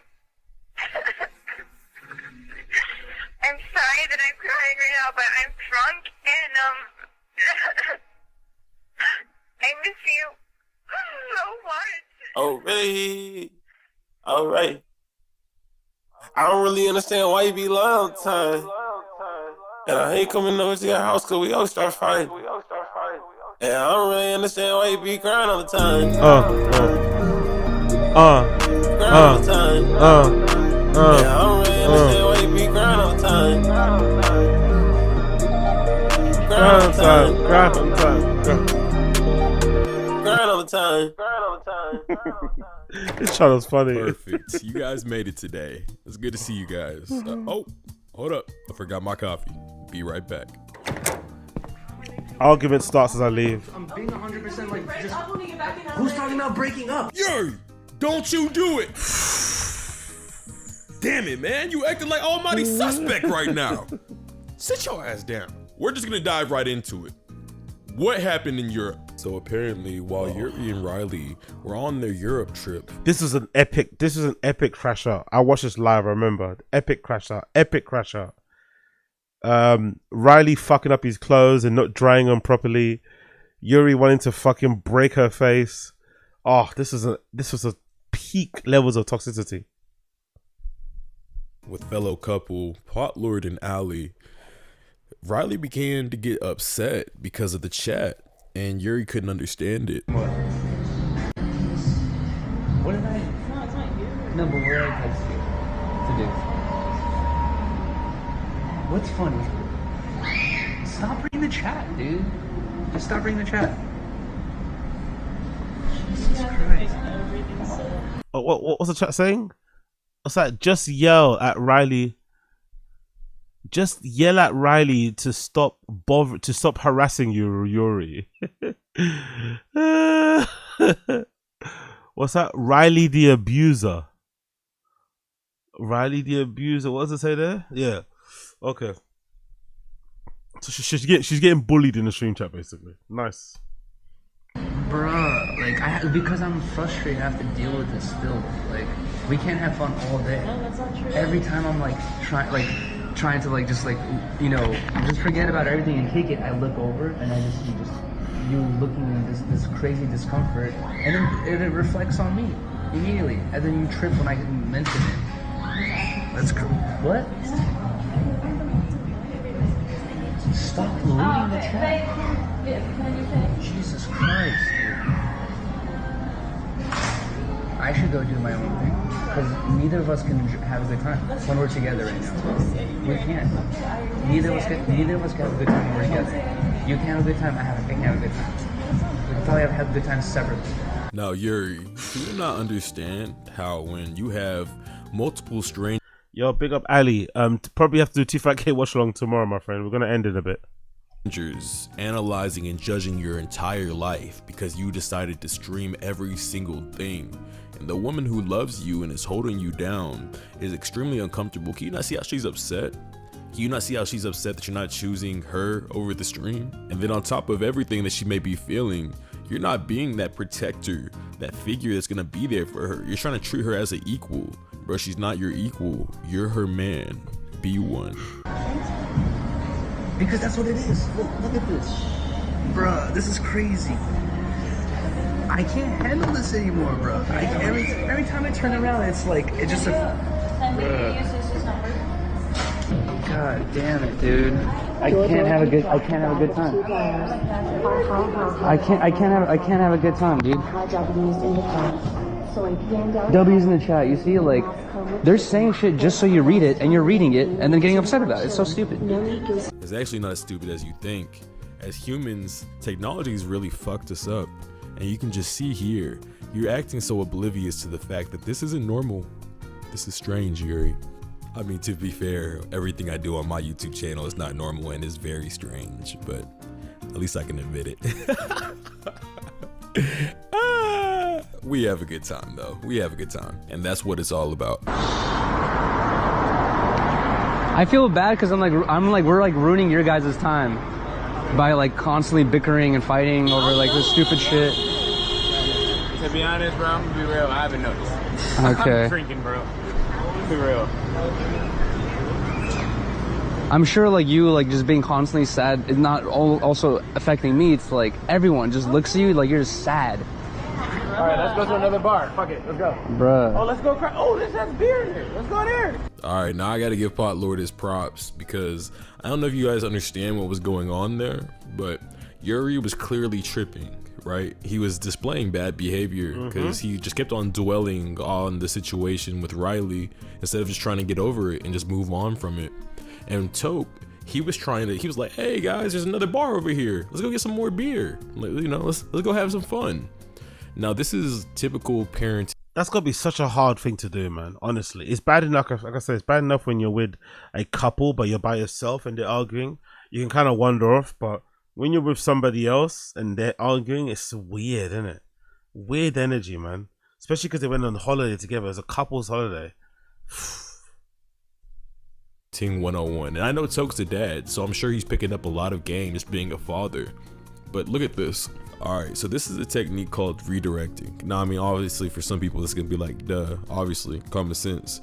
But a lot of people alright, so a lot of parents do this to train their kids. Dog owners do this to train their dogs. It's like a way of teaching them how to do good behavior, good things, like for a dog shitting outside or not jumping on guests or teaching the kid how to not scream in the house or whatever the case may be. This is something that people have used to train dogs, kids, whatever, for ages. But this is something adults use for themselves as well. Now you have to understand, so instead of dwelling and dwelling and dwelling and dwelling on the same exact thing, what you do is you redirect. It's like, okay, let me go de-stress and go do something else. Let me get my mind off this. This is something that you're supposed to have already figured out as an adult, but some people don't have that figured out, as we can see here with Yuri. He just keeps on dwelling. Oh, Riley this, Riley that, your face, you're quiet, you this and you're that, your face. It's like, instead of dwelling on it, you know, you need to move your mind to more positive things, like Toke's doing right now. I'm sure like you like just being constantly sad is not also affecting me. It's like everyone just looks at you like you're just sad. All right, let's go to another bar. Fuck it, let's go. Bruh. Oh, let's go. Oh, this has beer in here. Let's go there. Look at this. Look at this. This is crazy. What do you mean? It's not because I just keep talking. It's I'm talking because of what you're doing, dude. I got it. I'm sorry. Bruh. I've been fucking chilling. No, you haven't. Every time I look at you, you're like you look like you're in distress. Like you're distressed. You can't accept that I'm in. Here, you guys go in there. I'll stay outside. Like, bruh. All right then. I'm the one who's causing the mopiness because the chat is like attached to me. Like it's like we're streaming. I'm streaming. So obviously I need to separate myself from the person I'm making depressed because I don't want to do that any longer. So a pattern. You could start by just turning off the stream in it for a bit, you know, give your girlfriend a bit of a break on the vacation, make it help her feel a little bit better about the situation, and then turn it on later. It's not that big of a deal really, but God almighty. We'll finish this off later tomorrow. We'll do a Tfatk. There'll be a new Tfatk dropping tomorrow as well. Then we'll finish the ones that we got left to do, but plenty more to get through tomorrow. We're gonna leave it. We're gonna pause. We're gonna pause right there, and we're gonna leave it. And we're gonna leave it. Big up everybody tuning in. Big up everybody who's here. If you're still here and you haven't liked the stream yet, make sure you like the stream. Help a brother out. Help a brother out. Like the stream. Like the stream.